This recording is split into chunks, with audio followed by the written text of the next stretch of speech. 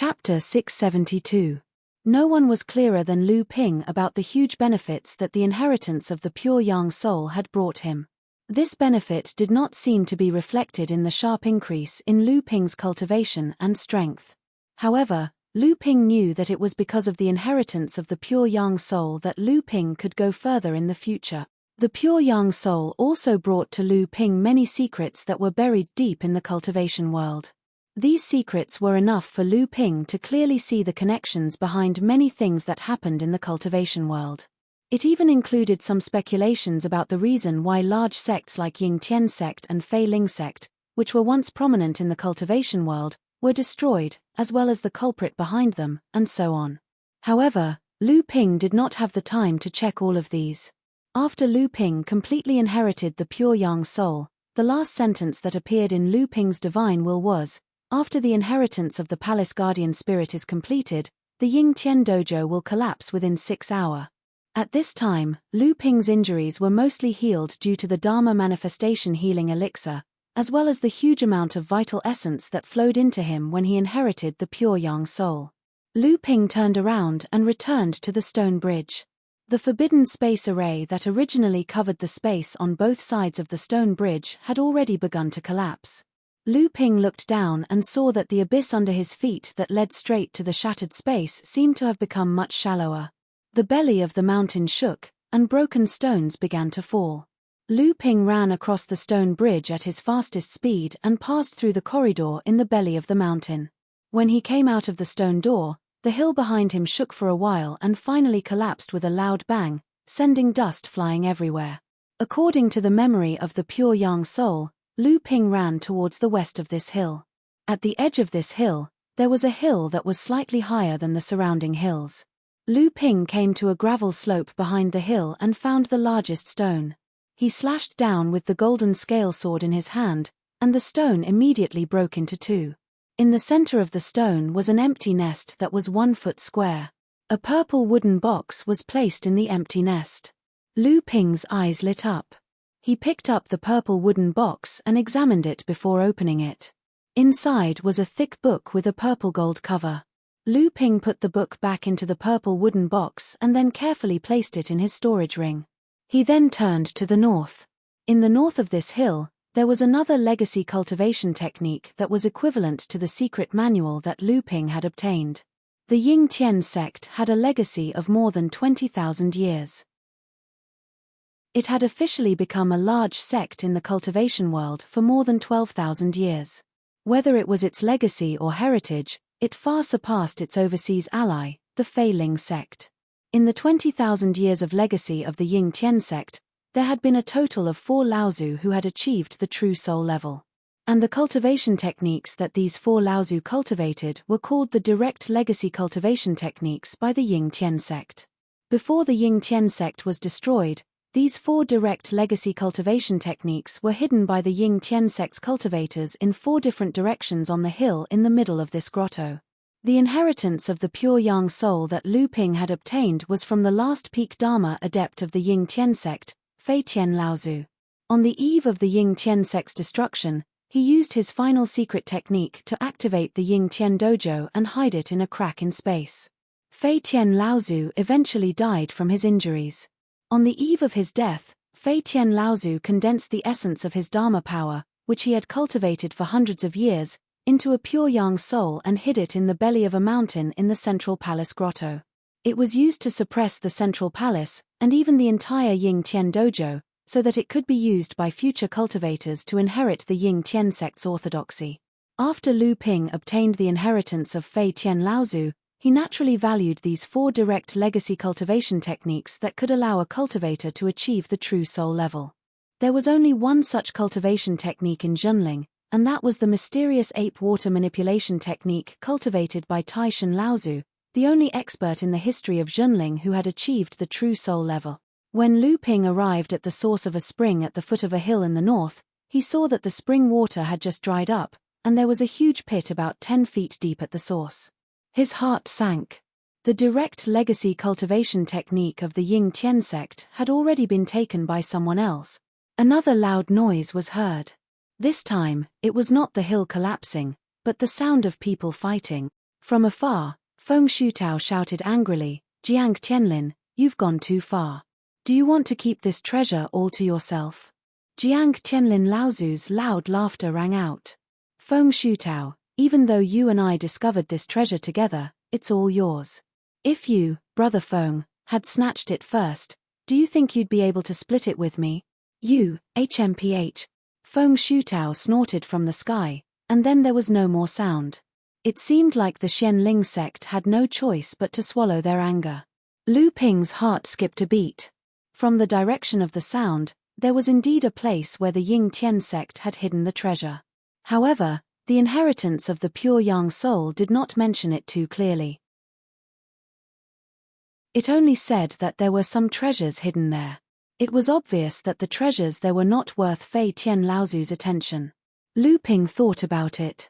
Now that the central palace was on the verge of collapse, many of the previously hidden treasures were gradually being revealed due to the gradual disintegration of the restrictive formations. With the help of Fei Tian Laozu's inheritance, Lu Ping might be able to obtain more benefits than others. However, the various sects Laozu must have already discovered the abnormality of the central palace and were frantically searching for the treasures in the hollow. If Lu Ping was alone and encountered by the Dharma adepts of the other sects, there was no guarantee that the Dharma adepts would want to harm him. The battle between Jiang Tianlin and Feng Shutao just now had already proved that the previous agreement between the various sects was becoming less and less binding in the final moments of the self-discovery of the treasures. Lu Ping quickly ran in the direction of Jiang Tianlin Laozu's voice. Through the inherited memories, Lu Ping knew that although the treasures in that place were not high level, there were many of them. Jiang Tianlin Laozu would not be able to take all of them in a short period of time. Jiang Tianlin Laozu had just chased away Feng Shutao. With the help of Zhenren Shenchen, he had just broken the restrictive formations that were already on the verge of collapse. From a cave, he had found a bunch of extraordinary items and low-level spiritual items. Then, he saw Lu Ping flying towards him from afar. Jiang Tianlin smiled and said, just in time. This grotto heaven is probably going to collapse soon. It's best for everyone to gather together. After exchanging blows with Feng Shutao just now, I'm afraid that the other sects Laozu will also break the rules and attack recklessly. Lu Ping glanced at the cave behind Jiang Tianlin and found that it was already empty. Therefore, he asked, Martial Uncle, which direction are you coming from? Jiang Tianlin did not know why Lu Ping was asking this, but seeing that Lu Ping's expression was solemn, he replied, from the south. Why? Lu Ping said, there is an inherited ancient book buried under a tree at the top of a hill in the south. I wonder if Martial Uncle has discovered it. Jiang Tianlin Laozu and Zhenren Shenchen looked at Lu Ping in surprise. Jiang Tianlin Laozu reached into his sleeve and took out a book that was exactly the same as the one that Lu Ping had obtained with a purple gold cover. It was in Jiang Tianlin Laozu's hand. Jiang Tianlin Laozu weighed the secret book in his hand and said, Are you talking about this ancient book? Lu Ping was delighted and said, Yes, this is the ancient book. This is the only 4 direct inheritance ancient books of the Ying Tian faction. Direct inheritance ancient book. Looking at the two's doubtful eyes, Lu Ping did not want to waste time explaining. Therefore, he took out the one that he had obtained and handed it to Jiang Tianlin Laozu. He said, It is a cultivation method that is even more powerful than a direct inheritance cultivation method. It is just like our sect's art of mystical ape water manipulation. Jiang Tianlin Laozu's expression immediately changed when he heard Lu Ping's words. Although Zhenling had 5 true inheritances, all the high-level cultivators of Zhenling knew the position of the art of mystical ape water manipulation in Zhenling's 5 true inheritances. Since Lu Ping said that the Ying Tian faction's direct inheritance cultivation method was comparable to the art of mystical ape water manipulation, didn't that mean that the Ying Tian faction once had a cultivator who used these 2 cultivation methods to achieve the real soul level? Jiang Tianlin changed his previous casual attitude and carefully kept the 2 ancient books. Spiritual Master Shenchen asked Lu Ping, How did you know that there was an ancient book there? Lu Ping naturally could not say that he had already obtained the inheritance of the pure Yang soul. That would be too shocking. Therefore, he only said vaguely, I just saw a similar record in a treasure trove. Later on, I found this ancient book on a gravel slope in the west according to the record. I don't think it is wrong. Unfortunately, when I went to the source of a mountain spring in the north to look for the other one, I found that it had already been found by someone else. It was Feng Shutao. Jiang Tianlin Laozu said in a low voice. Feng Shutao and Qian Daofeng came from the north. Lu Ping didn't have time to explain further. He said, I've also found out about some hidden treasures. There's a wooden bridge in the valley behind the eastern hill. There's also a book that was passed down from generation to generation. As soon as Lu Ping finished speaking, he heard a series of concentrated magic roars from the east. A woman's voice sounded. Donggua Giza, Zhongxi, the two of you killed my Shui Yang Pavilion's disciple and even tried in vain to snatch the cultivation method that my Shui Yang Pavilion obtained. When I leave this grotto heaven, my Shui Yang Pavilion will definitely not let you off. Lu Ping and Jiang Tianlin Laozu looked at each other. They did not expect their luck to be so bad. They just wanted to find the ancient book, but the Shui Yang Pavilion snatched it first. Moreover, from the Shui Yang Pavilion's Dharma idol Laozu's angry shout, it was obvious that the Azure Sea sect's attempt to snatch it failed. Instead, they killed a Shui Yang Pavilion's core forging stage cultivator. However, they did not know if the person killed was the Shui Yang Pavilion's formation grandmaster. Otherwise, the Shui Yang Pavilion and the Azure Sea sect would really be enemies. Jiang Tianlin Laozu also laughed dryly. Out of the 4 direct inheritance ancient books, our sect got 2. It is considered not bad. Daoist Shen Chen turned around and said, Do you know where the treasures are? Lu Ping was stunned and said, Now that the formations and restrictions of the entire grotto heaven have started to collapse, the treasures that were previously hidden have started to be exposed. However, there are indeed a few places that are more important in my memory. Let's walk from the southeast first. If we are lucky, we can find a treasure vault that stores earth-rank spiritual items, an underground scripture pavilion, and a spirit sealing box that stores spiritual pills.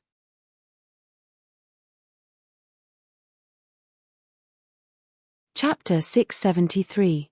In reality, after Zhenling had entered the central palace, other than Jiang Tianlin, Laozu, and spiritual master Shen Chen, who had used the shadow-following spell to teleport together, the rest of the people had left a secret imprint on Zhenling's path. This was so that the cultivators from different sects could communicate with each other. After Jiang Tianlin and the other 2 had raided 3 treasure locations and found many training resources and training manuals, Spiritual Master Shen Shu and Spiritual Master Shen Chen followed the imprint left by Jiang Tianlin and the others and caught up. Jiang Tianlin looked at the pale-faced Spiritual Master Shen Shu and the disheveled Spiritual Master Shen Chen. He frowned and asked coldly, Who was it? Spiritual Master Shen Shu was reluctant to use the Bell Cauldron pill that Laozu had refined for each of them. He took a pill from Lu Ping that was specially used to heal late core forging adepts, swallowed it, and quietly refined it. Spiritual Master Shen Chen swallowed a pill to recover his inner yuan and answered, It was Feng Shutao. According to senior brother Shen Shu, after Feng Shutao saw senior brother Shen Shu, he suddenly launched a sneak attack. Although Spiritual Master Xuanshu was on guard, he was no match for a Dharma adept like Feng Shutao and was heavily injured in one blow. Feng Shutao originally wanted to attack, but I had already rushed over and joined forces with senior brother Shen Shu to block Feng Shutao's second attack. Luckily, Misty Laozu from the Misty Water Pavilion passed by and somehow blocked Feng Shutao's attack. If not for that, the 2 of us would have died at Feng Shutao's hands. As Jiang Tianlin and Laozu listened to Spiritual Master Xuanshen's words, their faces turned colder and colder. It was only when they heard that Misty Laozu had attacked Feng Shutao that he raised his eyebrows and exchanged glances with Spiritual Master Shen Chen and Lu Ping. Jiang Tianlin and Laozu snorted and said, You guys were caught in the crossfire. Feng Shutao was angry that I had chased him out of a treasure location and attacked junior brother Shen Shu for no reason. I will remember this for now. After this is over, I will teach him a lesson. Enlightened Master Shen Sen didn't expect this to be the reason. Enlightened Master Shen Chen was already smiling at the side. Fortunately, the 2 senior brothers and junior brothers aren't in danger of dying. "Oh right, junior brother Shen Sen, did you gain anything from the grotto heaven?" Speaking of this, Daoist Master Shen Sen's spirit was roused as he said, "Other than the 100 stalks of 3,000-year-old spiritual grass and several hundred stalks of 1,000-year-old spiritual grass that we seized from the spiritual grass garden, I also found a cave near the spiritual grass garden. From there, I found a few books regarding the cultivation and identification of spiritual grass, as well as a complete set of tools to cultivate spiritual grass. Shen Chen, Master, Shen Chen, and Shen Chen, Feng, Tian, He, Shen, and Shen Chen, and opened. This is good stuff. Jiang Tianlin and Laozu praised. Spiritual Master Shen Chen then took out another spiritual spirit sealing box and said, "Not only this, I also found this thing." Everyone looked at the thing in Xuanshen's box and was shocked. Lu Ping blurted out, "Living soil?" Spiritual Master Shen Chen smiled and said, "Hehe, Martial Nephew Lu, you are very knowledgeable. You even know about living soil. I thought that us cultivators from overseas would be very unfamiliar with this thing." Lu Ping smiled embarrassedly. Everyone did not mind. Jiang Tianlin and Laozu said slowly, "It is a heaven-tier mid-grade spirit item. Its actual value is not below those heaven-tier peerless spirit items. Although it is only a quarter of a portion, it is still very rare." At this moment, Spiritual Master Shen Shu woke up after refining a healing elixir. He said, "Fortunately, junior brother Shen Chen came in time. Although he was injured by Feng Shidao, his foundation was not injured. However, this time, I also obtained a few treasures." Jiang Tianlin and Laozu saw that although Spiritual Master Shen Shu was seriously injured, he had a face full of excitement when talking about the treasures he obtained. Jiang Tianlin guessed in his heart and said, "Junior brother Shen Shu, did you find a suitable heaven-tier spirit item?" Spiritual Master Shen Shu was stunned for a moment and said with a smile, "Senior brother's guess is very accurate. This time, I found a treasure trove that the Surplus Heavens faction used to store heaven and earth spirit items. I obtained 7 to 8 types of earth-tier spirit items and 3 types of heaven-tier low-grade spirit items. Among them, there is a metal-type spirit item that is most suitable for me to smelt, the Fantasy Star Sand." Spiritual Master Shen Shu then looked at Lu Ping and said with a smile, "Although I obtained gold essence of Yulon at the Fantasy Spirit Creation Auction, my cultivation technique is special. The gold essence of Yulon is not a spirit item that is completely suitable for me. This time, it can be said that my wish was fulfilled. However, with my current cultivation, smelting the Fantasy Star Sand will be very difficult. When the time comes, I will need the help of the sect's alchemy grandmaster and you will need to consume the minor forging spirit pill. It is a pity that the grade of the spirit item I smelted when I was at the mid-core forging stage is affected. I cannot smelt higher grade spirit items." Lu Ping agreed with a smile. Now, he even had the complete spirit forging pellet recipe. Although it was a waste for enlightened Master Shen Shu to use the spirit forging pellet in his current condition, he could still use the small spirit forging pellet to greatly reduce the cultivation time needed to refine a heaven rank spirit item. Cultivators were actually subject to many restrictions when smelting heaven and earth spirit items. The most obvious one was that they could not smelt a spirit item that was 2 grades higher than them. For example, if a cultivator smelted a low-grade earth-tier spirit item for the first time, they could only smelt a high-grade earth-tier spirit item for the second time. If they used the spirit forging pill, they could at most smelt 2 portions. However, if a cultivator wanted to smelt 3 portions of high-grade earth-tier or low-grade heaven-tier spirit items, it would be useless no matter how many spirit forging pills he used.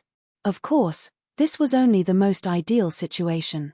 In the real world of cultivation, after most cultivators smelted a low-grade earth-tier spirit item for the first time, they would not be able to smelt a high-grade earth-tier spirit item for the second time. Only if they smelted 2 portions of low-grade earth-tier spirit items for the first time would it be possible. Since Spiritual Master Shen Shu said that he was no longer fated to smelt a higher-grade spirit item, it meant that the second time he smelted was only a mid-grade earth-tier spirit item. Moreover, it was very likely that he only managed to smelt 1 portion. Sage Shen Shu's harvest was not limited to this. He took out another storage pouch and said, Before I found the mark left behind by my sect, I also found a treasure vault that stored transcendent artifacts. I found 5 normal transcendent artifacts, 3 spiritual transcendent artifacts, and a bunch of transcendent artifacts. This is the last one. Spiritual Master Shen Shu flipped his palm and a flexible sword appeared in his hand. Spiritual Master Shen Sen looked at the flexible sword in Spiritual Master Shen Shu's hand and said enviously, "A metal-type spirit nurturing magic treasure? Senior brother, your luck is really good." Although late core forging adepts could use spirit nurturing magic treasures, they were rare. Secondly, using spirit nurturing magic treasures was a huge challenge to the late core forging adepts in a yuan. Thus, late core forging adepts usually only used spiritual magic treasures. Only those who reached the 9th level of core forging or the Dharma stage would use spirit nurturing magic treasures. This trend was even more obvious in the barren world of cultivation in the North Sea. For people like Lu Ping, who had several spirit-nurturing magic treasures at the late core forging stage, and Jiang Tianlin, who had mastered spirit treasures at the early Dharma stage, they were after all only elites or special cases. Spiritual Master Shen Shu waved the flying sword in his hand, Soft Thorn, which had been condensed with 7 treasures. He was already a 9th-level core forging expert in Junling, but he still didn't have his own spirit-nurturing magic treasure. Although he was Celestial Phenomenon Laozu's disciple, metal-type spirit-nurturing magic treasures were extremely rare in Junling. Thus, until now, Spiritual Master Shen Shu still didn't have a spirit-nurturing magic treasure. The two of them roughly talked about what happened in the central cave. Spiritual Master Shen Sen then asked Jiang Tianlin and the others about their harvest. Jiang Tianlin, Laozu, simply said, "So far, we've found 5 or 6 treasure vaults. We've collected some spirit items, mystical items, spiritual materials, elixirs, spiritual herbs, magic treasures, and ancient records. Some of them are of high quality." Spiritual Master Shen Shu and Spiritual Master Shen Sen were speechless when they heard this. Both of them knew that Jiang Tianlin had high standards. Since he said the words high quality, they guessed that the spirit items must be at least heaven level, and the magic treasures must be at least at the spirit-nurturing level. The 5 people in Junling talked as they walked. Lu Ping looked at the surrounding terrain and suddenly thought of something. After a moment of hesitation, he said, "Uncle Master, there's a spirit treasure that has survived 2 thunder tribulations. Are you confident that you can take it?" "What?" Shen Shu and Shen Sen were both shocked. Even Ancestor Jiang Tianlin's face flashed with a hint of fanaticism, but he immediately calmed down. After pondering for a while, he said, "Is it really a 2 tribulation spirit treasure?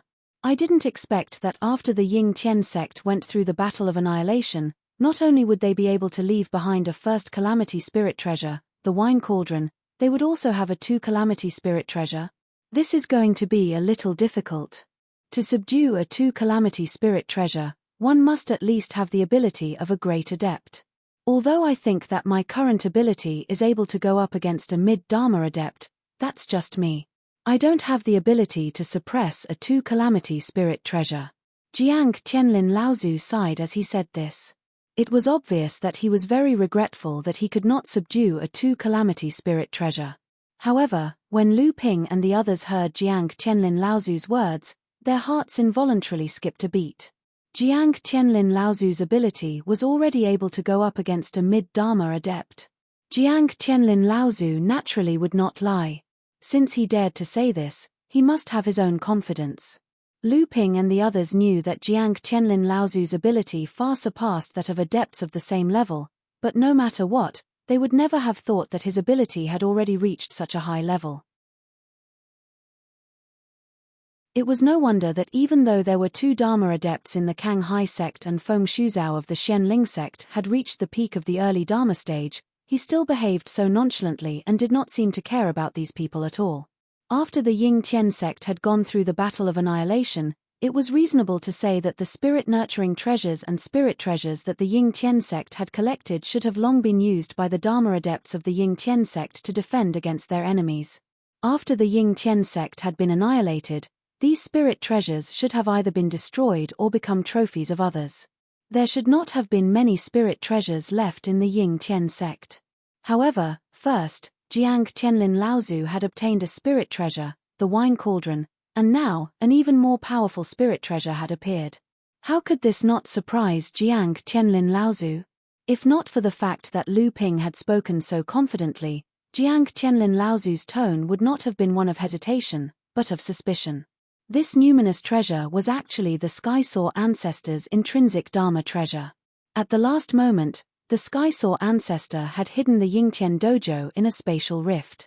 Due to his severe injuries, he was unable to fully control his intrinsic numinous treasure, so the numinous treasure had fallen into the wilderness of the central grotto heaven. Lu Ping smiled slightly and said, "If it is a damaged spirit treasure, how confident are you, Uncle Master?"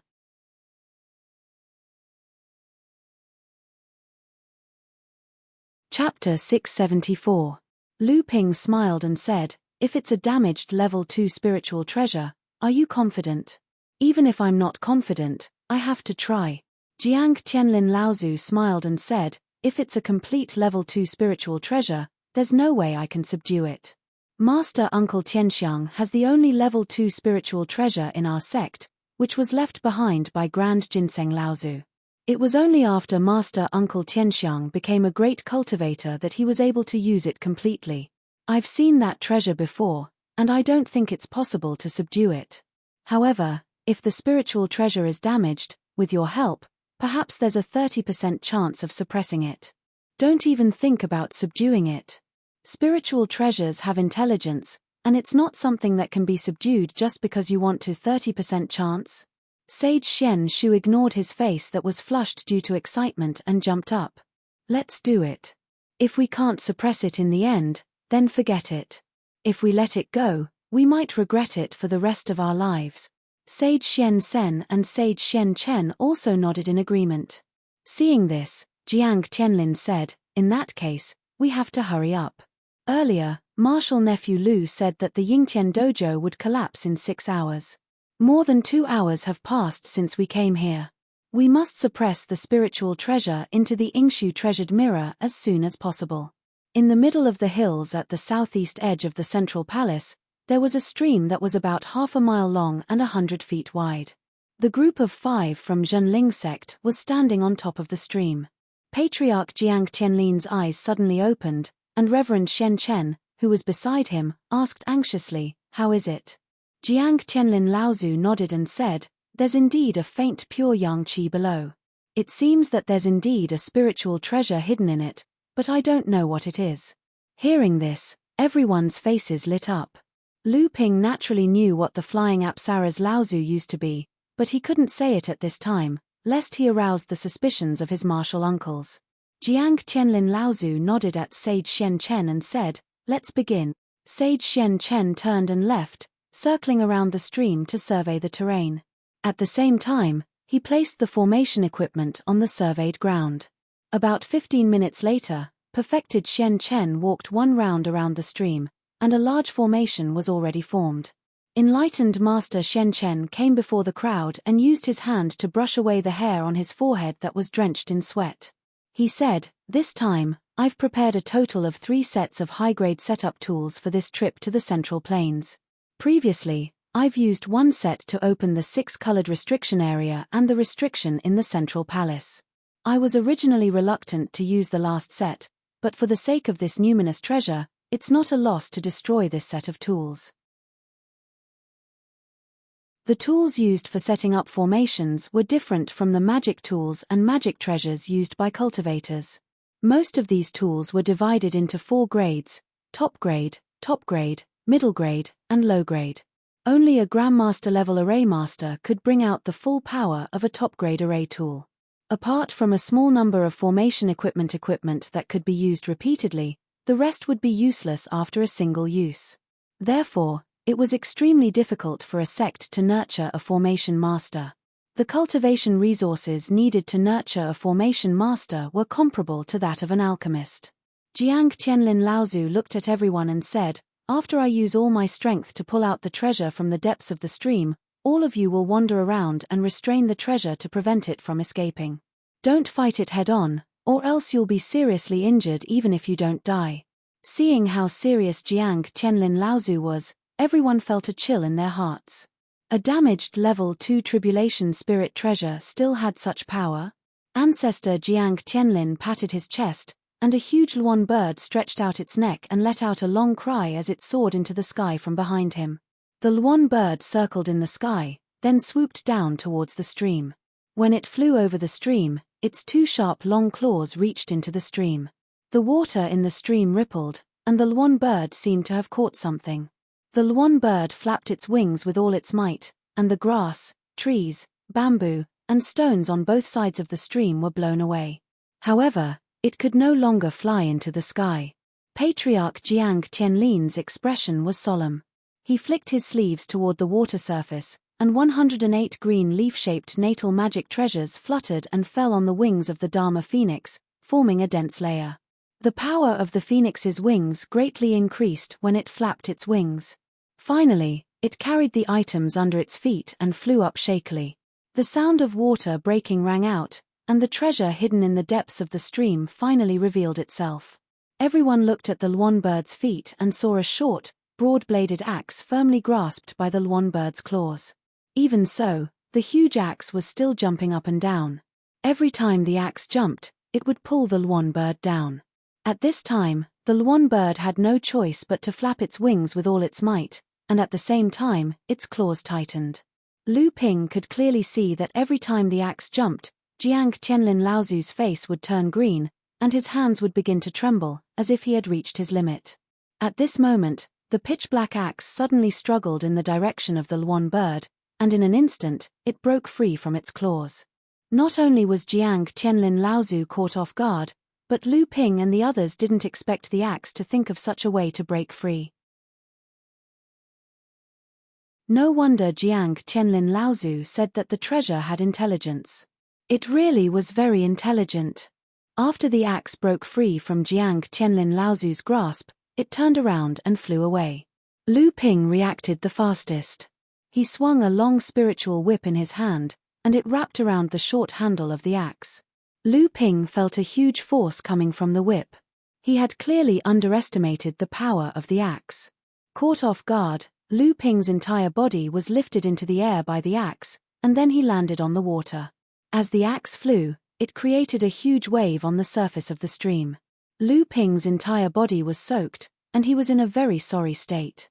At this time, Xian Sen and Xian Shu used their own abilities to tangle with the axe.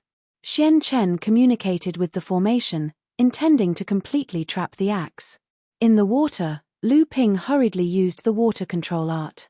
The water in the stream formed a water rope that firmly tied Lu Ping's feet, and Lu Ping's entire body was suddenly supported in the air. Under the joint efforts of the four late core forging enlightened masters, the axe was finally temporarily restrained in the air. Jiang Qianlin Laozu's Dharma luan bird flapped its pale green wings and rushed over again. Its sharp claws once again grabbed the axe.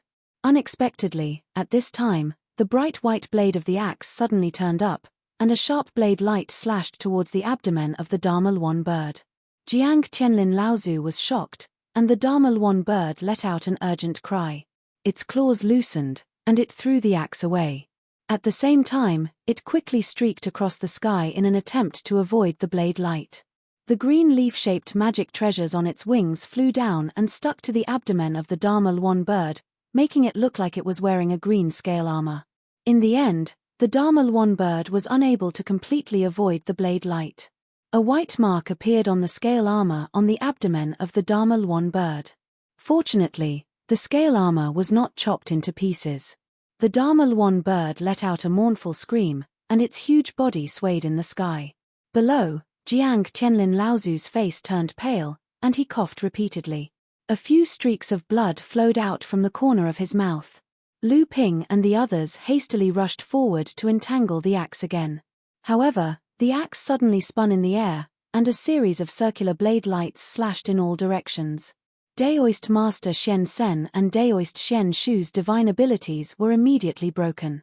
Daoist Xian Shu was already injured, and when his divine ability was broken, he spat out a mouthful of blood. His complexion had already begun to turn ashen. Daoist Master Xian Sen didn't have it any better. His chest rapidly heaved up and down, and he continuously retreated several tens of feet. Lu Ping's long whip was covered in a layer of spirit water, and he used the water control art to continue wrapping around the short handle of the axe. Unexpectedly, a blade light slashed over, and not only was the spirit water on the long whip broken, this spiritual long whip that had followed Lu Ping for a long time was also forcibly cut in half by this blade light. A spiritual magic treasure was destroyed just like that. Daoist Master Xian Chen tried to use the formation to temporarily suppress the axe, but he was struck by a series of blade lights at the same spot. The formation that Daoist Master Xian Chen had painstakingly laid down was immediately broken. Seeing that the axe was about to escape from the hole, Lu Ping hurriedly took out Landslide and ruthlessly smashed it towards the axe. A loud dang sound rang out, causing Lu Ping's ears to ring. Although Landslide had smashed the side of the axe, it was still no match for the divine might of the spirit treasure, and was knocked back. Lu Ping saw with his own eyes that a huge depression had appeared at the bottom of the Landslide seal, and the size was similar to the shape of the side of the axe. When Landslide was damaged, Lu Ping's blood surged, and his heart ached terribly. This magic treasure had been by Lu Ping's side since he was in the blood-refining realm, in the form of a magic treasure. It had made many contributions for Lu Ping in killing enemies and fighting. After that, as Lu Ping's cultivation increased, Lu Ping also raised Landslide to the level of a spiritual magic treasure, and it was one of Lu Ping's most favorite magic treasures. Although Landslide was no match for the axe, that collision had ultimately prevented the axe from rushing out of the control of Daoist Master Xian Chen's formation. Daoist Master Xian Chen took the opportunity to repair the broken formation, and at the same time, he circulated the formation's power to shift the area that had been broken. When the axe rushed out again, it crashed into the formation's protective shield.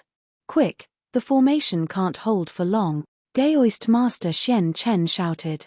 Lu Ping suddenly remembered that he still had a spirit-nurturing magic treasure that specialized in suppressing. It was originally a treasure of the Surplus Heavens sect, so he hurriedly summoned 8 scenic pavilions from the Golden House. 8 scenic pavilions was a large-scale magic treasure with spatial properties. It was different from the Surplus Heavens treasure mirror. Although it had spatial properties, it was not a heavenly abode magic treasure.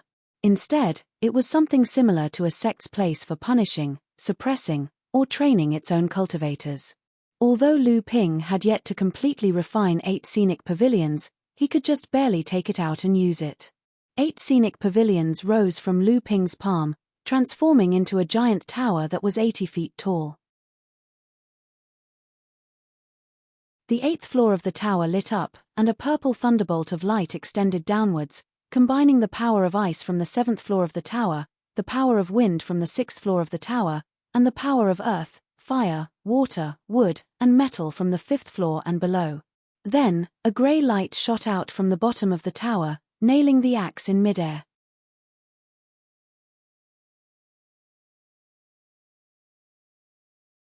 Chapter 675.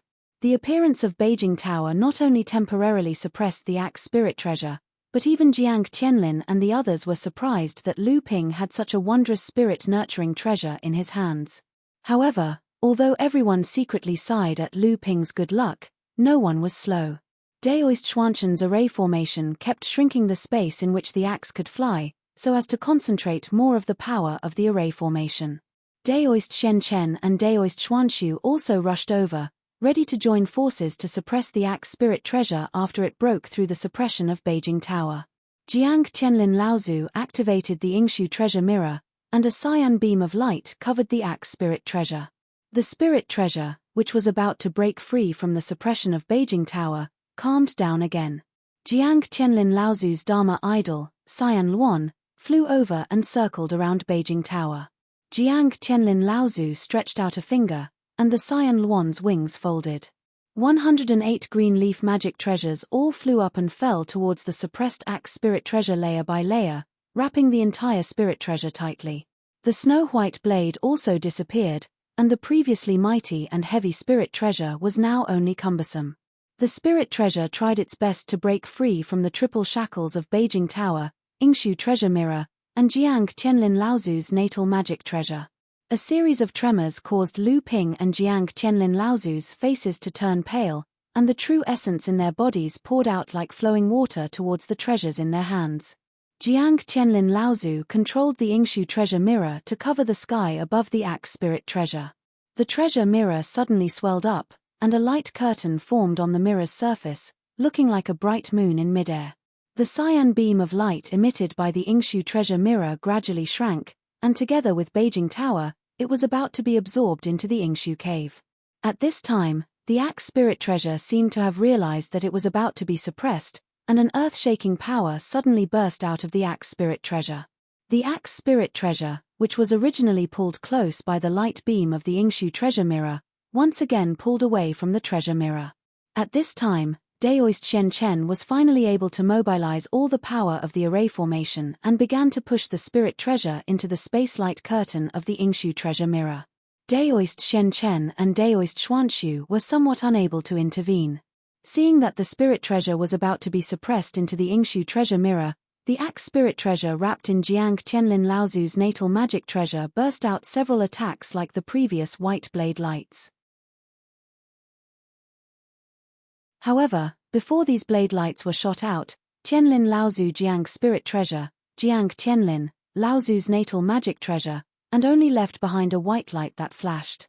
Lu Ping watched carefully with his 3 pure true pupils. After a few flashes of white light, a few of Jiang Qianlin's 108 leaf-shaped mystic treasures had cracks on them. On the other hand, Jiang Qianlin's face turned even paler after the flashes of white light. Seeing that the spirit treasure was struggling again, and Jiang Qianlin Laozu seemed to have reached his limit at this time, Lu Ping did not hesitate to draw down a purple thunder from the sky. With the help of the thunder tribulation water, the power of the 7 treasures thunder gourd was even more violent. Although Lu Ping did not use it, but when the purple thunder fell, Lu Ping could clearly feel the fear of the axe spirit treasure. Lu Ping thought about it and understood. Spirit treasures were called spirit treasures after they had passed the thunder tribulation. Just like the Dharma manifestation cultivators, they had a natural fear of the thunder tribulation. After Lu Ping's great magical power of thunder, with the help of the thunder tribulation water, its power was far beyond ordinary great magical power. Although its power still could not cause harm to the spirit treasure itself had a natural fear of the thunder tribulation, allowing Jiang Qianlin Laozu to seize the opportunity. The light of the Yingshu treasure mirror soared and swallowed the axe spirit treasure together with the Beijing Tower. After the surface of the mirror calmed down, another picture appeared on the mirror. In the opposite direction of the wine tripod, another spirit treasure suppressed by Jiang Qianlin Laozu, a mountain slowly fell, pressing the axe spirit treasure on the top of the mountain. And Lu Ping's Beijing Tower, which was helping to suppress the spirit treasure, was about to fly out of the Yingshu treasure mirror, but the mountain that was suppressing the spirit treasure shook and was about to collapse. Lu Ping had no choice but to let the flying Beijing Tower land on the mountain again, and the mountain that was originally shaking suddenly quieted down. Jiang Qianlin Laozu took back his Dharma idol, thought for a while, and said, "Nephew Lu, I'm afraid I'll have to borrow this magic weapon for a while. After returning to the sect, when celestial phenomenon Laozu makes a move, I'll return this magic weapon to you." Lu Ping nodded helplessly. In fact, if Jiang Qianlin Laozu used his 108 life source magic weapons to form a formation of 108 towering trees on the mountain, he could actually suppress the axe spirit treasure again. However, the 108 leaf-shaped magic weapons were Jiang Qianlin Laozu's life source magic weapons.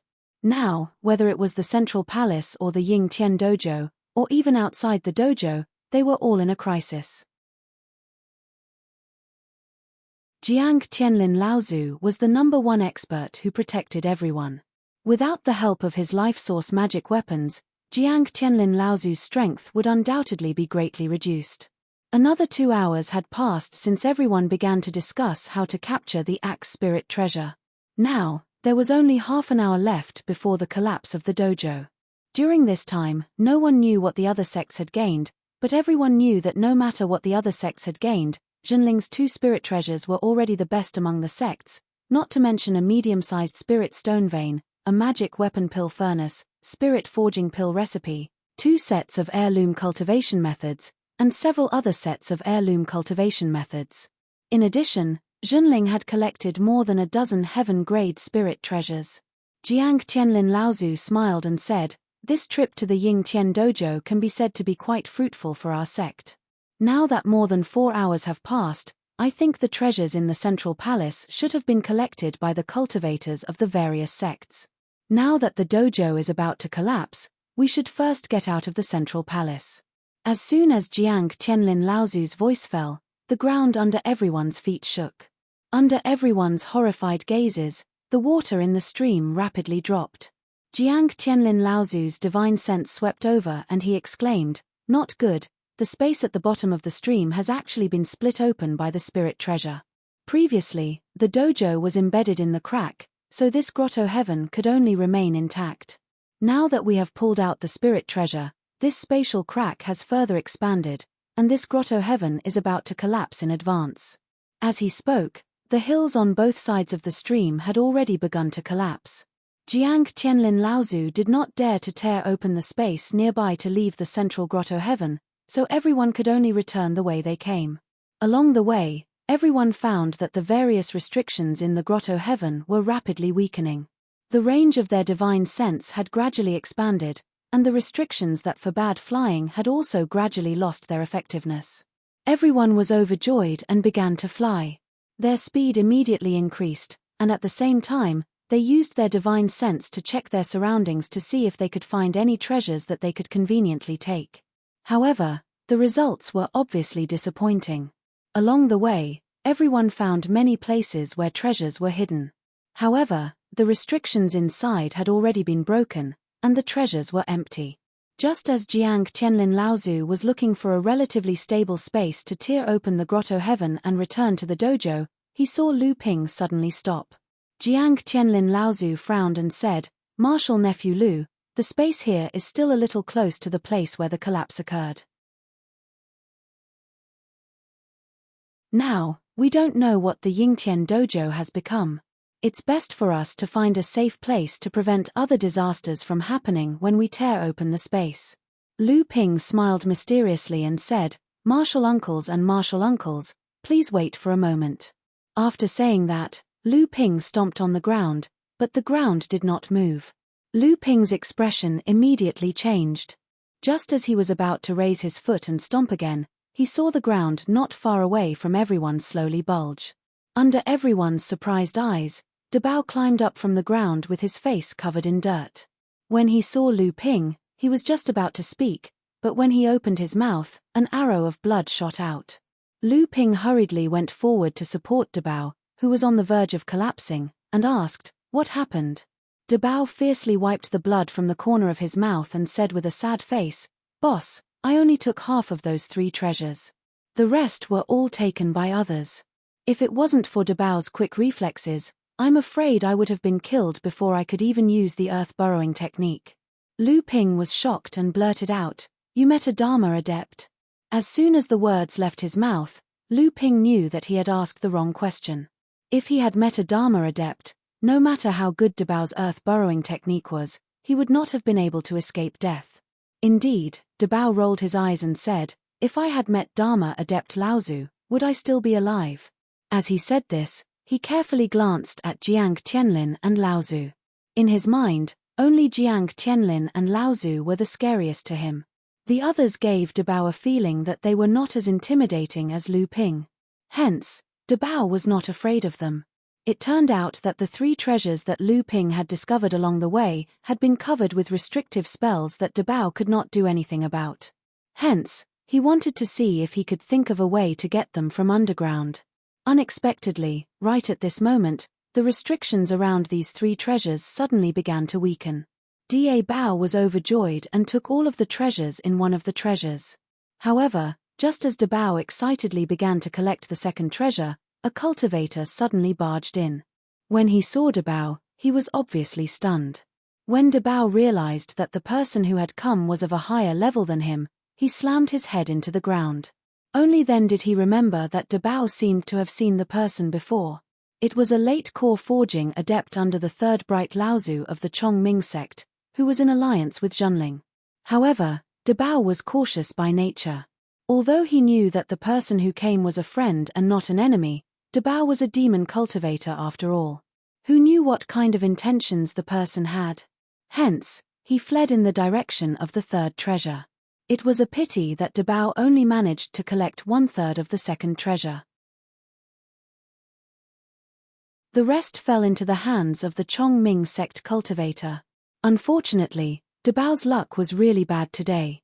Just as he entered the third treasure, the Chongming sect cultivator sensed the existence of the treasure and rushed over. At this moment, another cultivator rushed over. Both sides immediately engaged in a fierce battle, and the Chongming sect cultivator was defeated and had to retreat. Dabao had just taken a few things when he was injured by another cultivator who barged in. If it were not for Dabao's fast speed, he would have been killed. After listening to Dabao's description, Lu Ping narrowed his eyes slightly. A murderous aura was brewing in his eyes. He spat out a few words, Shen Ling sect, Lu Shuheng, you're courting death.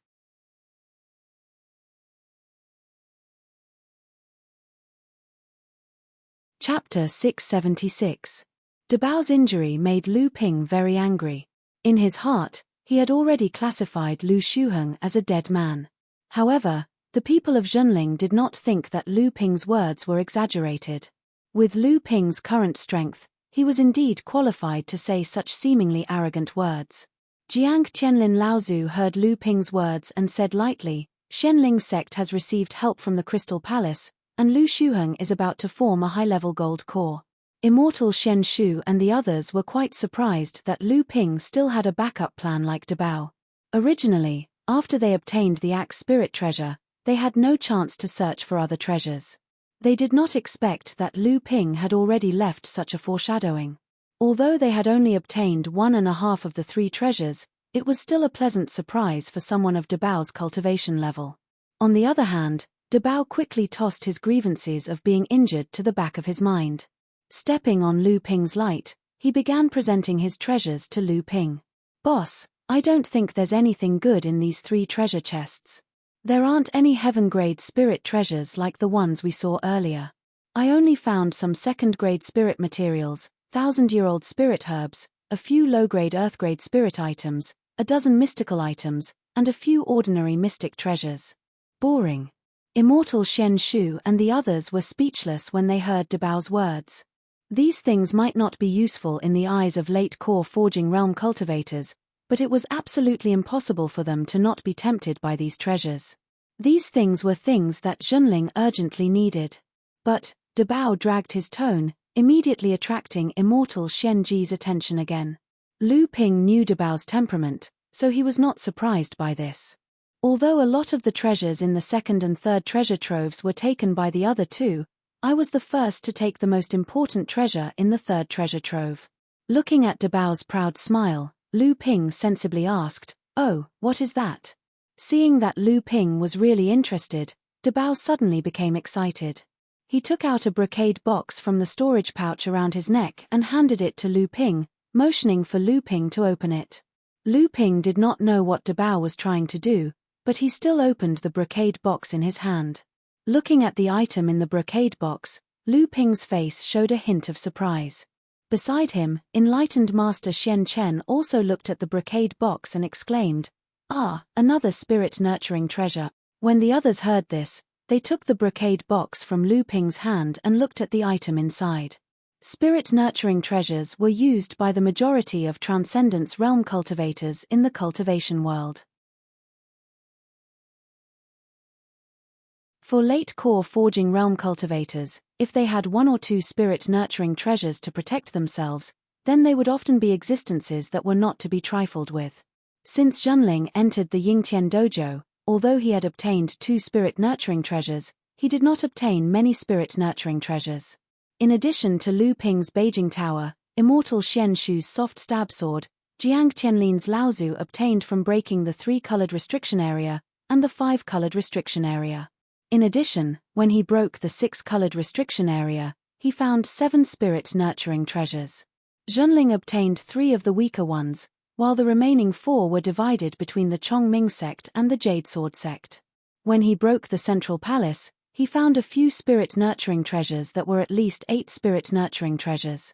However, because immortal Jiang Tianlin chose the wine cauldron, magic treasure pill cauldron, and half of the spirit forging pill recipe, by Zhenling's second round of selection, the spirit-nurturing treasures had already been divided among the cultivators of the various sects. After that, in the central grotto heaven, Jiang Tianlin's Laozu obtained another spirit-nurturing treasure. In total, Zhenling had obtained 8 spirit-nurturing treasures, and now Zhenling had obtained his 9th. If these 9 spirit-nurturing treasures were placed in the North Sea's cultivation world, it would cause a huge uproar. This showed how precious spirit-nurturing treasures were. No one expected that the spirit-seeking rat demon, who was only at the first layer of core forging, would be able to find a spirit-nurturing treasure. Patriarch Jiang Tianlin picked up a small bell from the brocade box and played with it in his hand. The clear ringing sound was like a stream of sweet spring water that flowed into everyone's divine sense, causing everyone to feel relaxed and happy. At the same time, they gained a preliminary understanding of the power of the small bell. The small bell was actually a spirit-nurturing magic treasure that was specifically made for the divine sense of cultivators. Jiang Tianlin's Laozu put the bell back into the brocade box, closed it, and handed it to Lu Ping. This flower-protecting bell is the best among the 9 spirit-nurturing treasures. In terms of use, its value is second only to your Beijing pavilion. Lu Ping took out all the things Dabao had obtained and gave most of them to Laozu. These were to be handed over to the sect. Dabao grimaced in pain, but Lu Ping knew that Dabao was a ghost. Lu Ping didn't believe that Dabao didn't have some treasures on him. The mountains and plains in the distance kept collapsing. Jiang Tianlin's Laozu finally found a relatively stable place. Then, he flicked his sleeves and 2 huge elemental hands pulled at the space in front of everyone, creating a portal that led straight to the dojo. At that moment, the Yingtian dojo began to shake from time to time, as if it would collapse at any moment due to the hidden spatial cracks. After Zhenling returned to the dojo from the Yingtian dojo, he found that 6 of the 9 great sects of the North Sea had already left the Yingtian dojo. Seeing Zhenling come out, the cultivators from the various sects had different reactions, but all of them had a trace of envy and jealousy. Zhenling was undoubtedly the biggest winner in this trip to the Yingtian dojo. Jiang Tianlin's Laozu didn't care at all. At that moment, the various sects still didn't know that Zhenling had actually suppressed another spiritual treasure in the Yingtian dojo. Otherwise, Lu Ping was 70% sure that the various sects' Laozu would join forces to deal with Zhenling after hearing the news. Sanming Laozu had already left the central palace. When he saw Zhenling and the others coming out, he immediately went forward. Jiang Tianlin's Laozu asked in a low voice, "How's the situation?" Sanming Laozu smiled bitterly and said, "It's not good. It seems that the various sects don't dare to trust each other." Previously, after the Water Mist Pavilion and the Ocean Flame sect had a falling out, the Water Mist Pavilion was attacked by the Blue Sea sect in the central cave and lost a late core forging realm disciple. Feng Shidao secretly went to find trouble with the Ling Jiyu sect and seriously injured the late core forging realm disciple of the Ling Jiyu sect. After that, the Blue Sea sects Zhongxi and Dongguo arrived, and Feng Shidao retreated. Jiang Tianlin's Laozu listened silently for a moment and asked, "Martial Uncle Sanming, was the trip smooth?" Sanming Laozu smiled bitterly and said, "My luck is not bad, but I also fought with the people of the Flying Feather sect. In the end, both sides took a step back, and it was over." Jiang Tianlin's Laozu nodded and was about to say something, but he saw a crack suddenly appear in the sky above the already dilapidated central palace. Tong Sword Laozu held a sword in one hand and a late core forging realm cultivator in the other. He jumped out of the crack. Jiang Tianlin and Sanming Laozu saw that Tong Sword Laozu was acting strangely and hurriedly went to greet him. Tong Sword Laozu saw the two coming and threw the disciple in his hand to the side. He opened his mouth and spat a mouthful of dirty blood at his feet. Sanming Laozu was shocked and said, "Brother Tong Sword, how are you?" Tong Sword Laozu spat out the dirty blood in his mouth, and his complexion looked much better. He smiled and said, "It's just a small injury, it's not a big deal." Jiang Tianlin's Laozu saw that Tong Sword Laozu's injury was caused by fighting with someone. He looked around and only Firmament Laozu of the Sea Flame sect had not returned, so he asked, why did the Sea Flame sect have a conflict? Tong Sword Laozu smiled and said, that Firmament Old Ghost might not have an advantage. As soon as Tong Sword Laozu's voice fell, a loud noise was heard above the palace. A space passage was forcibly opened, and a gloomy Firmament Laozu jumped out of the passage with 2 injured disciples. His clothes were torn, obviously cut by Tong Sword Laozu's long sword. His gloomy face was pale, and there was no doubt that he did not have an advantage in the confrontation with Tong Sword Laozu. Seeing that all the sects had gathered, Jiang Tianlin Laozu said loudly, everyone, the Yingtian dojo is about to collapse. I know that all the sects have their own plans, but I still want to remind everyone that the formation we set up outside the dojo could no longer stop the space oscillation when we broke the 5-colored forbidden area in the dojo. Now, I'm afraid that the secret of the Yingtian dojo is not only known by the sects of the North Sea. I'm afraid that the 3 sects in the Yingtian mountain range, or even more sects, already know about it. Jiang Tianlin Laozu paused and looked at all the sects.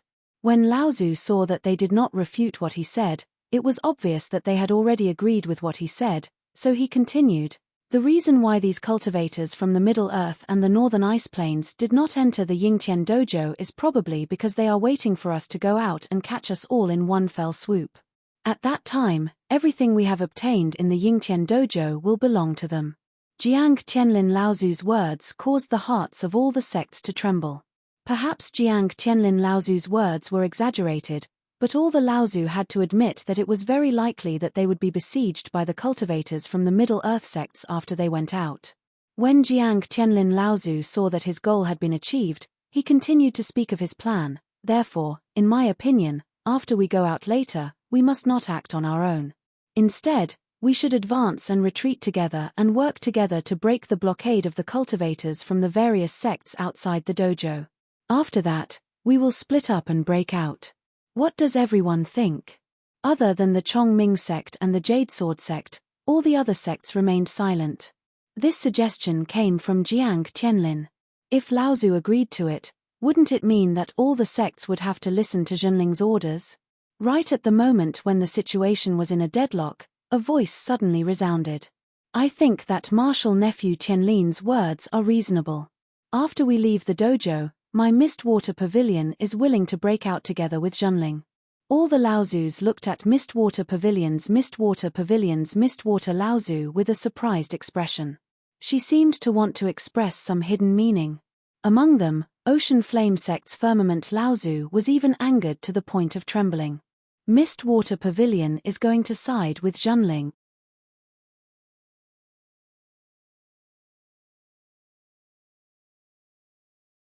Chapter 677. Outside the Yingtian dojo, in the sky above the source of the Ying River, a few tall figures floated in mid-air.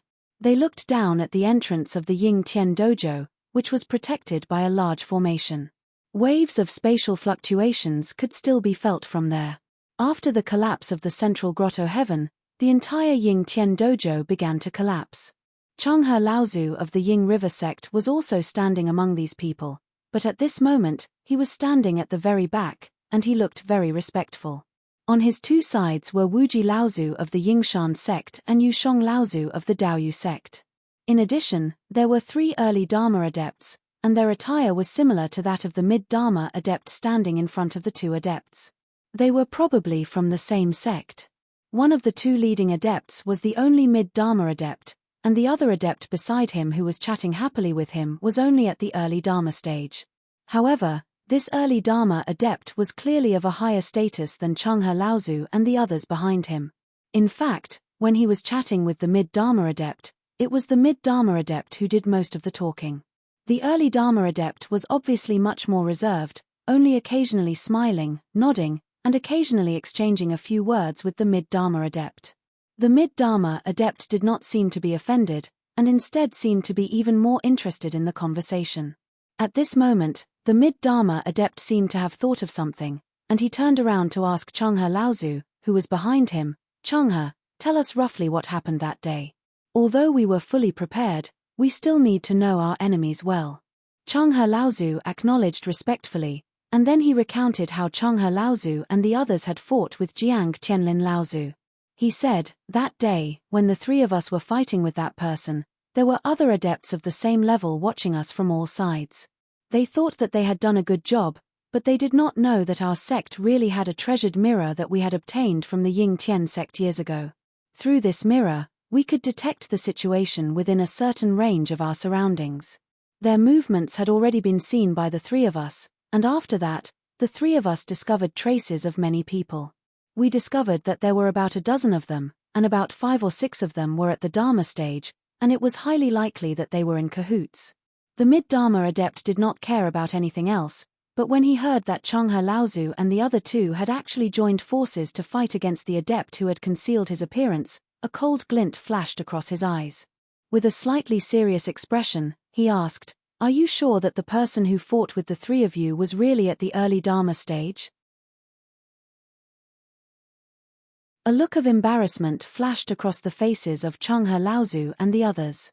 After all, it was not a good thing to fight 3 against 1, and in the end, the 3 of them had been defeated by a single person. That was even more embarrassing. However, now was not the time to be afraid of losing face. Changhe Laozu and the other 2 said in unison, "We dare not hide this from Mr. Jiyu Chang.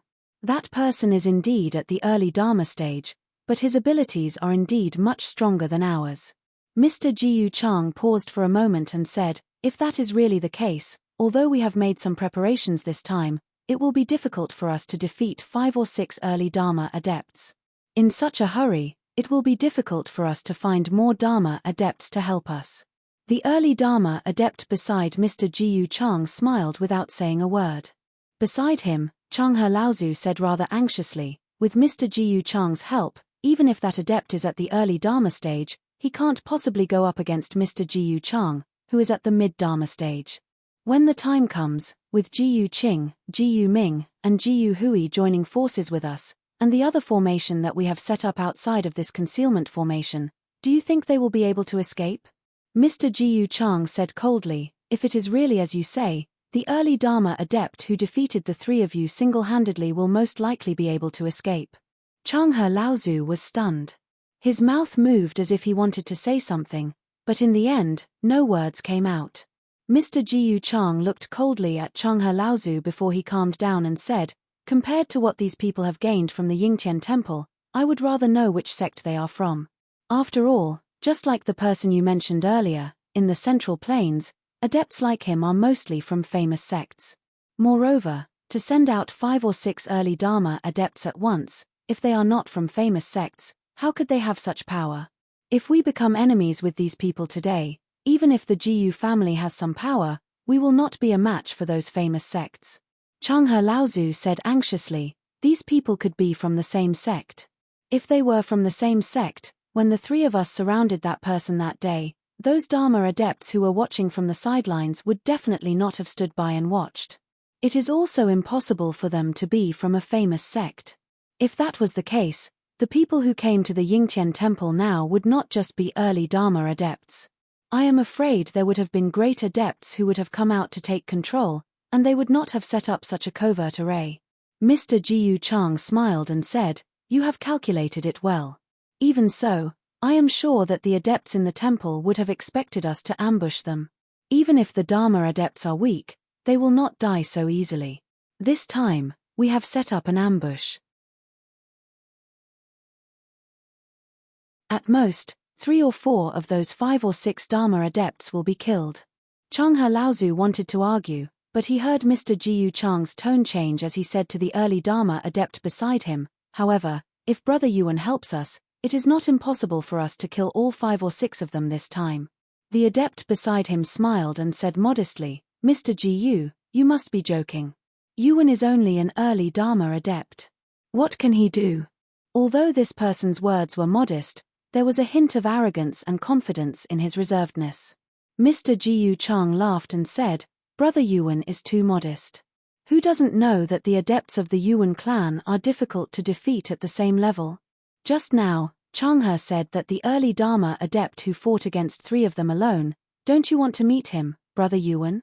Mr. Jiyu Chang's words seemed to have touched a chord in Yuan Lai's heart, but Yuan Lai would definitely not get involved in the fights between these small sects for the time being. Although the news of the Yingtian Temple's appearance had shocked him, he had come to the border between the Central Plains and the Northern Ice Plains this time, and he had a secret mission to carry out for his clan. He could not lose the bigger picture because of a small gain. The most important thing about the Yingtian Temple were some ancient records. These things were priceless treasures to other sects, but to the Yuan clan, they were nothing. Therefore, Yuan Lai laughed and said, "Brother Jiyu, you flatter me. If what Brother Changhe said is true, that person really fought against 3 of us alone, then I am most likely not a match for him." Mr. Jiyu Chang was experienced and ruthless. Although he was puzzled by the sudden appearance of Yuan Lai, the adepts of the Yuan clan had always had an outstanding reputation in the world of practice, so he was not afraid that Yuan Lai might have any malicious intentions. He wholeheartedly wanted to rope in Yuan Lai as a helper because the reputation of the Yingtian Temple was not small in the Central Plains. He needed to borrow the reputation of the Yuan clan to block off those who coveted it. Mr. Jiyu Chang was not a brainless person like Changhe Laozu. What he cared about was not how many things he could obtain from the Yingtian Temple, but whether or not he could successfully occupy these things without incurring the interference of the more powerful sects. After all, the reputation of the Yingtian Temple was not something that a medium-sized aristocratic family like the Jiyu family could swallow in one go. However, if he could rope in Yuan Lai, this matter would become much easier. The Yuan clan was the #1 aristocratic family in the Central Plains. The inheritance of the clan could be traced back to the era of the 7th patriarch, who opened the heavens. Throughout the generations, there were countless cultivators and experts. It was a power that even the cultivators of some of the large sects in the Central Plains had to be respectful to. If a cultivator from the Yuan clan participated in the matter of the Yingtian Temple, then some of the large sects that wanted to intercept the Jiyu family would not be able to figure out the relationship between the Jiyu family and the Yuan clan. Of course, if the Jiyu family were to climb up the Yuan clan and establish a friendship with this Midway clan, Mr. Jiyu Chang would naturally be more than happy to see this happen. Perhaps the Jiyu family's status in the Central Plains cultivation world would rise greatly because of this. It was unknown if Yuan Lai was disdainful, unwilling to be involved in this matter, or if he had seen through Mr. Jiyu Chang's thoughts. In any case, he did not agree. Mr. Jiyu Chang's divine will could feel the increasingly violent vibrations coming from the space in the distance, and he could not help but feel anxious. If he could not get Yuan Lai to intervene in this matter, the Jiyu family would not dare to capture all these Dharma adepts in one fell swoop. In this way, the benefits of this ambush would definitely be greatly reduced. After all, the Jiyu family would not dare to focus all of the attention that the Central Plains cultivation world had on the Yingtian Temple on the Jiyu family. Mr. Jiyu Chang's eyes turned, and he seemed to have thought of something. He smiled and said, "Brother Yuan is too humble. Who doesn't know that the Yuan clan produces talented people? I heard that among the younger generation of practitioners in your clan, there is a person called Yuan Feixiang. Some time ago, when he was only at the late core forging stage, he severely injured a Dharma adept who had the power of a Dharma adept, making his name known throughout the Central Plains cultivation world. I wonder what relationship this person has with Brother Yuan." When Yuan Lai heard Mr. Jiyu Chang mention Yuan Feixiang's name, his expression instantly became somewhat silent. A dim light flashed in his eyes, but it was instantly caught by the sly Mr. Jiyu Chang, and the corners of his mouth curled up slightly. After that dim light flashed in Yuan Lai's eyes, his entire being became somewhat proud. He said, "Feixiang is my younger cousin, and he is truly the #1 expert among the younger generation of practitioners in the clan. Although I have advanced to the Dharma stage earlier than him, compared to my younger cousin Feixiang's future, I am still far behind." TSK, Mr. Jiyu Chang waved his hand and said, "Brother Yuan is really too humble. I think Brother Yuan did not get the chance after all. If there had been such a chance, Brother Yuan might not have done any worse than your younger brother. Who knows how high your future achievements will be in the future." Yuan Lai and Yuan Feixiang were of the same generation, and the two of them were also similar in age. Yuan Lai had advanced to the Dharma stage at a young age, and in terms of practice, he was even a head above Yuan Feixiang. Naturally, he was also one of the best in the Yuan clan. However, Yuan Feixiang was also brimming with talent. Although he had not advanced to the Dharma stage, the Yuan clan had already seen him as a future core member of the clan to be cultivated. This caused many of the practitioners of the same generation in the Yuan clan to secretly feel jealous, and Yuan Lai was obviously one of them. Mr. Jiyu Chang seemed to know a lot about the news of the Yuan clan, so he cleverly wanted to use Yuan Feixiang to carry out his own strategy. How could Yuan Lai not see through Mr. Jiyu Chang's plan? He was originally about to refuse, but he suddenly changed his mind and dispelled the idea. Yuan Lai looked at Mr. Jiyu Chang strangely. Just as Mr. Jiyu Chang was being stared at by Yuan Lai, thinking that his scheme had been seen through by Yuan Lai suddenly spat out a few words that made Mr. Jiyu Chang overjoyed. "All right, I'll help you." At this moment, a loud noise suddenly came from the sky above Ying River. A huge space tunnel was opened, and the practitioners of the various sects of the North Sea were finally about to exit the Yingtian dojo.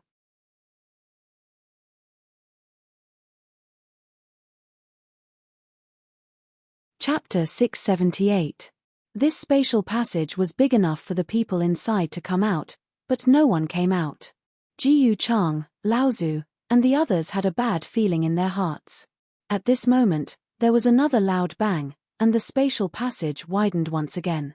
If the previous passage was big enough for 2 people to enter and exit, after this attack, it was big enough for 4 or 5 people to enter and exit at the same time. Jiyu Chang, Laozu's heart sank, and he said, "Not good, they've already predicted our ambush, and they're coming out together." As if to prove Mr. Jiyu Chang's words, just as he finished speaking, there was another loud explosion, and the original spatial passage doubled in size again. Mr. Jiyu Chang hurriedly said to Long River, Laozu, and the others, "You 3 sects cultivators form a Dao soldier formation, quickly move forward, and break this concealment formation that the other party has set up. Hurry." Although Long River, Laozu, and the others were slightly puzzled, and the 3 of them had previously suggested breaking this concealment formation first, and when the people from the dojo appeared, they would attack them head-on. However, at that time, Mr. Jiyu Chang did not allow it, and now he urgently wanted the 3 sects to break the concealment formation and shrink the encirclement. The 3 of them suppressed the dissatisfaction in their hearts, and each issued an order, ordering the disciples of their sects to work together to attack this formation that surrounded the Ying Tian Dojo's spatial crack. Yuan Lai saw the expressions of the 3 people, and he said with a smile, "It seems that these people did not understand Mr. Gu's meaning." Mr. Jiyu Chang looked at the 3 figures in the distance, and a look of disdain appeared on his face, and he said, "They are all short-sighted people blinded by greed. They only obtained a little bit of what the Ying Tian faction left behind, and they really think of themselves as the successors of the Ying Tian faction." Yuan Lai declined to comment but changed the topic to ask, "Previously, Mr. asked the cultivators of the 3 sects to set up a formation around the periphery. You must have planned to make everyone stay. Now that the Dao soldier formation has moved forward, it will certainly give the opponent a head-on attack the moment they appear, but it will also give the opponent a chance to escape in the chaos." Mr. Jiyu Chang nodded his head in approval. With a serious expression, he said, "From what the 3 of them said earlier, I'm afraid we've underestimated our opponents. Now that they've opened up the space tunnel, they're not in a hurry to appear. Instead, they're continuously widening the space tunnel. It's obvious that they're working together to prevent us from taking them down one by one. There must be experts among their opponents. If that's the case, if there really are 6 or 7 Dharma adepts, it's not realistic for us to kill all of them. We might as well find an opportunity to kill a few of them during the chaotic battle." Yuan Lai smiled and said, "Mister, you've thought this through. As the saying goes, a bird in the hand is worth 1,000 birds in the bush. Furthermore, mister, you can't figure out the background of the people in the training hall right now. I'm afraid you're also worried, aren't you?" Mr. Jiyu Chang's thoughts had been exposed by Yuan Lai, but not only did he not feel embarrassed, he even laughed loudly and said, "Brother Yuan knows me best." For a moment, the 2 of them seemed to appreciate each other. Unfortunately, This scene was quickly ruined by a loud noise and Mr. Jiyu Chang's slightly exasperated shout. Just as the core forging adepts of the Ying He, Ying Shan, and Dao space sects joined forces to form the Dao soldier formation and tighten their formation, the concealment formation that the North Sea adepts had set up earlier was easily broken. And at this moment, the space tunnel above the source of Yinghe River had also been expanded to its largest size. Just as Mr. Jiyu Chang and Yuan Lai looked at each other and laughed, a strong aura formed by the condensation of several Dharma adepts had already descended. Mr. Jiyu Chang's laughter stopped abruptly, and Yuan Lai's expression also turned serious. 10 Dharma adepts. Mr. Jiyu Chang flew into a rage and shouted at Changhe Laozu and the other two, "These are the 6 or 7 Dharma adepts that you were talking about." Changhe Laozu and the others' expressions changed as well.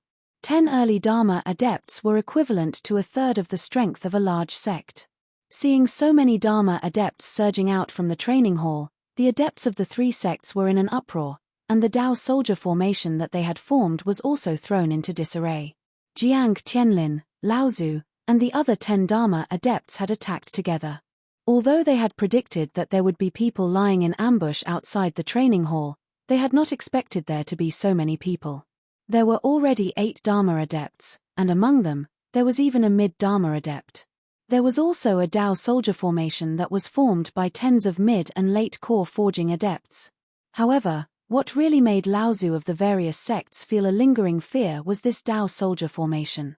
It was formed by tens of mid and late core forging adepts. If the formation was really practiced to perfection, even if the level of the formation itself was not high enough, it would still be enough to fight against 2 or 3 Dharma adepts. If one was unlucky and was surrounded by the Dao soldier formation alone, it was not impossible for one to die. Laozu of the various sects felt a sense of relief in his heart. Luckily, he had not gone against Junling just now. If he had really come out alone, then he would have fallen into the enemy's trap, and it would have been obvious that he would have died. Laozu of the various sects were all experienced people. Seeing that their opponents were obviously shocked by their own formation, they quickly seized the opportunity when the Dao soldier formation was operating and joined forces to attack the formation. Although these Laozu of the various sects would be fine even if they were trapped in the formation for a short period of time, behind these 10 North Sea Laozu of the various sects, there were tens of late core forging adepts from the various sects. This Dao soldier formation could not do anything to Dharma adepts, but against core forging adepts, it was a great killing machine. The power of these 10 Laozu's attacks was earth-shattering. Even though Changhe Laozu and the other 2 quickly used their Dharma adepts to control the operation of the Dao soldier formation after they reacted, causing the power of the formation to increase by another level, under the full power of these 10 Laozu, the 3 late core forging adepts who bore the brunt of the attack did not wait for their bodies to be hit back before they were turned into dust where they stood. There were also 5 or 6 people who were sent flying and seriously injured. In an instant, the entire Dao soldier formation was in chaos. Although Changhe Laozu and the other 2 tried their best to suppress it, the power of the Dharma adepts was too terrifying.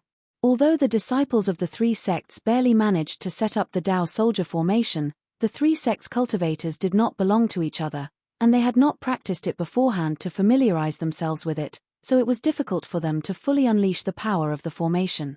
Seeing that these cultivators only needed to join forces for a second attack to completely break through the Dao soldier formation, a long howl suddenly came from the sky. Mr. Jiyu Chang had brazenly attacking 2 people at once. After all, they were mid-Dharma adepts, so the North Sea cultivators Laozu of the various sects did not dare to be careless. Donghua Laozu, Feng Shidao, and Tongjian Laozu were the first to attack, and the 3 of them worked together to block Jiyu Chang Laozu in mid-air. After the North Sea cultivators had left the dojo, Yuan Lai had set his sights on Jiang Tianlin Laozu. This was because, among the 10 Dharma adepts, Jiang Tianlin was the closest in age and temperament to the person who had single-handedly forced Changhe Laozu and the other 2 to retreat and injured Changhe Laozu. Although Yuan Lai had seen through Jiyu Chang Laozu's motive in provoking him to help, he had agreed to help because he wanted to draw the Jiyu family to his side. Although the Jiyu family was not very powerful in Central Plains, they still had 2 mid-Dharma adepts. In the future, if Yuan Lai wanted to make a name for himself in the Yuan clan and raise his status in the clan, even to the point of being able to compete with Yuan Feixiang, who was known as the most outstanding talent in the last few hundred years of the Yuan clan, the Jiyu family would be his first supporter. Before Yuan Lai had made up his mind to attack, he had thought about the cause and effect of all these things. Therefore, after seeing Jiang Tianlin, all that was left in Yuan Lai's mind was an endless desire to fight. He wanted to see who would win against this adept of the same level, who was able to fight against 3 adepts of the same level, like himself, who was stronger than the adepts of the large sects in Central Plain. Yuan Lai rubbed his hands together, and a bolt of lightning silently fell from Jiang Tianlin Laozu's head. However, Jiang Tianlin Laozu seemed to be prepared for this. A jade pendant on his waist flashed with a bright light, and a green barrier appeared. The bolt of lightning hit the barrier, but it only left a ripple on it. Yuan Lai did not attack again after his first attack had failed. The attack just now seemed to be a test, but also seemed to be a greeting. It was more like he was testing whether Jiang Tianlin Laozu was worthy of him fighting. Jiang Tianlin Laozu turned his head and soared into the sky. Yuan Lai followed suit, and the two of them faced each other from a distance of several tens of feet. Jiang Tianlin Laozu looked at the person in front of him and smiled. "Your Excellency has great lightning magic. You must be a disciple of the Yuan clan?" Yuan Lai was not in a hurry to attack. Instead, he asked, "Your Excellency, which sect are you from? With such skills and cultivation, you must not be a nobody." Jiang Tianlin Laozu smiled. "I'm just an itinerant cultivator from the mountains. Thank you for your concern." Yuan Lai ignored Jiang Tianlin Laozu's attempt to cover up and said directly, "The things in the Yingtian dojo are not things that you can monopolize." The news of the opening of the Yingtian dojo should have already spread to the cultivation world of the Central Plains. If you hand over a large portion of your gains from the dojo, with the face of the Yuan clan, we might be able to save your lives. Otherwise, even if you can escape today, you will be hunted down by the entire cultivation world of the Central Plains. Jiang Tianlin Laozu looked at the arrogant disciple of the Yuan clan in front of him in amusement. "If all the cultivators of the Yuan clan are as arrogant as you are, then I am very disappointed in the number 1 clan of the Central Plains. You, impudent." Yuan Lai was hurt by the undisguised disdain in Jiang Tianlin Laozu's eyes. A wave of anger rose from the soles of his feet to the top of his head. From behind Yuan Lai, more than 10 lightning chains shot out one after another towards Jiang Tianlin Laozu from all directions. Looking at the lightning that filled the sky, Jiang Tianlin Laozu revealed a grave expression that had never been seen before. No matter how arrogant the disciples of the Yuan clan were, the title of the number 1 clan of the Central Plains was definitely not just for show. Just as Jiang Tianlin Laozu and Yuan Lai began their battle, the 3 Dharma adepts of the Jiyu clan that Mr. Jiyu Chang had brought along, as well as Changhe Laozu and the other 2, also joined the battle. They were fighting with the Laozu of the various sects of the North Sea. The core forging adepts of the 3 sects could finally breathe a sigh of relief. They regrouped the Dao soldier formation that had been previously scattered and took the lead in surrounding one of the battles. With the help of the Dao soldier formation, they would definitely be able to end this battle first. Once the Dharma adepts were free to attack, Mr. Jiyu Chang's original plan of taking them down one by one would be realized.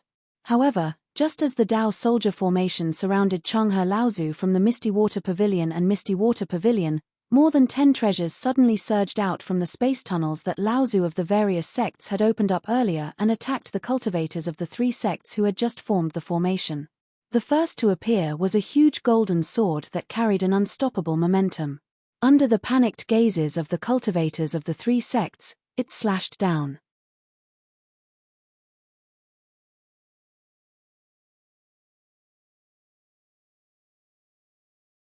Chapter 679. In fact, the various North Sea sects Laozu did not care too much about these ambushes. As long as they did not stumble into someone else's trap, it was rare for Dharma adepts to engage in a life-and-death battle between Dharma adepts, because it often meant that both sides would suffer. And the appearance of the 10 Dharma adepts from the North Sea had actually broken the trap that Mr. Jiyu Chang and the others had previously set up outside the training hall. When Jiyu Chang Laozu and the others had no choice but to entangle these Laozu disciples, they planned to use the Dao soldier formation to rearrange the trap and then carry out the method of breaking them one by one. However, Jiyu Chang Laozu had overlooked a weakness that truly worried the North Sea Laozu disciples. That was, after the various sects Laozu rushed out of the training hall to fight, the late core forging adepts from the various sects were still hiding in the training hall. This was the biggest weakness of the various Laozu disciples. The encirclement of the Dao soldier formation was a threat to the Dharma adepts, but to the various sects' late core forging adepts hiding in the training hall, it was simply a nightmare. The Dharma adepts could still hold on when trapped in the formation, but for the late core forging adepts like Lu Ping, when trapped in the Dao soldier formation and faced the attacks of dozens of mid and late core forging adepts, there was no way they could survive. Just as the Dao soldier formation surrounded Long River Laozu, who was fighting Smoke Beast Laozu intentionally or unintentionally turned his body, disrupting the rhythm of his attack and defense. This allowed Long River Laozu to gain the upper hand for a moment, and Smoke Beast Laozu was beaten into a sorry state. However, what Long River Laozu did not see was the trace of a mocking smile on Smoke Beast Laozu's face. Just as Smoke Beast Laozu revealed a flaw in his movement and was chased by Long River Laozu, the encirclement of the Dao soldier formation also turned involuntarily. The cultivators that formed the Dao soldier formation were all facing the direction of the source of the Ying River. In the sky above that direction, the space passage that Laozu had previously opened up was wide enough to know that it had not yet been closed. Once the Dao soldier formation was activated, Smoke Beast Laozu would be completely trapped in the Dao soldier formation. At that time, Long River Laozu, whose cultivation was slightly higher than Smoke Beast Laozu, would also assist the formation from the side. At that time, Smoke Beast Laozu would probably really be in danger of dying. However, in the face of Long River Laozu's harassment, Smoke Beast Laozu did not reveal any panic. Instead, a sly smile appeared on his face, as if his plot had succeeded. Long River Laozu's heart sank and he suddenly recalled something. Turning his head, he was about to warn Long River when he saw a sky-piercing, gigantic golden sword slashing down from the back of the Dao soldier formation. 2 mid-stage core forging cultivators and 1 late-stage core forging cultivator were caught off guard and were cleaved into 2 by the gigantic sword. The Dao soldier formation shook, but it did not break. However, the gigantic golden sword was only the beginning. Immediately after, more than a dozen magic treasures carrying their respective masters' divine abilities and spells fell down and bombarded the Dao soldier formation. More than a dozen cultivators from the 3 sects were either killed or injured. The entire Dao soldier formation immediately collapsed amidst the panic of the cultivators from the 3 sects. Long River Laozu was so anxious that his eyes were about to burst into flames. He was not the only one.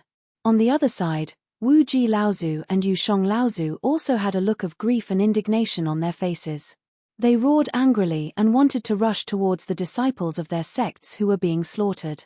However, the North Sea Laozu, who were fighting against them, suddenly exerted force as if they had a tacit understanding, entangling the 3 Laozu cultivators. The 3 Laozu's hearts were bleeding. These dozens of middle and late-stage core forging cultivators were the sum of the elite disciples of the 3 sects. They were the result of the 3 sects' thousands of years of inheritance and development. They were also the foundation of the 3 sects' future. Now, more than half of them had been killed or injured in a sneak attack. This was simply annihilating their sect. More than a dozen late-stage core forging cultivators rushed out from the space tunnel that had yet to close. These cultivators were different from the middle and late-stage core forging cultivators of the 3 sects. Aside from the 3 formation masters, they were all cultivators from the North Sea sects who had high hopes of advancing to the Dharma realm. Otherwise, they would not have been sent to the Yingtian dojo by the sects to try their luck. These late-stage core forging cultivators were far from being comparable to the cultivators from the 3 small sects. Therefore, when more than a dozen cultivators suddenly rushed out from the back of the Dao soldier formation, The entire Dao soldier formation did not have time to react before 1/3 of the people were killed. The remaining cultivators fought on their own. Although they still had the advantage in numbers, they were still no match for these North Sea late-stage core forging cultivators. After refining the pure Yang soul, Lu Ping's divine sense grew stronger and stronger. Through the space tunnel, he could clearly observe the situation on the battlefield. Although the other cultivators could also barely see the situation outside through the space tunnel, they were still far from being able to do so when compared to Lu Ping. Therefore, when the sect seized the opportunity created by Yang Zhon Laozu and attacked from behind, Lu Ping took the lead and killed 3 late-stage core forging cultivators with the golden scale sword, causing the cultivators who rushed from behind him to feel a chill in their hearts. Fortunately, they were now on the battlefield, and everyone could only unite against the outside enemy. Otherwise, there might be cultivators who saw Lu Ping as a future enemy and shot him in the back. After these North Sea core forging cultivators rushed into the Dao soldier formation of the 3 sects, they did not stop at all. However, they no longer rushed to kill these cultivators of the 3 sects. Instead, they concentrated their strength in the direction in which the Laozu of the various sects had rushed in. They were trying to escape. Although Jiyu Chang Laozu was surrounded by Feng Shidao, Donggua Laozu, and Tongjian Laozu, he was after all a mid-Dharma stage expert. He had already firmly occupied the upper hand and was clear about the situation on the battlefield at a glance. However, when the core forging cultivators of the various sects suddenly rushed out of the space tunnel again, Jiyu Chang Laozu knew that he had made a mistake. When encircling and attacking the Laozu of the various sects, he had neglected the core forging disciples of the various sects under Laozu. Seeing that Lu Ping and the others were wreaking havoc in the Dao soldier formation of the 3 sects, Jiyu Chang Laozu chose to ignore them. It was not that he did not want to help, but that the cultivators of the 3 sects who formed the Dao soldier formation would not listen to his orders at all. At this time, in the midst of the chaos, the 3 sects all followed the instructions of the 3 Laozu of Changhe, Wuji, and Yushong, who were being held back by others. They had long become a plate of loose sand waiting to be trampled on. However, just as the cultivators of the various sects of the North Sea did not care about expanding the battle and instead rushed out to kill, Jiyu Chang Laozu had no choice but to open his mouth to remind them. At this time, he had already realized that these core forging disciples were the weakness of the 10 Laozu present. As long as these people were trapped, the 10 Laozu of Laozu would not easily abandon their disciples and escape. As long as they could hold on for a while, the various sects within thousands of miles of Ying Mountain who had received news of the appearance of the Yingtian dojo would definitely send their cultivators over. At that time, these people would really not be able to escape. Stop them. Our reinforcements will be here soon. There was no need for Jiyu Chang Laozu to say more. At this time, Changhe Laozu and the others had already realized that these core forging cultivators were the key. They all called out to their disciples to chase after them. However, after these 10 or so cultivators broke through the encirclement, they whistled and fled in different directions. This caused the cultivators of the 3 sects to be at a loss as to what to do. These people chased after the core forging cultivators of the North Sea. Apart from their own Laozu's orders, their biggest reliance was their numbers. If it was a one-on-one fight, after seeing the valiance of these late-stage core forging cultivators, the cultivators of the 3 sects would definitely not dare to split up and chase after them. The battle between Yuan Lai and Jiang Tianlin was still in full swing. Yuan Lai's fierce thunder technique was extraordinary, and Jiang Tianlin also wanted to see the methods of the #1 aristocratic family in Middle-earth. For a moment, the two of them were evenly matched. Yuan Lai shouted in delight. When he turned around, he saw the backs of more than 10 core forging cultivators fleeing in different directions. Yuan Lai's thoughts turned and he immediately understood. He shouted to Jiyu Chang Laozu, "These people are not from the same sect. They are from several sects." A feeling of humiliation instantly surged within ancestor Jiyu Chang's heart. "I've been schemed against again. Ha ha." Jiang Tianlin Laozu looked up to the sky and laughed. He said, "Today, I have seen the magic of the Yuan family. You really live up to your reputation. In the future, The mountains are high and the rivers are long. Forgive me for not accompanying you. After saying that, Jiang Tianlin shook his hands. Yuan Lai felt the surrounding scenery change. Countless tall and straight trees rose from the ground, forming a dense forest. Countless leaves fluttered in the forest towards Yuan Lai. Yuan Lai sneered and said, pretending to be mysterious, "It's just a small trick." After he finished speaking, countless bolts of lightning shot out from his body, and it was as if he had become a ball of lightning. The leaves that were falling toward him were all turned into ashes, and the lightning extended outwards, destroying a large area of the forest. In just an instant, the illusion of the entire forest disappeared. When Yuan Lai looked up, he only saw Patriarch Jiang Tianlin's figure flash in the sky and disappear. Jiang Tianlin Laozu temporarily used his natal magic treasure to project a forest illusion to trap Yuan Lai. Then he turned around and fled. At this time, the core forging cultivators of the various sects had already escaped. The North Sea sect's Laozu, who were left behind, prepared to retreat. The 10 Laozus who had temporarily joined forces to allow the disciples of the various sects to escape, all went their own ways. At this time, Jiyu Chang Laozu's spirits rose, and he shouted, "There's no need for all of you to stay. As long as you can hold back 3 to 5 people, we will be able to reap great rewards this time." Jiyu Chang Laozu was not only speaking to the cultivators on his side, but he was also speaking to the North Sea Dharma adepts. He could tell that these cultivators were not from the same sect, so he naturally believed that there was no conflict between these sects. At this time, he wanted to see if there was any internal strife, and if someone took the opportunity to attack the Black Hand sect. Although this was an extremely lucky idea, unfortunately, Jiyu Chang Laozu had predicted it. Feng Shidao and Donghua Laozu retreated, and before they retreated, they each used a magical power to block Jiyu Chang Laozu's pursuit. However, these 2 magical powers, along with Copper Sword Laozu, attacked Jiyu Chang Laozu's path of retreat. After Jiyu Chang Laozu and Copper Sword Laozu had each resolved the attacks that were aimed at them, Copper Sword Laozu saw Jiyu Chang Laozu blocking Copper Sword Laozu's path of retreat with a cold smile on his face. Copper Sword Laozu's expression changed. How could he be a match for the person in front of him alone?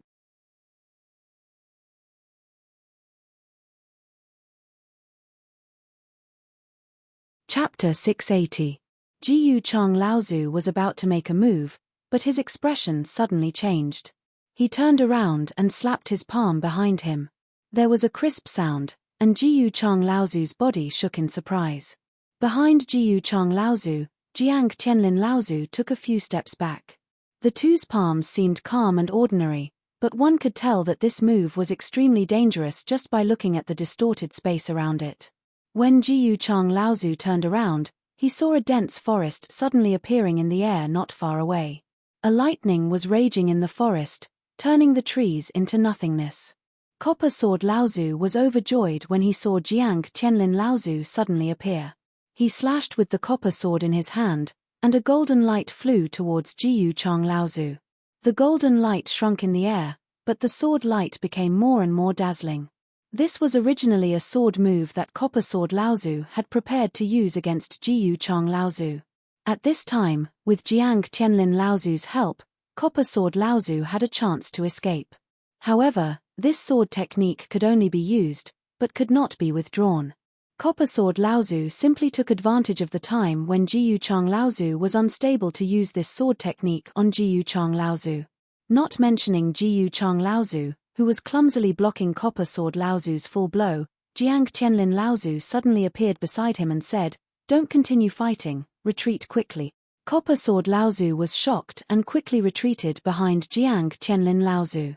At this time, Sanming Laozu got rid of a Jiyu family Dharma adept and took the opportunity to attack Changhe Laozu, who was fighting Yang Zhao Laozu, with a magical power. He wanted to help Yang Zhao Laozu get rid of the entanglement. However, at this time, Kang Li Laozu of the Sea Flame sect, who had just used a series of magical powers to repel Yushong Laozu, did not escape. Instead, he suddenly appeared behind Yang Zhao Laozu, and under Sanming Laozu's shocked cry, he suddenly attacked Yang Zhao Laozu with a pair of Dharma treasures. Everything happened so suddenly that San Ming Laozu could not stop it in time. He could only attack Kang Li Laozu with the Dharma treasures in his hands, trying to attack Kang Li. However, San Ming Laozu had just attacked Yusheng Laozu, and in his haste, he could not use the qi in his body to threaten Kang Li Laozu. Kang Li Laozu seemed to have calculated that San Ming Laozu was exhausted, and was prepared to take San Ming Laozu's attack head-on. He would not let Yang Zhao Laozu go. Yusheng Laozu was shocked when she took San Ming Laozu's attack. Then, she saw Yang Zhao Laozu, who was about to retreat, being forced back by her own people. She was overjoyed, and quickly cooperated with her opponent to attack Yang Zhao Laozu from the front and back.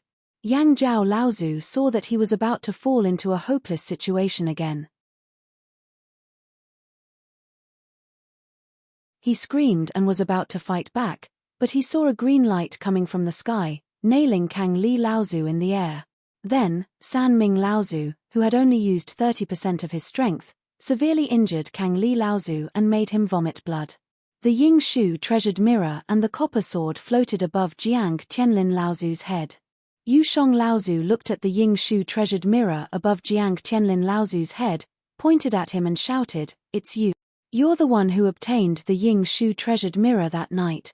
Jiang Tianlin Laozu turned to look at Yusheng Laozu. Yusheng Laozu, who was about to step forward, paused. Only then did she remember that the three of them had been suppressed by this person in front of her. Wouldn't she be the one to die if she stepped forward now? Jiang Tianlin smiled coldly and joined up with San Ming Laozu, Yang Zhao Laozu, and together with the copper sword Laozu, the four of them fled. For a time, no one dared to stop them, nor did they have the time to do so. Because there was still one person who was alone, and he was currently surrounded by Yusheng Laozu and the others. After Kang Li Laozu had been injured by San Ming Laozu, he had taken the opportunity to break free from the Ying Shu treasured mirror. However, in that short moment, Jiang Tianlin and the others had already gone far away. Yusheng Laozu did not dare to cause trouble for Jiang Tianlin and the others, so she came directly for him. Kang Li Laozu was shocked and turned to leave, but the sound of something slicing through the air came from behind him. Kang Li Laozu turned around and slashed, just in time to see the Dharma adept of the Jiyu clan that he had just shaken off catch up to him. Together with Yusheng Laozu, they launched a pincer attack on him. Kang Li Laozu turned pale with fright. He had originally planned to ambush Yang Zhao Laozu and then divert the attention of the ambushers so that he could escape successfully. At the same time, he could also take revenge on Yang Zhao Laozu, who had fought with him for the Dharma Power Soul in the training hall. However, he had gone for wool and come home shorn. Jiang Tianlin's light of imprisonment had made him the one who had brought up the rear. Kang Li had originally been injured by San Ming Laozu's attack, but after taking a blow from Yusheng Laozu and the Jiyu clan Dharma adept head-on, Kang Li Laozu spat out a mouthful of blood 3 feet away, but he had still managed to buy himself a chance of survival. Taking advantage of the fact that the two Laozus were stunned by his reckless attack, Kang Li Laozu used the blood escape technique, which consumed a large amount of his vital energy. His body turned into a bright red light as he tried to escape. However, just as the light started to move, a cold light shot towards him, and the red light was instantly cut off. Kang Li Laozu fell from the light with a look of despair on his face. He looked at Jiyu Chang Laozu, who was standing in front of him, blocking his way. Mid-Dharma stage, he was finished. After Donghua Laozu got rid of Jiyu Chang Laozu, the first person he went to look for was Zhong Shi. At this time, Zhong Shi's condition was really not good. He had hurriedly advanced to the Dharma stage, and although it would not be a big problem if he relied on his previous strong foundation, his stage was still not stable yet, and he had not practiced the remarkable Dharma techniques of the Dharma stage. After fighting with the other Jiyu clan adept for a few rounds, Zhong Shi suddenly realized that his Dharma stage was starting to wobble. In order to prevent his stage from dropping, Zhong Shi became even more cautious when fighting with his opponent. Fortunately, Donghua Laozu arrived just in time. Although Zhong Shi was beaten into a sorry state by the Jiyu clan adept, and blood had even started to flow from the corner of his mouth, he still managed to endure the humiliation and protect his Dharma stage cultivation. After the two of them forced the Jiyu clan adept to retreat, They went to meet up with Ling Jiyu sect's Ling Yun Laozu, who was fighting with Wu Ji Laozu. However, they saw that Ling Yun Laozu looked like he had lost his parents. When Ancestor 5 Luck saw the two of them pressing over, he retreated of his own accord. Ancestor Dongguo was greatly shocked in his heart, and when he saw Ancestor Ling Yun didn't have the slightest injury, he couldn't help but ask, "Daoist brother Ling Yun, what happened to you?" Ling Yun Laozu did not say a word and wanted to flee. Dongguo Laozu and Dongguo Laozu looked at each other and hurriedly followed. However, when the three of them were about to fly out of the ambush set up by the three sect's cultivators, they saw Ling Yun Laozu wave his hand downwards and a corpse was collected by Ling Yun Laozu. Dongguo Laozu and Dongguo Laozu were shocked when they saw the corpse. This person was the only late-stage core forging cultivator of Ling Jiyu sect, the array master invited by the Blue Sea sect. Previously, when the late-stage core forging cultivators of the various sects of North Sea rushed out to fight, this array master's strength and status was high, and there was no one protecting him. In the end, he did not manage to break out of the encirclement and was instead killed in the middle of the Dao soldier formation set up by the three sects' cultivators. Because at that time, the North Sea cultivators were busy running for their lives, and the Dharma cultivators of the various sects did their best to hold back the array master, no one realized that this person had already been killed. Perhaps because Ling Yun Laozu had some kind of secret artifact from his own sect, he already knew the moment this array master died, but he was already powerless to do anything at that time. At this time, the storage artifacts and the like on this array master's body had already been taken by someone, and the space in his heart core had also been shattered. Clearly, someone had already looted his corpse. Dongguo Laozu thought for a long time, and then said, "Brother Ling Yun, please restrain your grief. Our sect is also responsible for the death of apprentice nephew Xiu Jiyu. If it wasn't for our sect's repeated requests, Brother Ling Yun would not have brought apprentice nephew Xiu Jiyu here." Ling Yun Laozu did not say a word, and only flew away. Dongguo Laozu and Zhong Shi could see the worry in each other's eyes. If Ling Jiyu sect blamed the death of their array master Xiu Jiyu on the Azure Sea sect, then the alliance between the two sects would very likely break. After all, a array master was really too important to Ling Jiyu sect. Even for a large sect like Zhenling, Sage Shenchen had only just become a array master. It could be said that with the death of array master Xiu Jiyu, to Ling Jiyu sect, the harvest from Yingtian Dojo had already become meaningless. In the blink of an eye, the three of them had flown tens of miles away, temporarily escaping from the danger behind them. However, from afar, they could hear Kang Li Laozu's mournful cry before his death. There were also some indistinct words, as if he was cursing something. The three of them stopped flying, knowing that Kang Li Laozu of the Sea Flame sect, who had been surrounded, had most likely died. The death of a Dharma adept was something that had not appeared in the North Sea cultivation world for many years. This time, Kang Li Laozu's death would definitely cause great waves in the North Sea cultivation world. However, at this time, Dongguo Laozu and the others were not in the mood to think about what kind of benefits the Azure Sea sect could obtain from this. The three of them all had a faint feeling of sympathy for the death of a rabbit. Dharma adepts were people who stood at the peak of the cultivation world. A living example was right in front of them. They could also die. At this time, Ling Yun Laozu let out a long sigh and said, "Fellow Daoist Dongguo, our sect has suffered such a loss. In the future, we will still need your sect's help." Dongguo Laozu looked at Zhong Shi and secretly heaved a sigh of relief. Only now did he remember that Ling Jiyu sect had already turned their back on Xianling sect.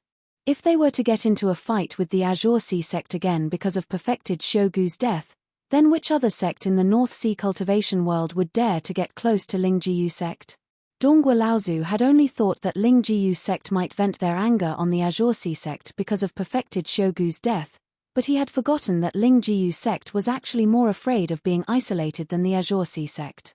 Perfected Shogu's death had actually strengthened the alliance between the Azure Sea sect and Ling Jiyu sect.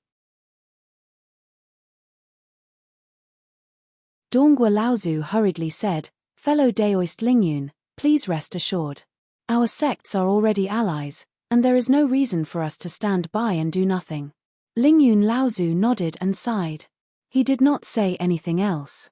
For a time, the atmosphere between the three of them became heavy. Zhong Shui pondered for a moment and asked, "Uncle Master Lingyun, are you returning to the North Sea alone this time, or are you coming with us?" Before Zhong Shui could finish his words, Donghua Laozu's brows suddenly furrowed. He abruptly turned around and saw several rays of light chasing after the three of them. Although Zhong Shui was puzzled as to why these cultivators from the Central Plains were still chasing after them, a strange light still flashed across his eyes. When he looked again, he saw several cultivators in the light, such as Changhe Laozu, Wu Ji Laozu, and the cultivator from the Jiyu clan were chasing after the three of them with solemn expressions on their faces. At this time, Lingyun Laozu and Zhong Shui also looked behind them. Zhong Shui suddenly said, "Uncle Master, these people don't look like they're chasing us. Instead, they look like they're being chased."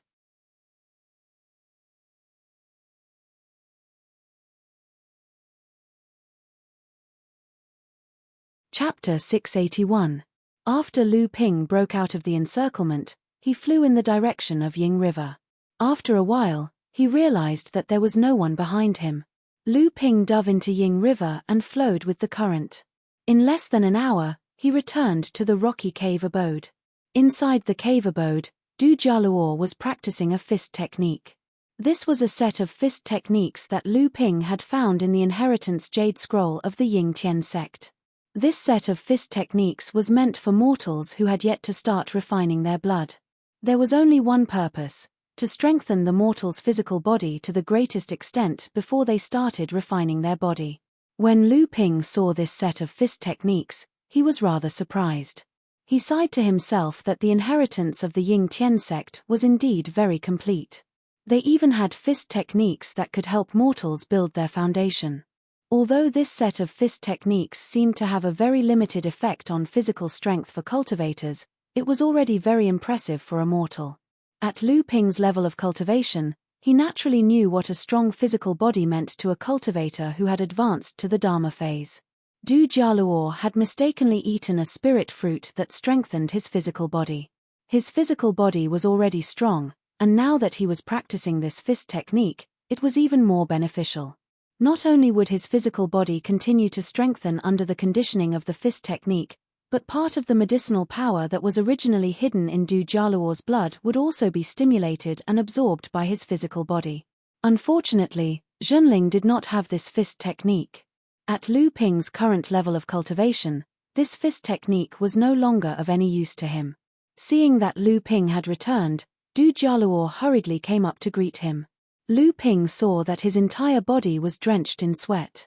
In his divine will, he could sense that Du Jialuo's entire body was surging like a wild horse. The impurities in his physical body were seeping out of his pores along with his sweat. Because the amount that seeped out was very small, it was not obvious. However, to Lu Ping, this was already very rare. Although there were spirit medicines in the world of cultivation that could instantly rejuvenate one's body, to Lu Ping, these spirit medicines were simply pulling at seedlings to help them grow. They would deplete a cultivator's potential prematurely. They might improve quickly in the early stages, but in the later stages, there would be no more room for improvement. Everything was a step-by-step process. Relying too much on external forces would eventually lead to a disadvantage. Lu Ping nodded his head in satisfaction, but he didn't say any words of praise. He only said, "Continue to practice diligently. Before activating your bloodline, don't slack off." Du Jialuo replied respectfully, and Lu Ping turned around and walked to the back.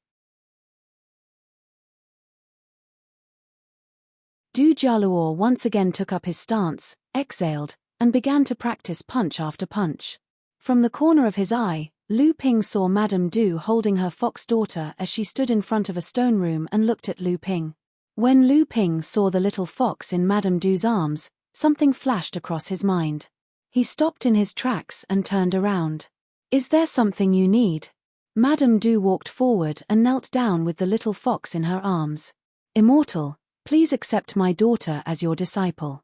Although my daughter is in the form of a fox now, she will definitely transform into a human when she reaches the blood condensation realm. She is a mixed blood between humans and demons, but it's impossible for me to return to the demon race now. Your elder brother is also a disciple of your sect, so he will definitely become a human in the future.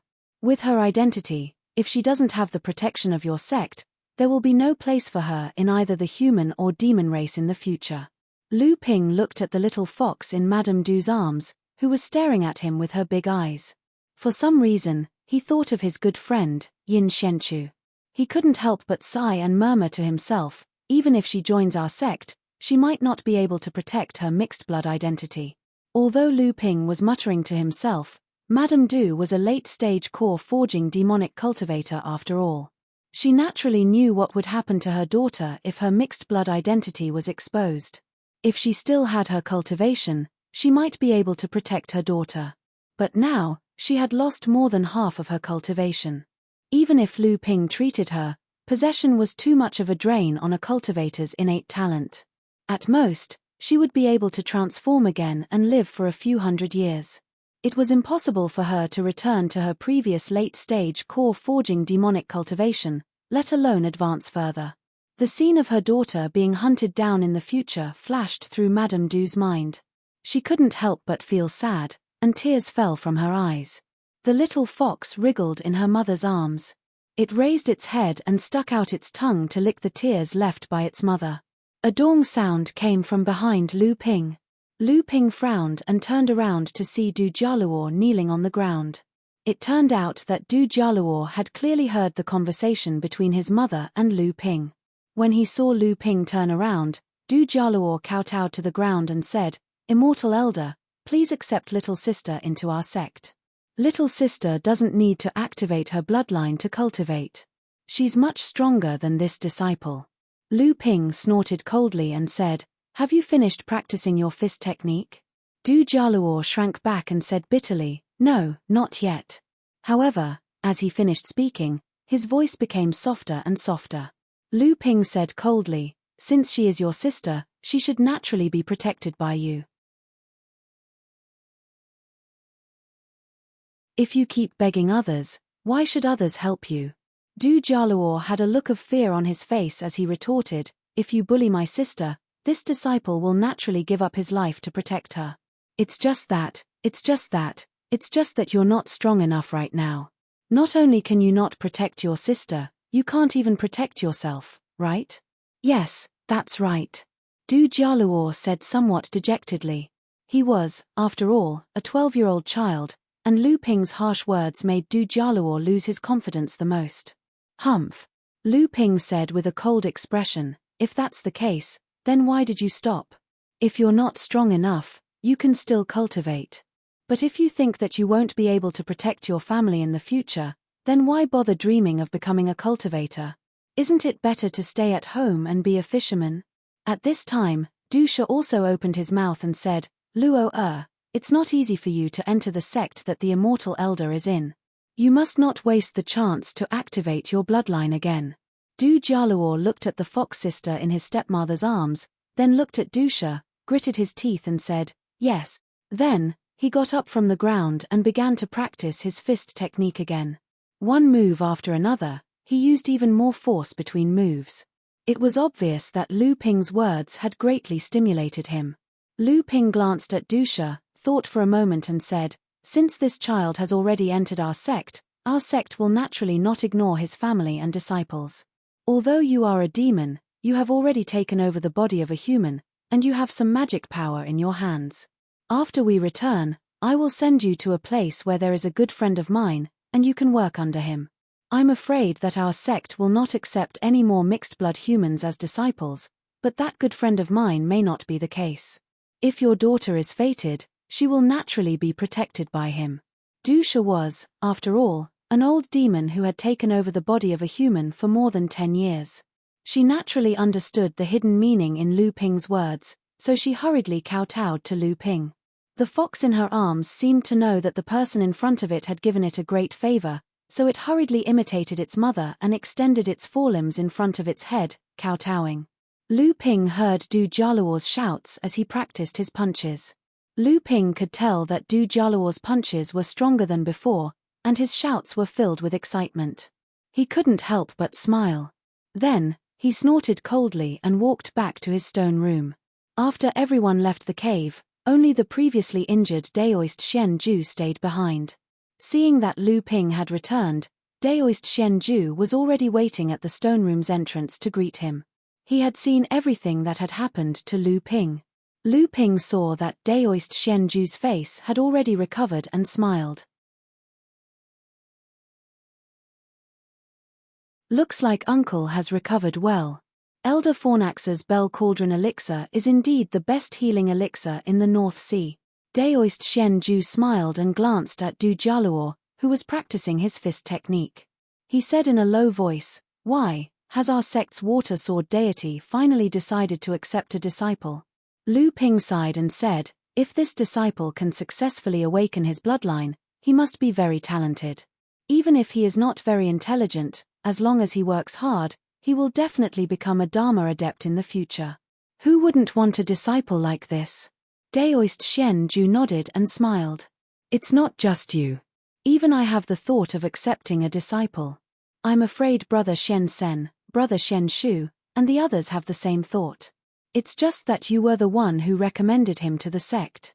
Firstly, it's not good for us to fight with you. Secondly, your abilities have long surpassed ours, and you don't have any disciples under your tutelage. This disciple is so talented, and we are afraid of wasting his future in our hands.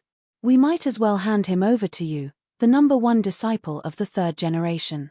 Let's see how far you can push him." "Uncle, you must be joking. You think too highly of me. In the end, everything still depends on the disciple himself." Lu Ping paused, then continued, "It's just that our sect has a rule that a disciple can only become an unofficial disciple or a true disciple after reaching the mid-blood condensation stage. If he has the ability and opportunity, I will naturally be happy to help him. But if my own sect doesn't live up to expectations, who can I blame?" Daoist Shen-ju smiled. "No matter what, if word of this gets out, it will definitely cause a stir in our sect. The water sword deity, who is known as the most knowledgeable Zhenling, actually wants to accept a disciple. If word gets out, won't this child be the envy of others?" Lu Ping smiled bitterly. "I'm afraid that before he can be envied to death, he will be killed first. Uncle, please don't say such things. I still want to leave a good seed for our sect." Daoist Shen-ju was amused.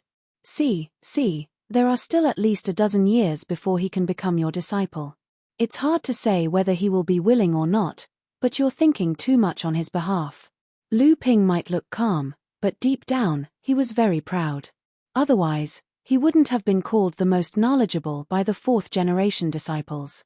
This time, because he saw Du Jialuo's excellent aptitude, he wanted to accept him as his disciple. Instead, Daoist Shen-ju rebuked him. He couldn't help but feel a little embarrassed. Daoist Shen-ju looked at Lu Ping's embarrassment and found it even more hilarious.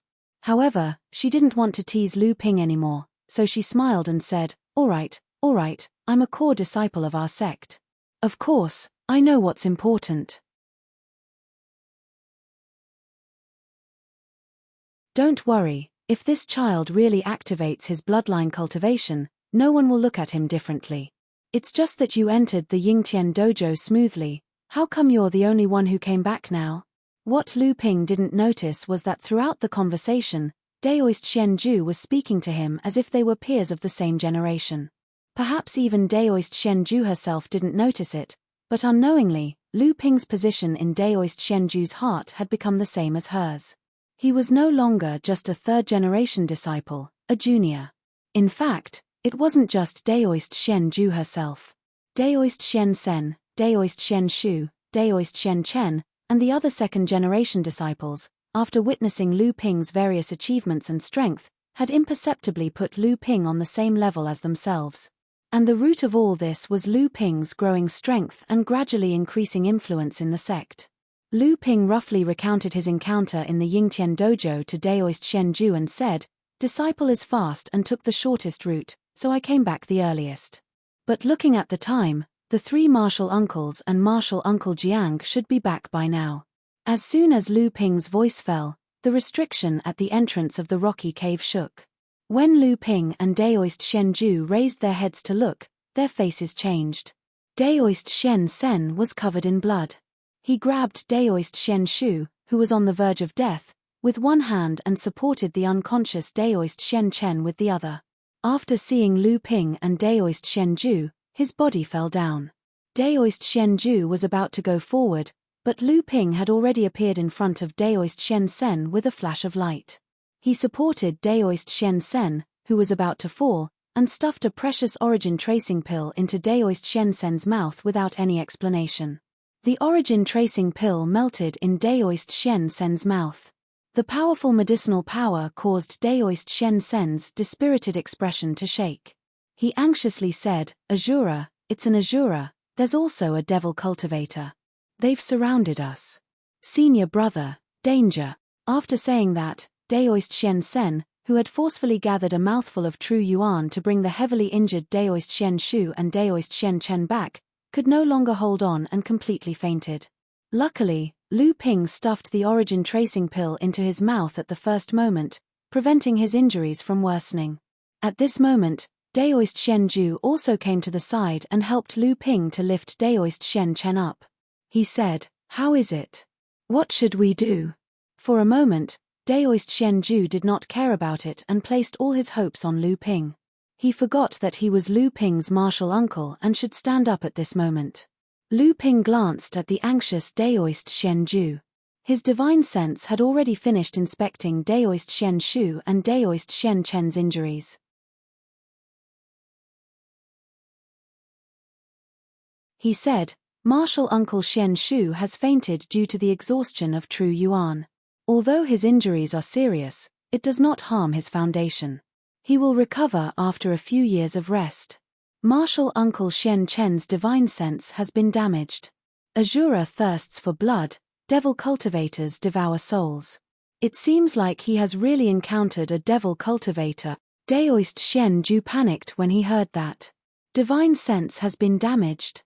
Junior sister Shen Chen is a formation grandmaster. Damaging her divine sense is no less than crippling her cultivation. What should we do? Lu Ping was speechless as he looked at Daoist Shen Ju, who had lost his composure. He said, Martial uncle Shen Chen's injuries are difficult to treat in an emergency. However, it is not impossible. The most important thing now is not Martial uncle Shen Chen. I'm afraid Martial uncle Jiang is still surrounded by the Azura.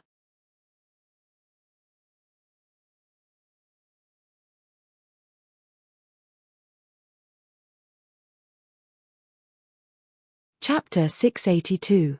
Daoist Shen Ju quickly said, "That's right." However, from what junior brother Shen Sen said, senior brother Jiang seems to have fallen into a trap. The Azura and the Devil Cultivator, the number of Azura and the Devil Cultivator is definitely not small. How can we save senior brother Jiang? Lu Ping saw that Shen Ju Zhenren had finally calmed down from his earlier panic and regained some of his rationality. But before Lu Ping could speak, Shen Ju Zhenren's next sentence made him not know whether to laugh or cry. "Oh yes, there's a teleporter here that leads directly to the North Sea. Disciple Lu, quickly activate it and inform our sect's cultivators to come and rescue him." Lu Ping said helplessly, "Don't panic, Uncle Master." With Uncle Master Jiang's skills, unless he's facing a great Dharma adept or surrounded by several cultivators of the same level, even a mid-Dharma adept may not be able to stop him. Hearing Lu Ping's words, Shen Ju Zhenren's agitated emotions finally calmed down. This Uncle Master made Lu Ping secretly sigh. Her status as one of the 4 female cultivators of the sect could not be compared to that of Master and Tian Qin, and even Shen Chen Zhenren. Perhaps it was because she was too sheltered by a powerful master like Tian Shui Laozu. Lu Ping continued to explain, "Now that the teleporter has been activated, there's not enough time. Furthermore, outside the teleporter is the North Sea Demon Clan's camp outside Huanyu Island. 1 or 2 people might be able to escape detection, but once our sect mobilizes a large force, it will definitely alert the North Sea Demon Clan. At that time, not only will the teleporter be in danger, but the reinforcements from our sect will probably have to fight the demon cultivators first." Shen Ju Zhenren let out a long breath and said, "Disciple Lu, you're right. It's me who lost my composure. No wonder Master always says that I'm weak and urges me to go out and train. I'll leave this matter to you, disciple nephew. I'll do my best to cooperate. This was not the time to be humble. Lu Ping nodded and said, Uncle Master, please take care of the other 3 Uncle Masters. I'll go out and scout first. Perhaps Uncle Master Jiang has already fought his way out. Lu Ping walked along the bottom of the river for nearly 10 miles. His divine telekinesis had already captured the traces of the water Shura that he had seen before. Lu Ping put on the cloud-colored robe and turned into a stream of water, approaching the 7 or 8 water Shuras that were hovering in the water. These 7 or 8 water Asuras were led by a water Azura that was equivalent to a core forging stage water Azura. They seemed to be a water Azura team that was out patrolling. Lu Ping used his mind to summon a stream of undercurrents to surround the 8 water Asuras. By the time the core forging stage water Azura realized what was going on, the undercurrents had already wrapped around them.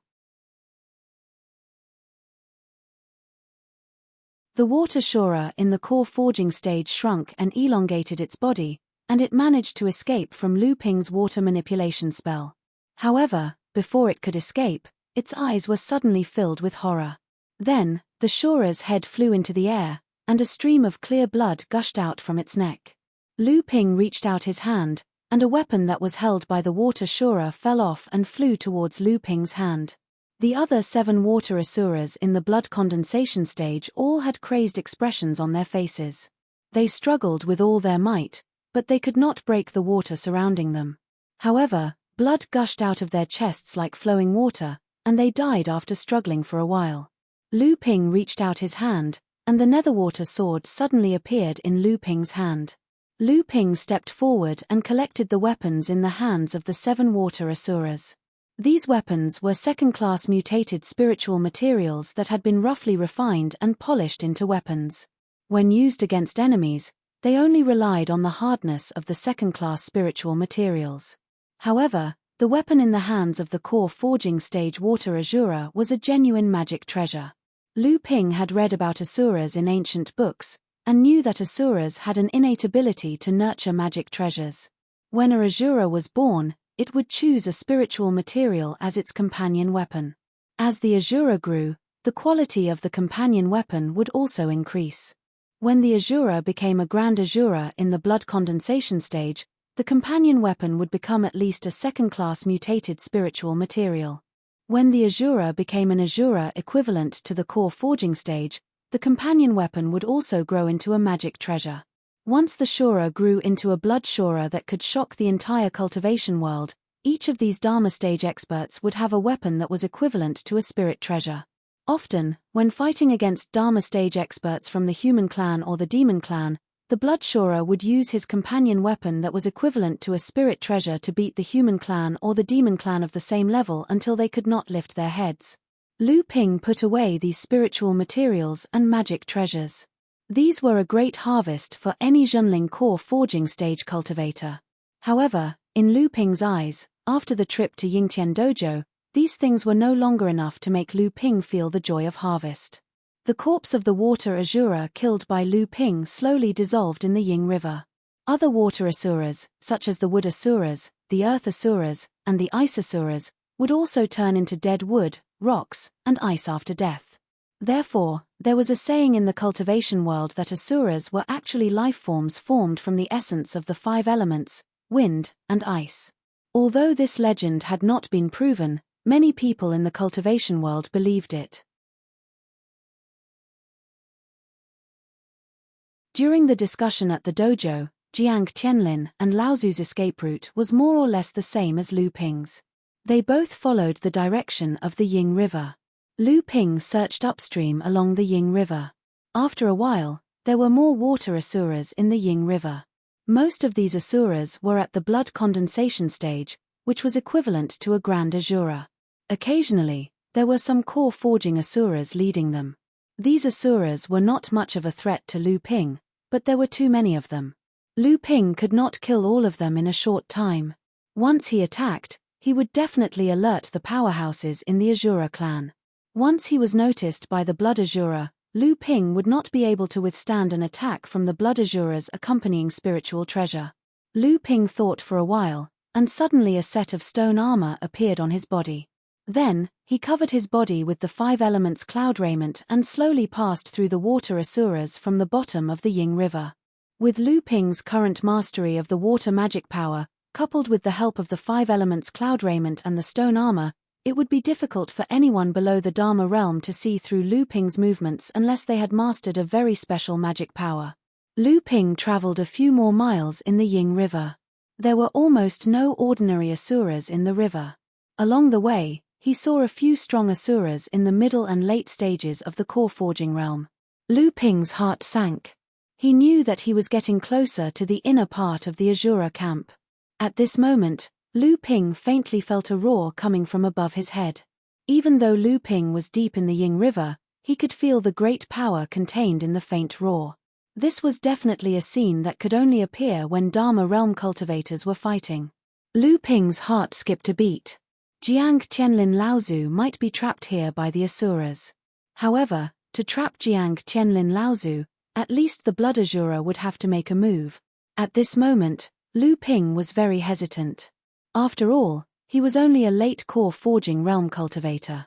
Even though he was strong, he was not arrogant enough to think that he had the ability to affect the battle between Dharma realm adepts.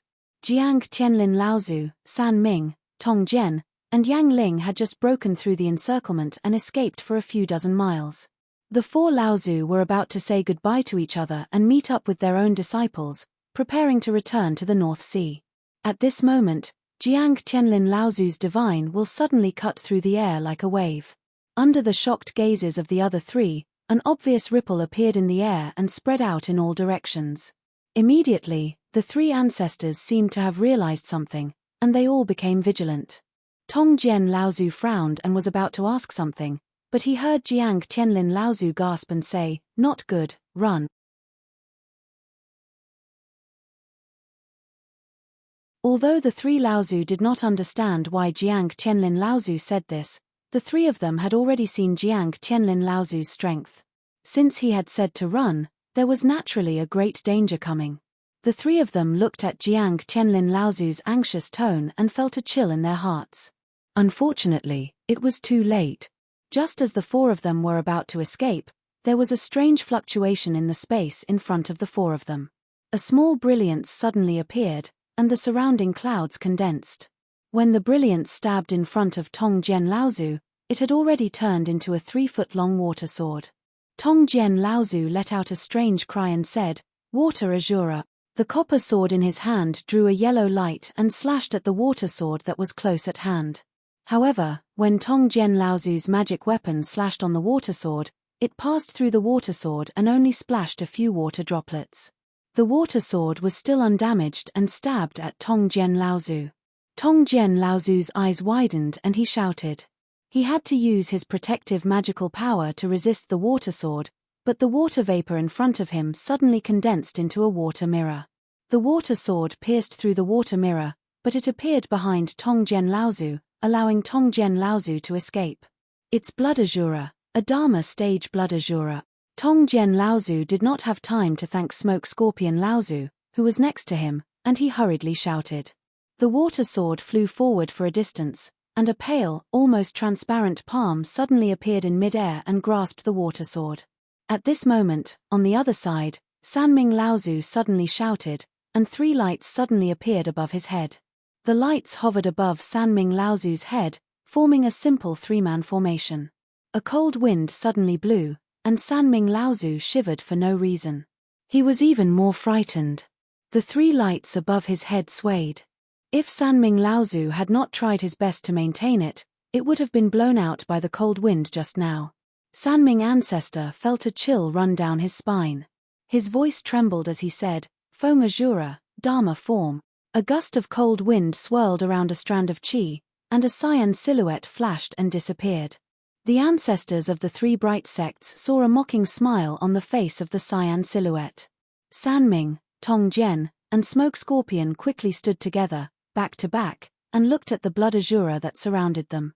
Jiang Qianlin still stood on the other side, as if he was a stranger to the 3, but his eyes were fixed on the undulating black fog in the north of the mountain in the distance.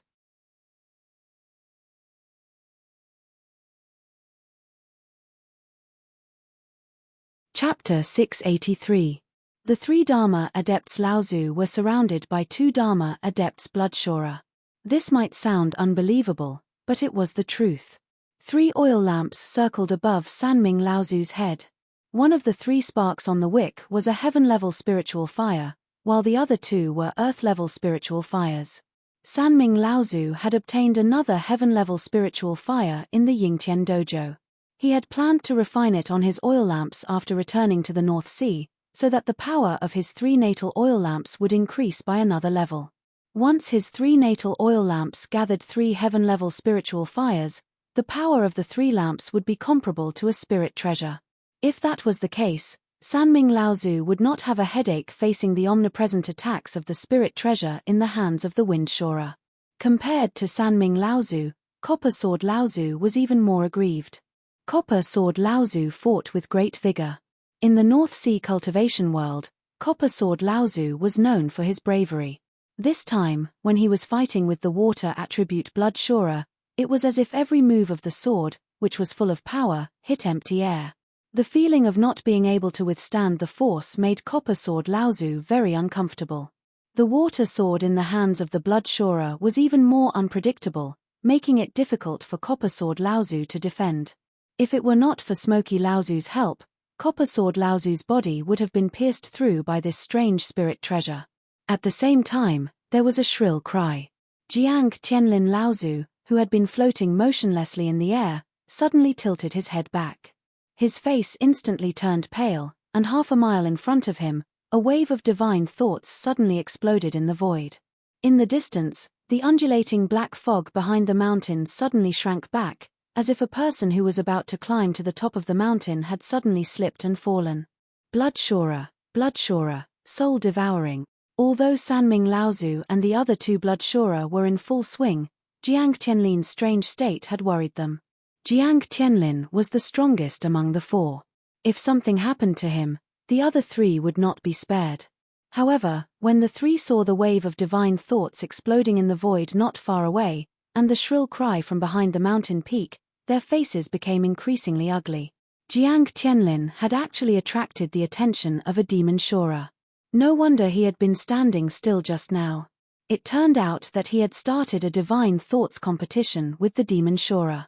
The most fundamental manifestation of devil cultivators' ability to devour souls lay in the fact that devil cultivators possessed an innate divine ability that allowed them to devour cultivators' divine sense. Furthermore, it was impossible to guard against this ability. Most cultivators would often use their divine sense to scan their surroundings in times of danger, and this was exactly what devil cultivators wanted. When the demon shorer devoured half of the demon shorer's divine thoughts, the demon shorer would lose control of the primordial qi in the body. If no measures were taken, the demon shorer would eventually die from qi deviation.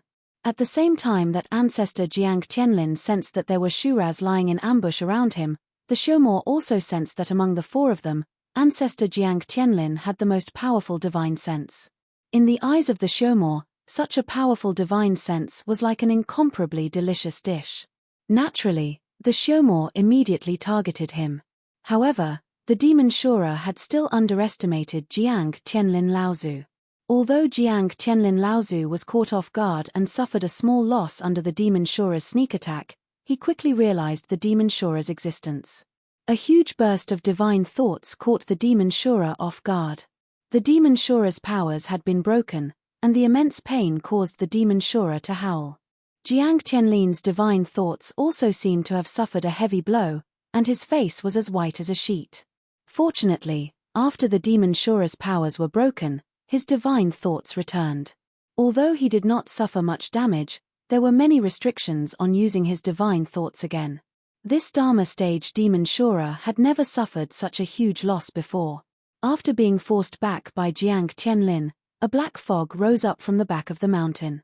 Its green eyes were like a hungry beast, and it rushed towards Jiang Tianlin Laozu with the black fog. The demon shorer was an existence that was more feared by adepts of the same level than the shorer. The blood shorer had spirit herbs that made it difficult for adepts of the same level to defeat it, but at least they had a chance to escape. On the other hand, The demon Shura's ability to devour souls made it difficult for adepts of the same level to injure him. It was a good thing that Jiang Tianlin was no ordinary early Dharma adept. Although his remarkable techniques would not allow him to defeat demonic adepts of the same level as him, it would still be extremely difficult for demonic adepts to harm him. The man and the demon fought for more than 10 rounds, but neither of them could do anything to the other. Although the demon Shura would not rest until one of them was dead, Jiang Tianlin did not dare to relax at all. In a situation where the two of them were equal in strength, the competition was nothing more than patience. They were both looking for the other's small flaws, accumulating small victories to become big victories, and waiting for the other to reveal a flaw first. Jiang Tianlin and the demon Shura were evenly matched. Perhaps other adepts would marvel at Jiang Tianlin's strength, but to Tongjian Laozu and the other two, it was not a good sign. The Shura was good at all kinds of escape techniques, so each Shura was not only good at attacking, but was also a master of assassination for the adepts of the same level. The wind Shura came and went without a trace, and the air above Ying River was full of water vapor, so the water Shura was like a fish in water. The two blood Shura joined forces, and with the two strange spirit treasures in their hands, they suppressed Tongjian Laozu and the other two. This was especially so for Tongjian Laozu, who had a fiery temper and was used to fighting in a straightforward manner. He had never been harassed like this before. A wave of anger accumulated in his chest, and he became more and more irritable. However, Tongjian Laozu's irritation was seen by the two Shura. Finally, Tongjian Laozu caught a flaw of the water Shura, and he rushed toward the water Shura's body. Smoke bewitching Laozu, who was on the side, shouted, but it was too late to stop him. Tongjian Laozu smashed the water Shura into pieces with his sword, but he saw that another water Shura appeared next to him, looking at him with a mocking expression. The water sword, which had been separated by smoke bewitching Laozu's water mirror, also reappeared in the water Shura's hand. Tongjian Laozu was shocked, and he quickly flew backward. At the same time, the copper sword in his hand slashed at the water Shura again, but the water sword in the water Shura's hand disappeared again, and the water Shura once again turned into a sky full of clouds and disappeared when Tongjian Laozu's flying sword slashed at it. Behind him, smoke bewitching Laozu shouted, "Be careful behind you." Tongjian Laozu had goosebumps all over his body. His intuition, which had been tempered in countless life-and-death battles, made him realize the danger in an instant. Tongjian Laozu shouted, and suddenly, a blood mist burst out from his back. Before the blood mist dispersed, it turned into 18 blood swords and slashed behind him. A series of explosions rang out, and an unwilling roar rang out from behind him. Then, it disappeared. Smoke bewitching Laozu's voice sounded again from behind Tongjian Laozu, "Come back." Hearing smoke bewitching Laozu's shout, Tongjian Laozu paused and seemed to hesitate for a moment. Then, without looking at the situation behind him, he went straight back to Sanming Laozu and smoke bewitching Laozu. "You were careless." Smoke bewitching Laozu didn't seem to notice Tongjian Laozu's momentary hesitation. Instead, Tongjian Laozu blamed himself. He coughed because he used the blood sword magical power. "I was rash. Thank you for reminding me in time." The 18 blood swords nurtured in the core space were obviously Tongjian Laozu's desperate ability. As soon as he used it, Tongjian Laozu's face looked pale. At the place where Tongjian Laozu's flying sword slashed, the water Shura condensed again. Its figure seemed a little illusory. Obviously, the 18 blood swords that Tongjian Laozu used just now did not just force the water Shura to retreat. The situation is not good. Smoke bewitching Laozu was the assistant of Sanming Laozu and Tongjian Laozu. Although she didn't directly participate in the battle with the two Shura, it was because of her assistance and support that they managed to maintain a balance with the two blood Shura. It was also because she didn't directly join the battle that she could see the formation of both sides more clearly. These two Asuras are obviously using their innate abilities to fight with the three of us, taking the opportunity to weaken our true essence and magic power. After our true essence is depleted, these two Asuras can rely on the spirit treasures in their hands to win. These two Asuras are very clever. Smoke bewitching Laozu's words seemed to have a hidden meaning, but Tongjian Laozu didn't listen to it. Instead, he looked at Jiang Qianlin Laozu, who was entangled with a black fog in the distance, and said worriedly, "It's a pity that martial nephew Jiang is entangled with a devil Shura. It seems that they are evenly matched. If we can't get rid of the entanglement of these two Shura, we will definitely be defeated by them one by one." The fire above Sanming Laozu's head soared, forming a three-colored ring of fire in the sky, blocking the spiritual treasure in Feng Shua's hand. The three oil lamps above Sanming Laozu's head flickered and were almost blown out by a gust of cold wind. Sanming Laozu's face flickered with the oil lamps. Taking advantage of the opportunity to catch his breath, Sanming Laozu sighed and said, "I don't know how the disciples we brought are now. I hope they have escaped from the encirclement of the Shura and Devil Shura." The three ancestral patriarchs scanned the area with their divine will. By now, they knew that there were still many core forging and blood condensation asuras and demonic cultivators hiding nearby. They formed a circle from afar. However, because both sides were in the Dharma stage, these low-level asuras and demonic cultivators couldn't interfere. Tongjian Laozu and Yang Shou Laozu didn't say anything. Obviously, they knew that if their disciples were surrounded, they would most likely be dead. At this moment, a violent spatial vibration came from the direction of the battle between Jiang Qianlin and the Devil Shura. The divine senses of the two sides couldn't help but peep at the other side of the battlefield. They saw Jiang Qianlin Laozu suddenly use 108 natal magic treasures to form a huge myriad wood forest. In the sky above the myriad wood forest, a mirror that was like a full moon hung high in the sky. A green beam of light shot out from the mirror, nailing the Devil Shura in the air. At this time, Jiang Qianlin also used all his Zhen Yuan to resist the struggling Devil Shura in the green light, but he couldn't find the time to launch the final attack on the Devil Shura. What was going on? Tongjian Laozu and the other two were somewhat puzzled. The three of them were being held back by the Shura. Could it be that someone would suddenly appear at this time and launch the final attack on the Devil Shura? Yang Shou Laozu reacted the fastest. Her eyes suddenly lit up, but before she could cry out in alarm, a sudden clap of thunder sounded in the clear sky. In the midst of the Devil Shura's mournful cry, a purple thunderbolt fell from the sky. The constantly struggling black fog was like snow in the morning sun. In an instant, most of the black fog was split apart by the thunderbolt, revealing the silhouette of a human figure and a pair of green eyes.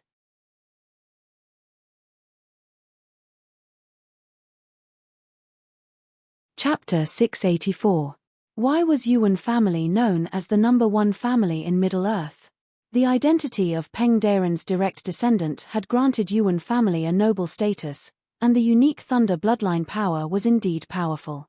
However, these were not enough for Yuan family to firmly occupy the title of the #1 family in the world of cultivation for tens of thousands of years. Yuan family's bloodline power was special, but the other bloodlines of Peng Daoren, such as the Kuan fish and the Cloud Rock, the primitive crocodile and the green sea snake bloodlines of Jiao Daoren, the tyrant turtle bloodline of Priest Gui, the fire Luan and wood Luan bloodlines of Luan Daoist, and so on, the quality of these bloodlines was not weaker than the thunder bloodline of Yuan family. In terms of inherited powers, the thunder bloodline of Yuan family was indeed marvelous, but the inherited powers of the 5 great sects in Middle-earth and the Crystal Palace of East Sea were not any weaker than the inherited powers of Yuan family. However, for tens of thousands of years, Yuan family had still firmly occupied the title of the #1 family. Whether it was the 6 great sects in the world of cultivation, or the direct bloodline of the 7th patriarch, among spirit creature cultivators, no one had ever come out to question or challenge the position of the #1 family in Yuan family. On the contrary, Yuan family had also enjoyed a high prestige among these great sects and powerful clans. What did they rely on? They relied on the unique thunder bloodline of Yuan family, and the thunder magic inherited from Peng Daoren.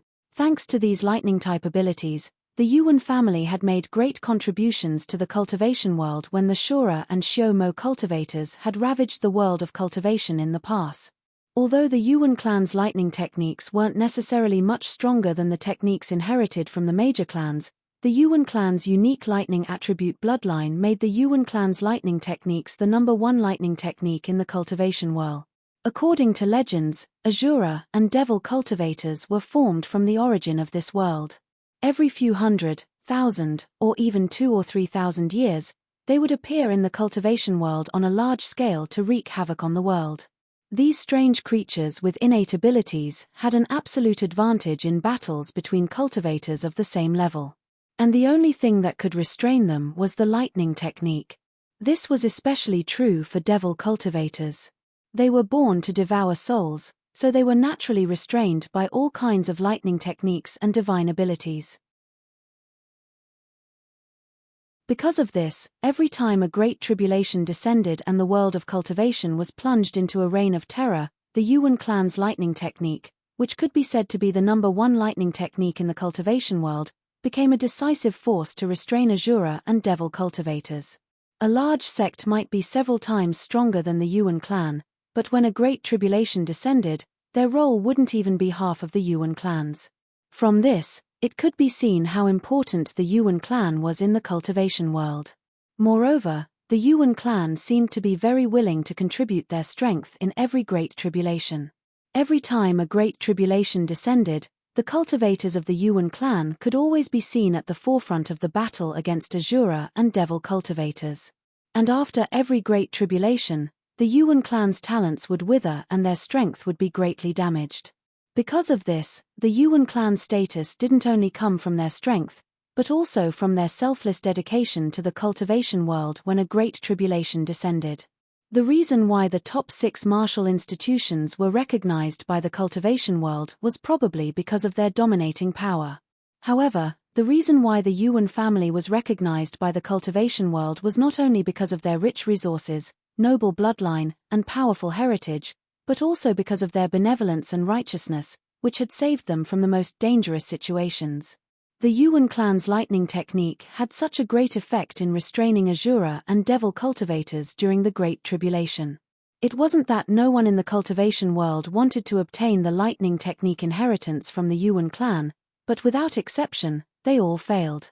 It wasn't that they didn't obtain the Yuan clan's inheritance, but because they didn't have the lightning attribute bloodline of the Yuan clan, even if they could cultivate these lightning technique inheritance, they would always be weaker than the cultivators of the Yuan clan.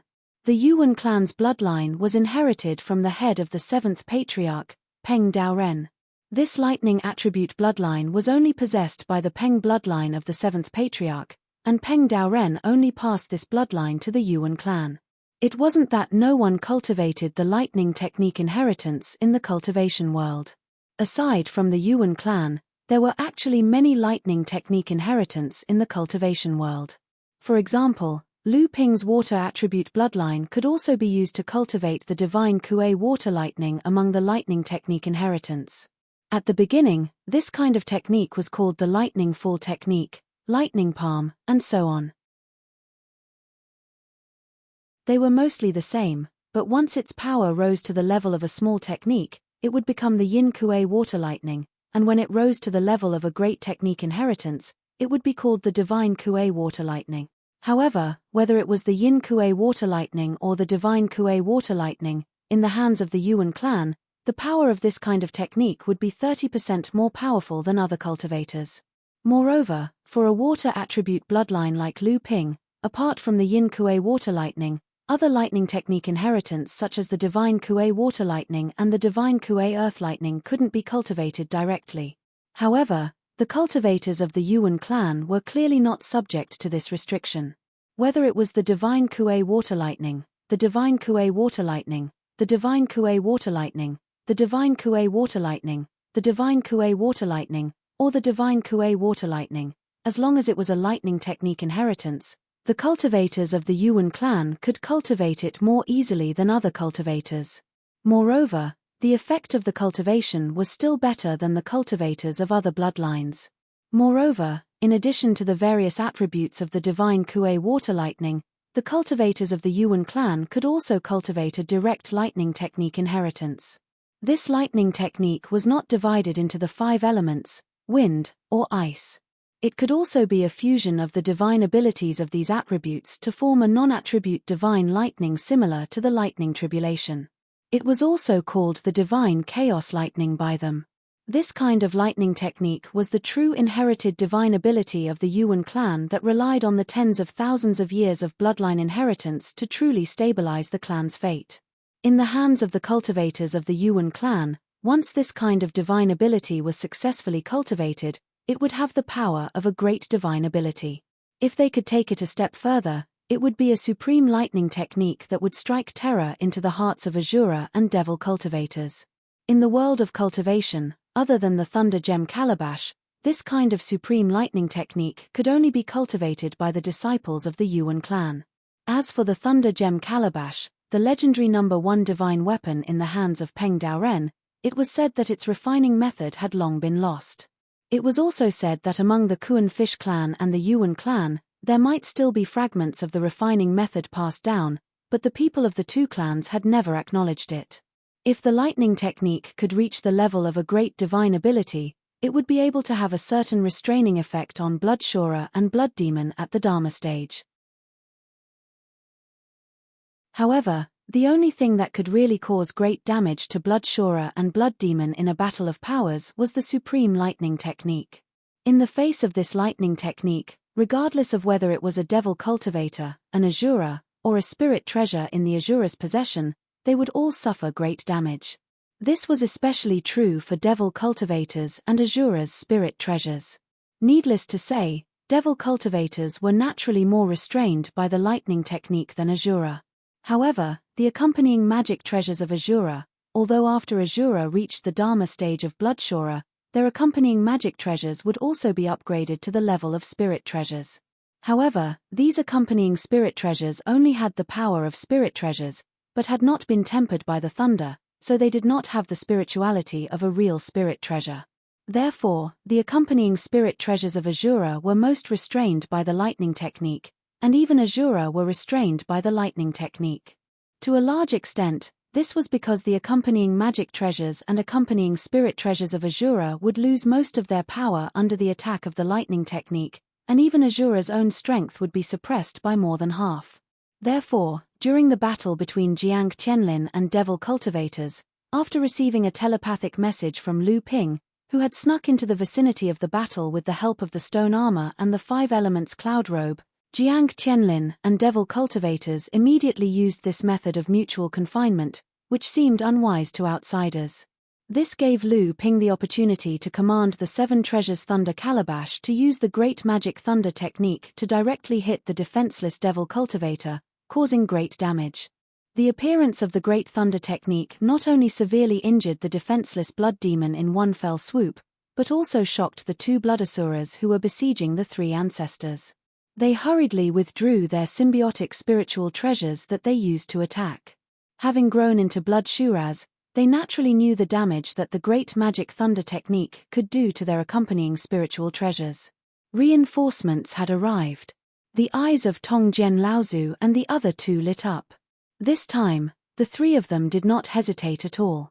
Taking advantage of the moment when the 2 Bloodshuras withdrew their respective spiritual treasures, they rushed out of the pincer attack of the 2 practitioners and joined Jiang Qianlin and Laozu. Because Tong Jian and Laozu were protecting the 2 wings behind Sanming Laozu, who was at the front, without hesitation, the sparks from the 3 oil lamps above his head once again formed a 3-colored ring of fire. He threw it at the Blood Devil, who had been severely injured by the Great Magic Thunder technique. The Blood Devil, who had been severely injured by Lu Ping's 7 Treasures Thunder Calabash, also knew that it had reached the moment of life and death. The black fog that had been dispersed by Lu Ping gradually thickened again, wrapping its looming body again. However, Lu Ping, who was still hiding on the side, found that the thick fog around the Blood Devil had gradually been dyed with a layer of red. Just when Lu Ping secretly wondered if his blow had really seriously injured the Blood Devil, something suddenly happened to the Blood Devil, who was watching Sanming Laozu's 3-colored ring of fire that was about to descend. With a shrill roar, a brighter red fog suddenly gushed out of the pale red fog, turning the entire fog into a bright red blood fog. With the help of this blood fog, the dispirited state of the blood fog after being struck by the lightning seemed to suddenly recover to its original state. Under the double suppression of Jiang Qianlin Laozu's myriad woods encirclement and the abundant void mirror, the blood devil suddenly broke free and escaped from the Sanming Laozu's three-colored ring of fire by a hair's breadth. However, under the burning of the Sanming Laozu's three-colored ring of fire, the blood fog around the blood devil seemed to suddenly become flammable. It suddenly turned into a blood-red fireball, melting away most of the blood fog around the blood devil. The blood devil's body, which was hidden in the blood fog, was once again revealed. At this moment, a bolt of lightning suddenly appeared above the blood devil's head, silently falling in the direction where the blood devil was hiding. It had to be said that Lu Ping's grasp of timing was excellent, and the control of all this was due to Lu Ping's experience in life and death battles, as well as his tyrannical divine sense that was comparable to that of a Dharma manifestation stage cultivator. This Xiaomor was obviously not easy to deal with. Although it had been seriously injured, it still escaped Lu Ping's sneak attack. However, looking at the Xiaomor's barely dodging figure, Lu Ping knew that this Xiaomor was probably an arrow at the end of its flight. However, what Lu Ping did not know was that it was precisely because this blood devil had sensed Lu Ping's tyrannical divine sense that the blood devil had an illusion that there was still a Dharma manifestation stage cultivator hiding nearby, ready to attack at any time. Just as the blood devil broke free from Jiang Qianlin Laozu's imprisonment, Jiang Qianlin Laozu's mouth began to overflow with blood because the Forest of Trees spell had been broken. However, Jiang Qianlin Laozu knew that this was not the time to estimate his own injuries. Jiang Qianlin raised the 108 leaves again, and the Forest of Trees spell was reformed. Once again, it enveloped the blood devil. At the same time, the effulgent treasured mirror kept spinning above his head, ready to shoot out the light of imprisonment at any time. After the blood devil was imprisoned again, it would create an opportunity for Lu Ping to use his thunderspell spell. The blood devil looked at Jiang Qianlin Laozu, who was opposite him, and was shocked. He had the experience of killing several early Dharma manifestation stage human cultivators, but Jiang Qianlin was the first human cultivator of the same level who could face him head-on. At this time, he was already seriously injured. If he allowed the blood devil to imprison him again, the Dharma manifestation stage cultivator hiding in the side would definitely appear again. It was very likely that the Xiaomor clan wanted nothing more than to exterminate the Dharma manifestation stage cultivator. The Xiaomor clan suddenly screamed at the two blood Shuras who were chasing up to Tongjian Laozu and Yangzhon Laozu. Jiang Qianlin Laozu shouted, "They're trying to escape." As soon as Jiang Qianlin Laozu's voice fell, Tongjian Laozu and Yangzhon Laozu tightened their grip, and they could not help but increase the intensity of their attacks. In the void next to Jiang Qianlin Laozu, 7 small lightning spells burst forth in a row. Yin Thunder of Gungjin, Yin Thunder of Wood, Yin Thunder of Kuei Water. This made the blood devil believe that there was a practitioner of the Yuan clan hiding nearby. Therefore, the blood devil no longer hesitated, and a large blood-colored net suddenly appeared in mid-air, covering Jiang Qianlin and the other 3 Laozu. At this time, the 4 Laozu were really afraid of the blood devil's methods, and they all focused their attention on the large net. The blood devil turned into a mass of blood-colored light and disappeared in the sky. The 2 blood Shuras also took this opportunity to shake off the 2 Laozus, Tongjian and Yangzhon, and disappeared in mid-air in a flash. Lu Ping's 7 small lightning spells fell on the large blood-colored net. There was no need for the 4 Laozus to do anything, and the large net turned into a mass of water vapor amidst the raging lightning and disappeared in mid-air. Tongjian Laozu's divine sense spread out with lingering fear, deeply afraid that the Shura had not gone far, but was hiding and ready to attack at any time. At the same time, he asked Jiang Qianlin, could it be a practitioner of the Yuan clan? Jiang Qianlin Laozu smiled and said to the void beside him, "Martial nephew Lu, come out." Under the surprised gazes of the other 3 Laozus, Lu Ping appeared in front of everyone in a long robe. The cloudy light 5 elements robe was the best at changing forms, and Lu Ping did not want to reveal the treasure on his body, so he turned the 5 elements robe into an ordinary long robe. After repelling 2 blood asuras and 1 blood demon, the core forging asuras that were hiding in the surroundings retreated. Jiang Qianlin and the others had expended a lot of true essence and spiritual energy during the fierce battle.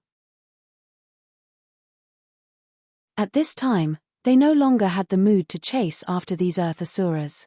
Jiang Qianlin looked at Lu Ping and asked, "How did you find this place?" Lu Ping told him about the attack on spiritual master Xian Sen and the others. Jiang Qianlin Laozu's expression immediately changed, and he immediately wanted to return to the rocky cave. However, because of the other 3 Laozus, Jiang Qianlin could not tell them the secret of the rocky cave, so he could only pretend that he did not care. However, there was no need for Jiang Qianlin Laozu to say anything. After hearing that even the strongest core forging stage cultivator, Zhenling, had suffered such a great disaster, the other Laozus could not help but want to leave. It must be known that although the various sects had sent their core forging stage cultivators with the highest hopes of advancing to the Dharma phase, each of the core forging stage cultivators had been nurtured with great effort. If they were to fall, the losses would be small, but the Dharma phase cultivators would have no successors. Moreover, after the trip to Yingtian Dojo, each of the core forging stage cultivators had gained a lot. This kind of loss was not something the sects could bear. Tongjian Laozu was the first to speak. Martial nephew Jiang, the matter at Yingtian Dojo has come to an end. The Shura Shuras are wreaking havoc here, so we need to leave as soon as possible to prevent our disciples from getting into trouble. With Tongjian Laozu taking the lead, Sanming Laozu and Smoky Laozu also said their goodbyes. Jiang Tianlin also knew that the 3 Laozus were anxious at the moment, so he said, I did not expect to encounter the Shura Shuras and the Shuras on the trip to Yingtian Dojo. Fortunately, everyone was out of danger, and I believe that the disciples of the various sects have also escaped from this disaster. It seems that the situation in Central Plains has really deteriorated. After the 3 of you call back your disciples, if there is no other private matter, it is best that you travel together and return to the North Sea together. This way, you will be safer. Presumably, because of the Shura's rampage, 3 Dharma phase adepts traveling together will not attract too much attention. However, after the 3 of you return to the North Sea, if you have time, please make a trip to Tianling Mountain. The 3 of them thought about it for a while and knew that Jiang Tianlin Laozu's words were the most appropriate, so they all nodded. Tongjian Laozu asked straightforwardly, Martial nephew Jiang, why don't you return to the North Sea with us? If the 4 of us travel together, our safety will be more guaranteed. Jiang Tianlin Laozu smiled helplessly and said, I still have a mission from the sect, so I'm afraid I will have to return a little later. However, I believe that with the 3 of you traveling together, it will be difficult to encounter a sneak attack from 2 blood Shuras and 1 blood demon again. After bidding farewell to the 3 Laozus, Lu Ping and Jiang Tianlin Laozu hurried back to the rocky cave abode. Looking at the 3 unconscious people, Jiang Tianlin Laozu asked anxiously, how are they? Lu Ping's expression was solemn as he said, Uncle Xian Chen is fine. Uncle Xian Shu has been continuously injured, but his foundation has not been damaged. After resting for 3 to 5 years, with the help of my elixirs, it should not be a problem. Only Uncle Xian Sen's divine will has been damaged. Although there is no danger to his life, I am afraid that condensing the golden elixir will be delayed for another 10 years.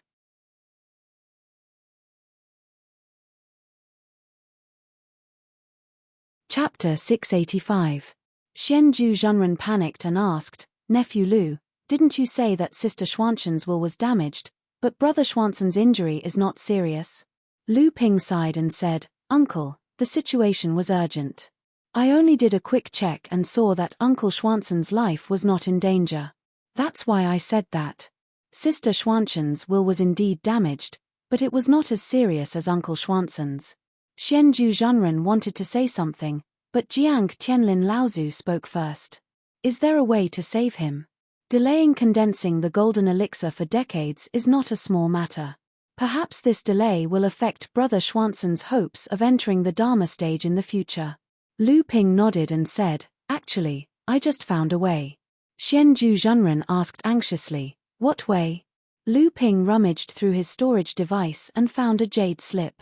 Jiang Tianlin Laozu recognized this jade slip as an item from the Ying Tian sect, so he asked, Is this the method passed down by the Ying Tian sect?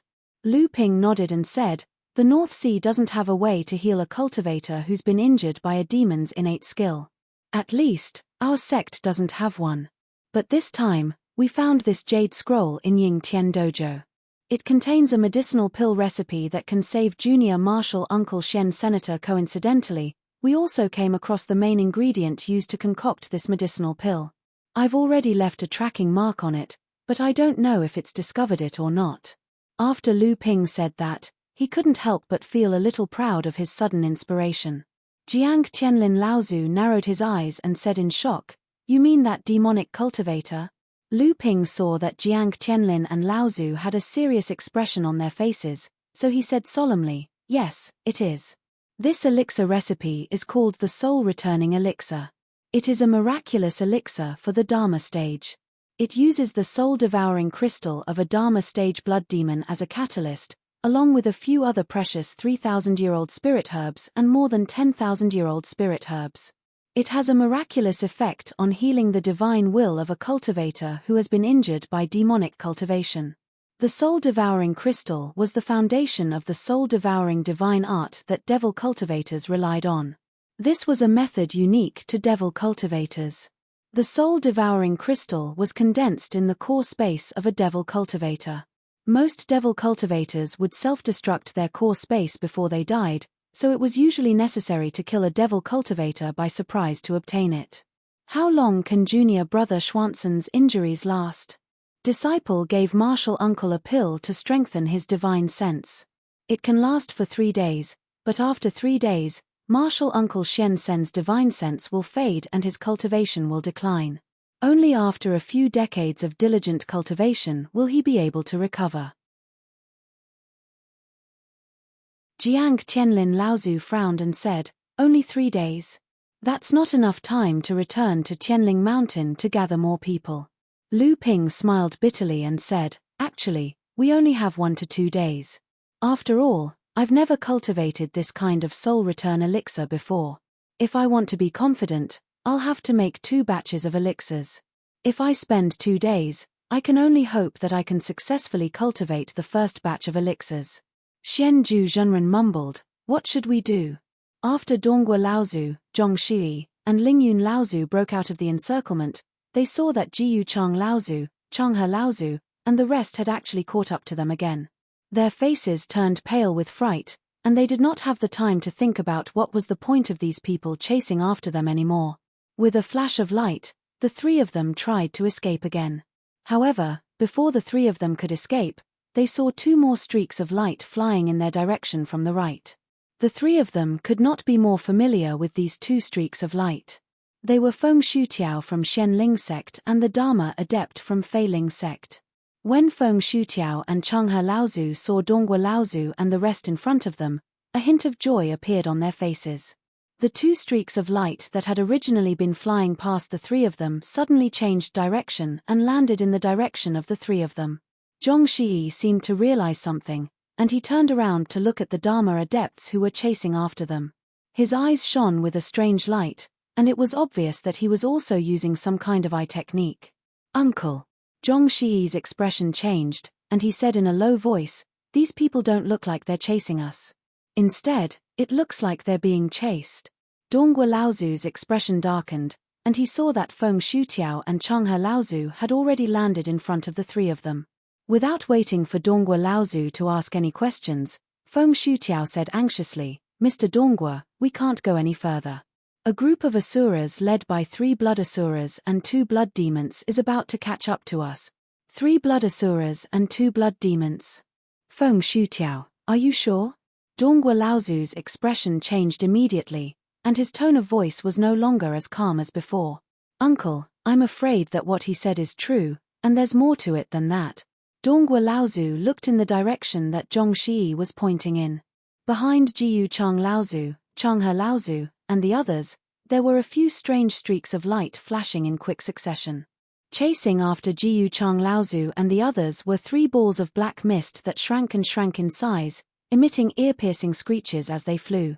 And behind these streaks of light that were obviously Dharma stage blood asuras and blood demons, there were more than 10 streaks of light that were chasing after them.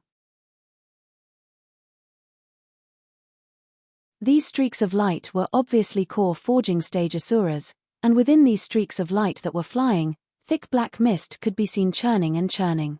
At this time, Jiyu Chang Laozu and the others had also noticed that Feng Shutiao and the others, who had just escaped, were actually standing some distance away from them. A look of confusion flashed across Jiyu Chang Laozu and the others' faces, and they were immediately filled with a sense of foreboding. A pincer attack, and they were surrounded. Lu Ping instructed Xuanzhu Zhenren to guard the cave abode again, and he and Jiang Tianlin did not have time to rest, and they once again left the rocky cave abode. Lu Ping used the Cloud Glow 5 Elements robe to surround him and Jiang Tianlin Laozu, and the two of them instantly disappeared into the sky. After flying out of the ocean crossing boat, Lu Ping followed the mark that he had left on the blood demon that he had severely injured through the Seven Treasures Thunder Gourd, and flew in the direction that he had returned to. After a moment, Jiang Tianlin Laozu frowned slightly and said, "Why is the direction that we are heading towards the source of the Ying River? Could it be that after those asuras retreated, they are also heading towards the Ying Tian Dojo?" Lu Ping's face also darkened, and he did not speak. Along the way, the number of asuras that appeared had suddenly increased, and as the two of them went deeper, the number of asuras increased, and the cultivation of the asuras also increased. Among them, there were even some late core forging stage asuras, and there were even some late core forging stage asuras whose will was not weaker than that of ordinary Dharma adepts.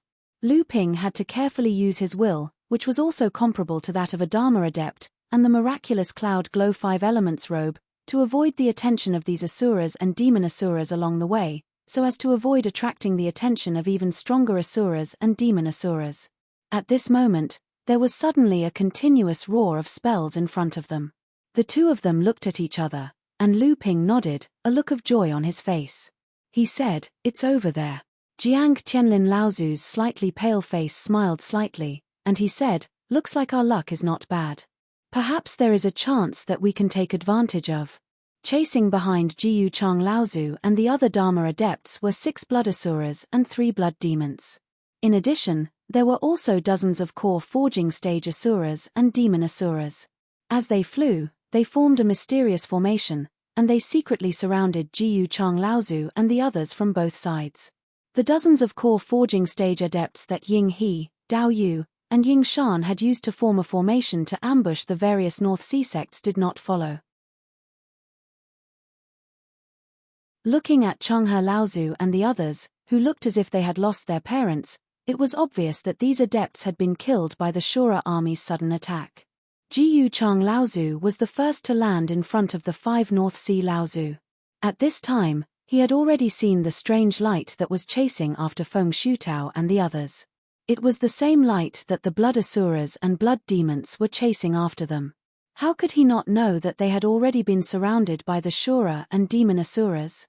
Behind the asuras that were flying towards them, there were also dozens of lights that spread out like stars in the sky, gradually forming a huge encirclement with the dozens of lights that were coming from behind them. Let's not mess up our previous grievances. Let's face the enemy together, how about that? Jiyu Chang Laozu made a prompt decision. Compared to the Shura and demon asuras in front of them, the human adepts were clearly at a disadvantage, and there was clearly no reason for them to fight amongst themselves. That's how it should be. Donghua Laozu was, after all, older than Feng Shutao in terms of seniority. This time, Feng Shutao did not object. Lu Ping led Jiang Tianlin and Laozu to a place where the battle was taking place, just within the range of his divine will. Here, with the cover of the 5 Elements cloudy robe, Lu Ping was not afraid of attracting the attention of the human Dharma adepts, the 11 blood asuras, and the 5 blood demons, who were fully focused on the battle. Only Jiang Tianlin Laozu glanced at Lu Ping and raised his eyebrows. This distance was just within the range of his divine will, and the reason that Lu Ping had stopped here was obviously not because he had already understood the range of his divine will, but because there was an 80% chance that his divine will could also cover such a long distance. Jiang Tianlin was very clear about the level of his own divine will. Although he had not specifically trained his divine will could not be compared to that of the mid-Dharma adepts, but it was still considered quite good among the adepts of the same level. However, now that Lu Ping had stopped the boat here, this meant that this lad's divine will was not weaker than that of most Dharma adepts. On the contrary, it was very likely that it was slightly stronger. Originally, There were only 9 blood Shuras and 4 blood demons surrounding Jiyu Chang Laozu and Dongguo Laozu. However, Jiyu Chang Laozu, Dongguo Laozu, and the rest combined forces to form a total of 13 Dharma adepts. Jiyu Chang Laozu was also a mid-Dharma adept, so the group of them combined forces to deal with the attacks of the Shuras and demonic Shuras. If not for the fact that there were close to 100 core forging stage Shuras and demonic Shuras forming a large formation and harassing them from all sides, perhaps Jiyu Chang Laozu and the rest would have already broken out of the encirclement. However, after a short period of time, the situation suddenly changed. 2 blood Shuras and 1 blood demon suddenly appeared on the battlefield.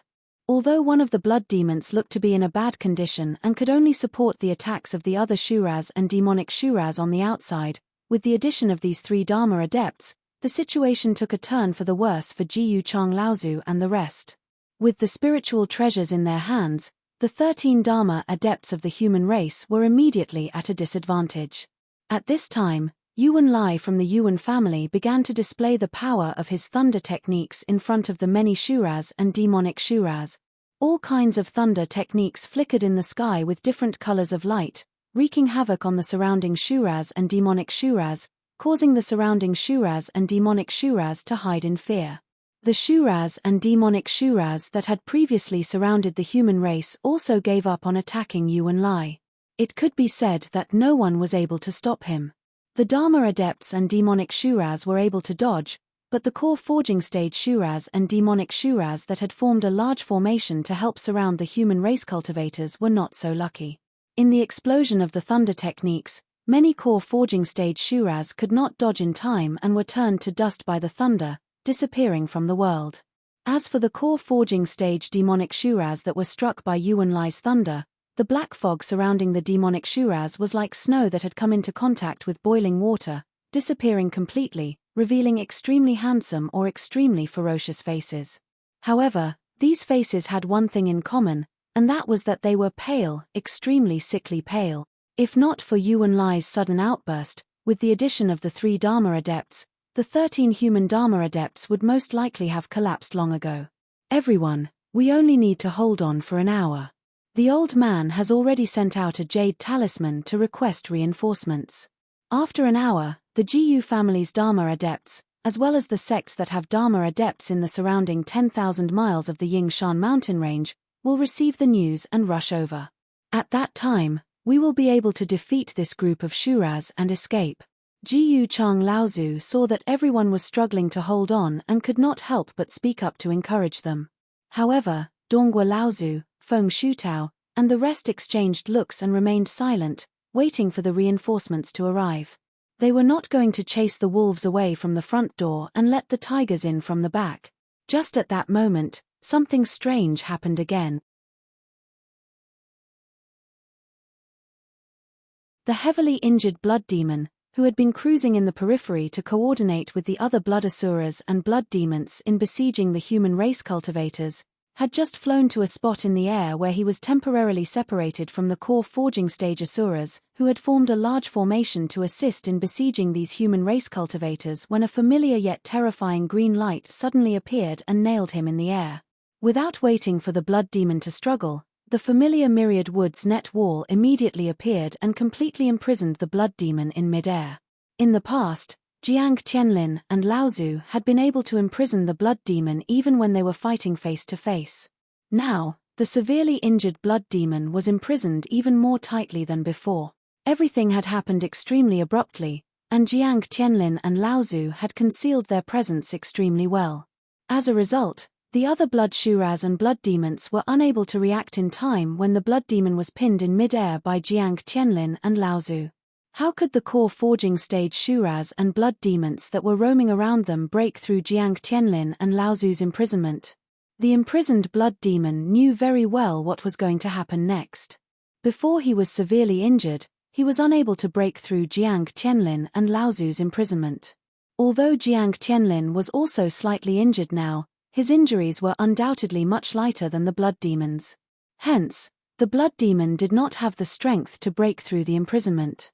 At this moment, The blood demon could only place his last hope on the other blood demons and blood shuras who were not far away from him. However, the besieged human cultivators were all very astute. When they saw one of the blood fiends being ambushed, they instinctively assumed that reinforcements had arrived.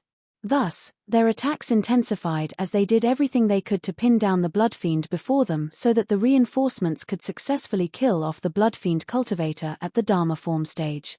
Only Dongwa Laozu, Feng Shutao, and the other North Sea cultivators hesitated for a moment when they saw the myriad woods net wall formed by 108 leaf treasures and the familiar green pillar of light. Then, they also began to attack their opponents with all their might. Although they could not figure out why Jiang Tianlin would help them, it was not the time for them to wonder. Perhaps they would break through the blood demon's blockade at this moment. However, what happened next gave Yuan Lai a slight shock. A bolt of purple lightning as thick as a water bucket descended from the sky and struck the head of the imprisoned blood demon in one fell swoop. An incomparably miserable howl rang out, piercing toward the divine sense of all the cultivators present like flying needles. Everyone felt waves of piercing pain in their heads. Fortunately, these people had already condensed their Dharma powers, and their divine sense was stable and solid, so it did not cause too much damage. Yuan Lai stared blankly at the bolt of lightning before suddenly asking, "May I ask which branch of the family you are from?" "I, Yuan Lai, am here to greet you." Everyone's eyes lit up when they saw the power of the bolt of lightning that had already severely injured a blood demon. When they heard Yuan Lai's question, their eyes lit up. At this moment, Yuan Lai's role in the crowd was no less than that of Jiyu Chang Laozu, who was at the mid-Dharma stage. If another Dharma disciple from the Yuan clan joined the fray, with the famous lightning spells of the Yuan clan, they would definitely be able to break through the siege of these blood demons and blood demons. They might even be able to inflict serious damage on them. However, the other party had hidden himself, as if he did not want to reveal his presence. The air around the neck of the blood demon, who was on the verge of death, rippled slightly, and the head of the blood demon suddenly shot up into the sky. Then, the headless body of the blood demon disappeared. Jiyu Chang Laozu and the rest had been filled with hope that the Dharma adept hiding in the dark would come to their rescue after killing the blood demon. They waited for a long time, but they did not see the Dharma adept hiding in the dark make a move. Everyone's faces were filled with disappointment. Only Dongwa Laozu and the rest looked extremely calm, as if they had already expected this outcome. Jiyu Chang Laozu looked at the silent Yuan Lai with some disappointment and asked softly, "Brother Yuan, wasn't that a disciple of your clan? Why did you leave us in the lurch?" Yuan Lai's hand flicked out 7 to 8 lightning spells in a row, relieving Laozu of the continuous attacks.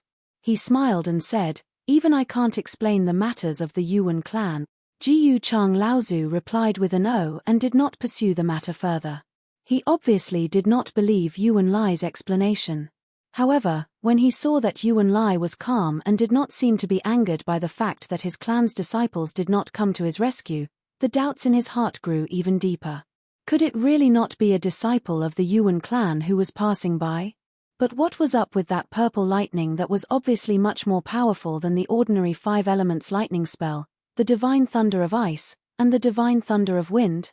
At this moment, more than 10 strong beams of light suddenly shot up from the southern skies, heading in the direction of the battle. Jiyu Chang Laozu was overjoyed, and he immediately threw all his doubts to the back of his mind. He shouted, "Our reinforcements have arrived. Everyone, let's hold these demonic creatures back and work together with our friends who are rushing over to help. We must get our revenge today." Dongwa Laozu and the others moved their lips, and it was unclear what they were discussing. Just as the flowing light from the south arrived and the blood Shura and demonic Shuras were about to retreat in chaos, the Dongwa elder and the other 4 Dharma adepts suddenly took the opportunity to attack together, severely injuring one of the blood Shuras in front of them and forcing the other blood Shura and a blood demon to retreat, creating an opening in the original encirclement. The flowing light beneath the feet of the 5 of them rose up and fled towards the east without looking back. Jiyu Chang Laozu and the others had actually been on guard against Dongwa Laozu and the others, but the reinforcements were not aware of this. In the midst of the chaos, Dongguo Laozu and the others had the opportunity to escape, and Jiyu Chang Laozu and the others could not stop them now. Once they did, Dongguo Laozu and the others would definitely retaliate, and the situation that had been turned around because of the arrival of the reinforcements would probably be reversed in an instant.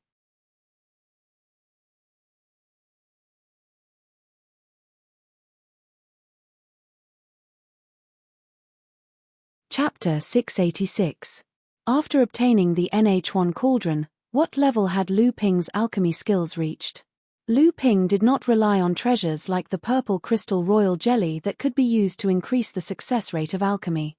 Instead, he simply relied on the magic cauldron, the NH1 cauldron, and the high-grade earth-level red spirit flame to start refining the soul return elixir.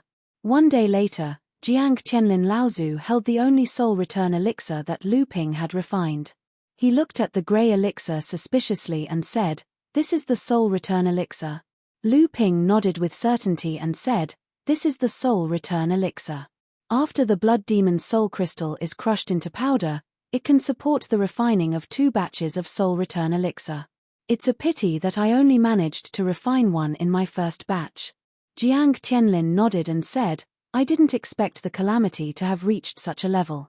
Last night, I sneaked into the Yingshan mountain range again and found that the Yinghe, Yingshan, and Daoyu sects had already become ruins. The disciples in the sects were probably all dead or injured. Not many people could escape. Although the strength of these 3 sects was not as strong as the 9 great sects of the North Sea, they were still much stronger than some of the independent forces in the North Sea that had Dharma adepts. However, they were destroyed in the blink of an eye. If the North Sea cultivation world faced a calamity as strong as the one in the Central Plains, I'm afraid that the North Sea cultivation world would be destroyed. Xianju Zhenren, who was at the side, saw that Lu Ping had really refined the soul return elixir. He said, "These few days, I have also read many books passed down by the Ying Tian sect. There are some records about previous calamities. However, according to these records, it seems that this time's calamity is very different from the past." "Oh." Jiang Qianlin Laozu's expression was solemn as he asked, "Junior sister, what did you discover?" Daoist Master Shen Ju said, "There are strong and weak great tribulations in the past. Sometimes, only the Azura will wreak havoc, and sometimes, only the devil cultivators will run amok. When the Azura and devil cultivators appear together, the impact of such a great tribulation on the cultivation world will undoubtedly be huge. After each great tribulation, the cultivation world will need to recuperate for hundreds of years to recover." Jiang Qianlin and Lu Ping nodded. They also knew about these things, but looking at Daoist Shen Ju's expression, it was obvious that there was more. Daoist Master Shen Ju continued, "The problem lies in the ratio of Azura and demonic cultivators joining hands in this great calamity." "Ratio?" Jiang Qianlin and Lu Ping were confused. "Yes." Daoist Master Shen Ju said with certainty, "From what you just said, the Azura and demon cultivator tide that happened in the Ying mountain range this time has a very high proportion of demon cultivators." Jiang Qianlin and Lu Ping seemed to have thought of something. Daoist Master Shen Ju continued to explain, "In the past great tribulations, the number of Asuras far exceeded the number of devil cultivators. Even if the 2 of them joined hands, it would be good if there were 1 or 2 devil cultivators among the 7 or 8 Asuras. But today, there were 2 Dharma plane Asuras and 1 devil cultivator that surrounded you. Afterward, there were a total of 11 Dharma plane Asuras that surrounded the Central Plains cultivators, Feng Shidao, Dongguo, and the others. Every time a great calamity occurs, the degree of destruction is often determined by the number of demonic cultivators. If the number of demonic cultivators in this great calamity reaches the ratio of yesterday's number, then this great calamity might be the most severe calamity in the cultivation world since the 7 heaven-splitting patriarch." Jiang Qianlin, Laozu, and Lu Ping's expressions turned ugly. Clearly, Daoist Master Shen Ju's discovery and deduction were very likely. Of course. Daoist Master Shen Ju had clearly seen the expressions on their faces, so he continued, "This is only one great tribulation that happened in the Yingshan mountain range. It cannot represent the number and ratio of Azura and devil cultivators in the entire cultivation world. Perhaps this is just an isolated incident between the Asura and Devil cultivators. Despite Daoist Master Xianju's words, both Jiang Tianlin and Lu Ping could only prepare for the worst. Jiang Tianlin, Laozu, looked at Lu Ping and said, "I'm afraid you'll have to refine more of the soul return pills." Lu Ping's expression was solemn. That should be the case. However, the difficulty of refining the soul return pill is secondary. The key is the difficulty of refining the soul-devouring crystal. To refine the soul return pill, you must use the soul-devouring crystal of a blood demon at the Dharma Law stage. I'm sure you've seen how difficult it is to deal with a blood demon. However, more importantly, demonic asuras rarely appear alone in the cultivation world. Usually, a demonic asuras are always followed by one or two blood asuras of the same level. One blood demon is already so difficult to deal with. If there were one or two blood asuras of the same level, it would not be as simple as 1 + 1 = 2. Jiang Tianlin, Laozu, listened to Lu Ping's words and looked a little gloomy. Once the tribulation began, it would inevitably affect the North Sea. If it was really like what Daoist Master Xianju had said before, there would certainly be many cultivators who would be harmed by the devil cultivator's soul-devouring magic. If Junling had prepared enough soul return pills in advance, then Junling would certainly preserve more of his strength during this great tribulation. Hearing Lu Ping's words, Jiang Tianlin realized that he had taken it for granted. After listening to Daoist Master Xianju's speculation, Lu Ping did not dare to waste any more of the remaining half of the soul-devouring crystal.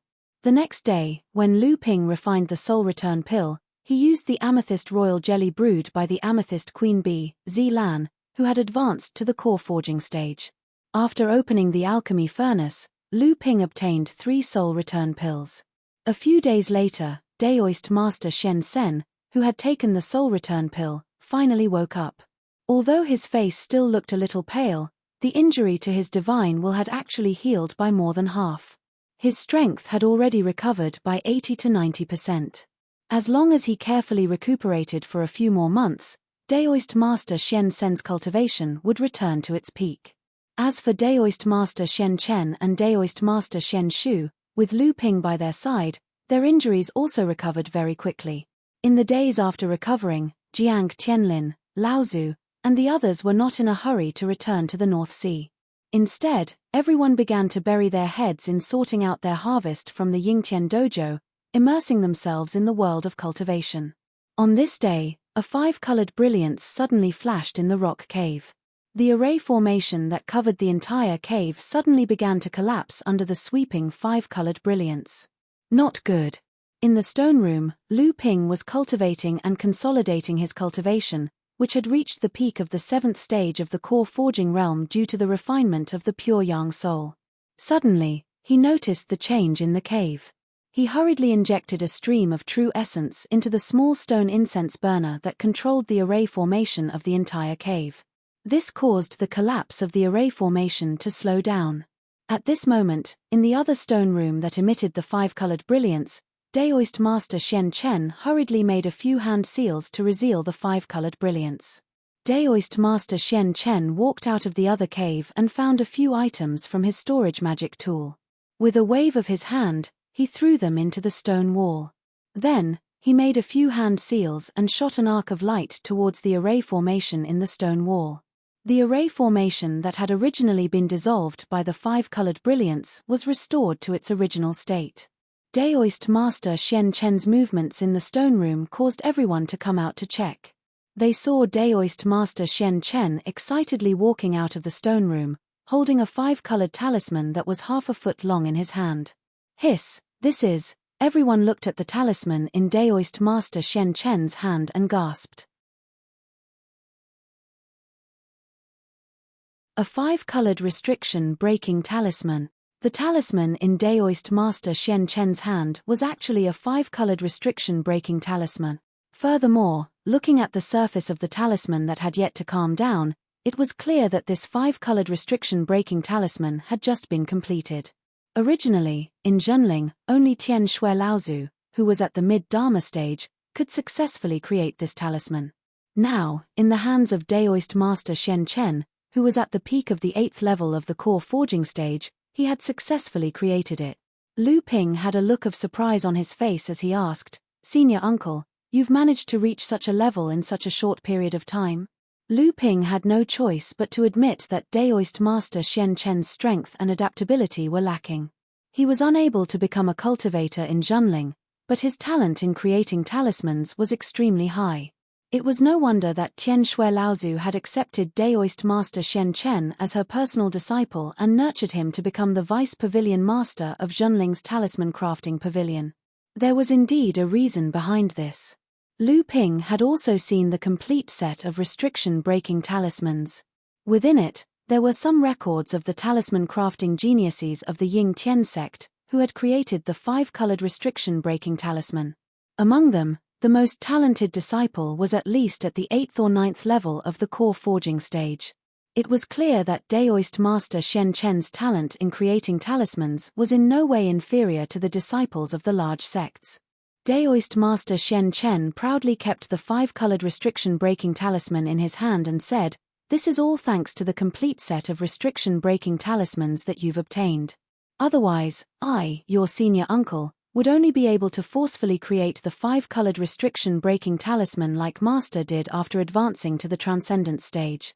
Daoist Master Xian Shu hurriedly asked, "Junior sister, can you also create the 6-colored and 7-colored restriction-breaking talismans?" Daoist Master Xian Shu rolled his eyes and said, "Senior brother, it's easy for you to say. If I pass this set of inheritance to Master, I believe that the 6-colored and 7-colored restriction-breaking talismans will be able to be created very quickly. Right now, your junior sister's cultivation is not good enough.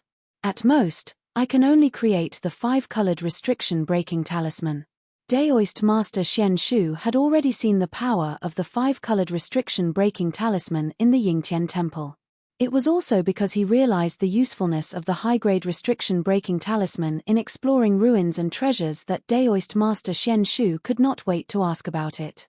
However, it is not easy to create this 5-colored restriction-breaking talisman.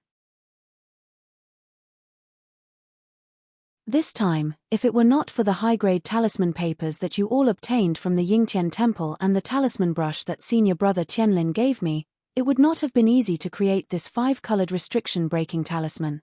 A green talisman brush, about a foot long, slowly rose from Daoist Master Xian Shu's hand and danced happily around her. Daoist Master Xian Shu continued, "If this talisman brush was in Master's hands, I'm afraid that he would be able to create a 6-colored restriction-breaking talisman on the spot. It's just that when the talisman has more than 6 colors, these high-grade talisman papers will not be able to withstand the immense spiritual power contained within. Only a top-grade talisman paper that is made from the skin of a transcendence demonic cultivator or other treasures that can withstand the impact of the spiritual power will be able to create a 6-colored restriction-breaking talisman."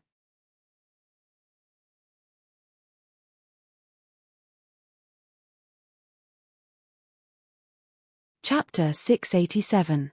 Xianju Zhenren's 5-colored restriction-breaking talisman made everyone excited. At this time, Jiang Tianlin Laozu asked, "Junior sister Xian Chen, I saw that you were able to repair the cave mansion's array in such a short time. It seems like you have gained a lot from the Ying Tian Temple." Everyone's attention had been focused on the 5-colored restriction-breaking talisman that Daoist Xian Chen had drawn, so they did not notice that Daoist Xian Chen had resolved the 5-colored restriction-breaking talisman's corrosion on the cave abode's protective array formation with just a few hand seals. Hearing Patriarch Jiang Tianlin's words, everyone turned to look at Daoist Xian Chen in surprise. Xian Chen smiled slightly and said, "This time, we brought out a lot of legacy books related to array formations from the Ying Tian Temple. Many of them can be used to make up for the flaws in our sect's array formation inheritance system, especially our sect's array formation master inheritance. For thousands of years, no array formation master has been able to advance to the Dharma stage. After obtaining the Ying Tian sect's array formation inheritance, we might be able to make up for this flaw." Jiang Tianlin Laozu's eyes lit up. "Junior sister, do you have the confidence to advance to the Dharma stage?" Perfected Xian Chen laughed bitterly and said, "Senior, after all, my cultivation has already reached this stage. Even if I can use the legacy of the Ying Tian sect to make up for many of the flaws in my cultivation, I'm afraid it's still not enough to pave the path to the Dharma stage. However, after me, it's not impossible for the other talented array masters of our sect to advance to the Dharma stage. Xian Chen glanced at Lu Ping after he finished speaking. Lu Ping knew that Xian Chen was talking about Hu Lili.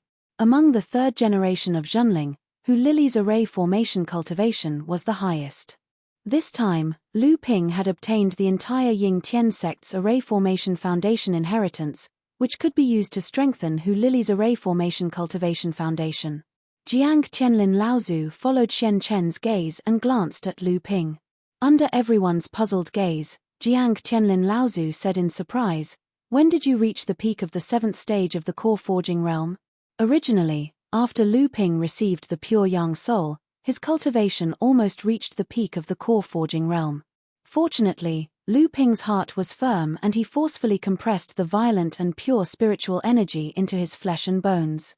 This prevented his cultivation from greatly increasing due to the impact of the pure Yang soul. Even so, Lu Ping had only broken through to the 7th stage of the core forging realm a few years ago, but he still managed to reach the peak of the 7th stage of the core forging realm. Previously, Lu Ping had been wearing the stone armor and the 5 elements cloud garment. Even Jiang Tianlin Laozu didn't notice that Lu Ping's cultivation had increased. Now that Lu Ping had returned to the rock cave and the crisis had been resolved, Lu Ping naturally didn't need to hide his cultivation. Previously, when Daoist Shen Ju's restriction-breaking talisman appeared suddenly, Lu Ping didn't think too much about it and left his stone room. Only then did Jiang Tianlin Laozu discover the change in his cultivation. With regards to this, Lu Ping had already thought of an answer. He smiled and said, "Disciple found the remains of an ancestor of the Ying Tian sect in the central heavenly abode of the Ying Tian sect. This ancestor's true essence was compatible with Junior's. Before he died, he condensed his true essence into the remains. Junior was fortunate enough to complete several tests left behind by this ancestor. After seeing the remains of this ancestor, the true essence condensed in the remains flowed into Disciple's body. Although Disciple tried his best to control it, Disciple was still able to reach the peak of the 7th stage of the core forging realm. Looking at the others, he realized that other than Jiang Tianlin Laozu, who seemed to be deep in thought, Shen Shu, Daoist Shen Sen, and the others all had looks of envy on their faces. Lu Ping continued, "Actually, regarding the caves that hid the treasures, as well as the damaged axe and battle axe, I also learned about them from the last words of that ancestor." Jiang Tianlin Laozu let out a long sigh and said, "The remains of the condensed true essence, and the flesh does not decay. Presumably, that ancestor was at least a late Dharma adept when he was alive. Only then could he have such remarkable powers. Fortunately, you were still conscious and did not absorb all the true essence that flowed into you. Furthermore, over these thousands of years, the true essence condensed in the remains of that ancestor has also dissipated quite a bit. Otherwise, even if the true essence did not burst your core space, it would have destroyed the foundation of your cultivation, and you would not have been able to progress any further in this life." Jiang Tianlin Laozu paused for a while before saying with some emotion, "You, kid, are really lucky. The tests that the ancestor left behind and the condensed true essence were probably targeted at Dharma adepts. Not only did you pass the tests, but you also did not explode from the true essence within the remains." On the other hand, Sage Shen Sen, Sage Shen Shu, and the others looked at Lu Ping as if he was a freak. To be able to pass the tests of Dharma adepts, what level had this kid's abilities reached? This trip to the Yingtian dojo could be said to have been fruitful for everyone. Not only had they obtained treasures and inheritances, but everyone's strength had also improved greatly. Apart from Sage Shen Ju and Sage Shen Chen, Sage Shen Shu had obtained the Fantasy Star Sand and the Flying Sword, which had greatly increased his abilities. After Sage Shen Sen had recovered from his injuries, he had obtained a spirit-nurturing treasure from Jiang Tianlin Laozu, the Cloud Pine Wood Ruler. This Cloud Pine Wood Ruler had been obtained by Jiang Tianlin Laozu in the Central Palace. Years ago, a master craftsman of the Ying Tian sect had found 16,000-year-old cloud pine thunderstruck wood from the Ying Shan mountain range. He had used the heart of these 16 thunderstruck wood trees to create this wooden ruler. Inside the ruler, there were also 7 treasures. However, this wooden ruler had great potential, and it had the potential to break through to 9 treasures and become a spirit-nurturing treasure. In the past few days, after everyone had finished sorting out the treasures in the temple, most of them were handed over to Jiang Qianlin Laozu. These things were to be handed over to the sect. For example, Sage Xian Sen had obtained the mid-grade heaven-ranked spirit soil, Lu Ping had pieced together the complete pill formula for the spirit forging pill, Sage Xian Chen had organized several sets of array formation manuals, and although Sage Xian Ju had not entered the Yingtian temple, he had organized the manuals on drawing talismans, as well as other complete legacy manuals, and so on. However, everyone could keep anything that was useful to them. In Jiang Qianlin Laozu's words, it was not easy for everyone to come to the Middle Earth, and they had risked their lives to obtain these things. Naturally, they had to keep the things that were useful to them. However, the person who had gained the most from this trip to the Yingtian temple was probably Lu Ping himself. Of course, Jiang Qianlin Laozu naturally had the most treasures in his hands. Even the treasures that Lu Ping and the rest had obtained from the Yingtian temple had to be handed over to him to bring back to the sect if they had no use for it themselves. At Jiang Qianlin Laozu's level of practice, there were very few treasures that could be of use to him. Under Lu Ping's shocked gaze, Jiang Qianlin Laozu took out a pair of spirit cultivation flying swords from his storage artifact. Lu Ping's eyes shone with surprise. He raised his head and asked Jiang Qianlin Laozu, "Uncle Master, this pair of flying swords is for me?" This is a pair of spirit cultivation flying swords that have been refined with 7 treasures. Jiang Qianlin Laozu smiled slightly and said, "Do you think that among the Dharma adepts in our sect, besides you, who else has the right to obtain this pair of water-based flying swords?" Lu Ping chuckled and hurriedly took the pair of flying swords. Then, he carefully caressed the swords' bodies, feeling the undulations of the sword's spirituality. The flying swords in his hands also seemed to feel the rich, pure, and endless inner yuan in Lu Ping's body that was far from ordinary people's. As Lu Ping's hands caressed the swords, the spirituality in the pair of flying swords was instantly awakened. The sound of the swords became louder and louder as Lu Ping's inner yuan entered them. Lu Ping could even feel the waves of excitement coming from the flying swords. Beautiful autumn waters sword. Lu Ping had long wanted to obtain a pair of flying swords. 6 of Lu Ping's North Sea 12 techniques swordplay techniques could actually be used to perform the pair of flying swords, especially the raging waves hitting the shore and the great river flowing east swordplay. When using the pair of flying swords, the power would far exceed the power of a single flying sword. Unfortunately, there were already a few sets of flying swords, and there were even fewer that could adapt to Lu Ping's current strength. Compared to this set of beautiful autumn waters swords, although Lu Ping had the flowing sword of the thin water flowing sword, this was a spirit-nourishing flying sword that had condensed 8 treasures. Unfortunately, this flying sword could not see the light of day in the North Sea training world.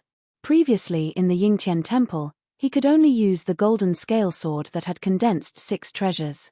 This time, with the pair of beautiful autumn waters swords that Jiang Qianlin Laozu had given him, it had solved one of Lu Ping's problems. The golden scale sword had been with Lu Ping for the longest time, but this flying sword was currently limited by its own quality. It was extremely difficult to further improve it, while Lu Ping's cultivation was improving with each passing day. The golden scale sword had gradually been unable to keep up with the progress of Lu Ping's cultivation. After Lu Ping received the cyan rainbow sword from Jiang Qianlin Laozu, he heard Jiang Qianlin Laozu say, "Originally, you obtained the Beijing Tower in the dojo before we entered, so this spirit-nourishing magic weapon is naturally your treasure. But now, I need the Beijing Tower to help me set up the formation in the Yingshu treasure mirror, so I can't return that axe spirit treasure to you for the time being." Lu Ping nodded. In fact, when Jiang Qianlin Laozu handed the beautiful autumn waters swords to Lu Ping had already vaguely guessed Jiang Qianlin Laozu's plan in his heart. Originally, Lu Ping also wanted to use this magic weapon to extort some money from Jiang Qianlin Laozu. Unexpectedly, Jiang Tianlin Laozu did not want him to suffer a loss, and had already prepared a pair of spirit-nourishing flying swords, leaving Lu Ping speechless. However, Lu Ping was still a little worried. "Martial uncle, this disciple of the Beijing Tower has already refined it a little. Although it has not been completely refined, if you take this magic weapon back to the sect, I'm afraid there will be some waves." The important thing for a magic weapon like the Beijing Tower was not for cultivators to use in fights. Jiang Tianlin Laozu naturally understood this very well.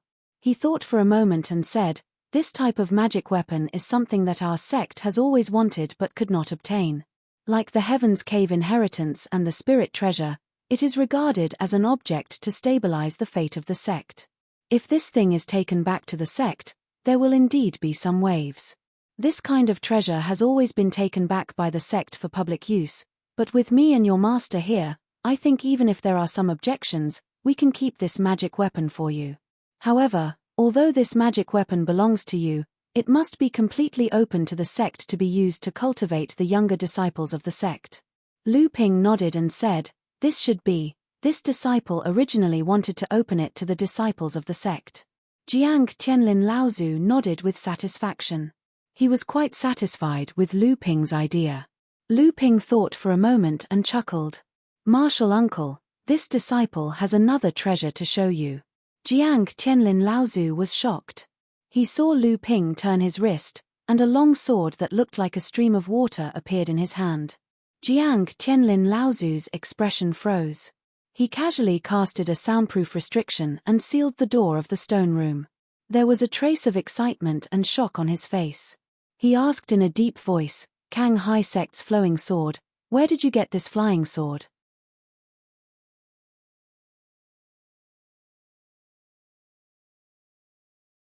Chapter 688. The Blue Sea Sect's Changliu Sword. Where did you get this flying sword? Although Lu Ping had expected Jiang Tianlin Laozu's reaction, he did not expect Jiang Tianlin to have such a strong reaction after seeing the Changliu sword. Lu Ping told Jiang Tianlin Laozu about how he had obtained the Changliu sword in the cave abode. Jiang Tianlin Laozu's expression was uncertain. He seemed to be thinking about something. After a long time, he calmed down. He must have thought about the cause and effect of some things. Lu Ping tried asking, "Uncle Master, is there anything wrong with the Changliu sword?" Jiang Tianlin Laozu remembered that Lu Ping was still beside him. He smiled and said, "I didn't expect the entire North Sea cultivation world to be deceived by Qingjian Laozu. Or rather, Laozu saw the right time and made the North Sea cultivation world willingly be deceived by him." Lu Ping knew that Jiang Tianlin Laozu was referring to Qingjian Laozu's denial that the Changliu sword was lost had anything to do with him. The dispute caused the entire North Sea cultivation world to condemn and question the Blue Sea sect. In the end, Qingjian Laozu only escaped from the Blue Sea sect with the help of Laozu from the various sects in the North Sea. The disappearance of the Changliu sword and the thin water sword became the fuse that split the Blue Sea sect and the Kanglang sect for thousands of years. Lu Ping was about to ask about the secret of the Blue Sea sect's flying swords when he heard Jiang Tianlin Laozu say, "The Blue Sea sect has been around for tens of thousands of years. Its inheritance is even older than our sect. In the history of its inheritance, there has been a Laozu who has achieved true spirit.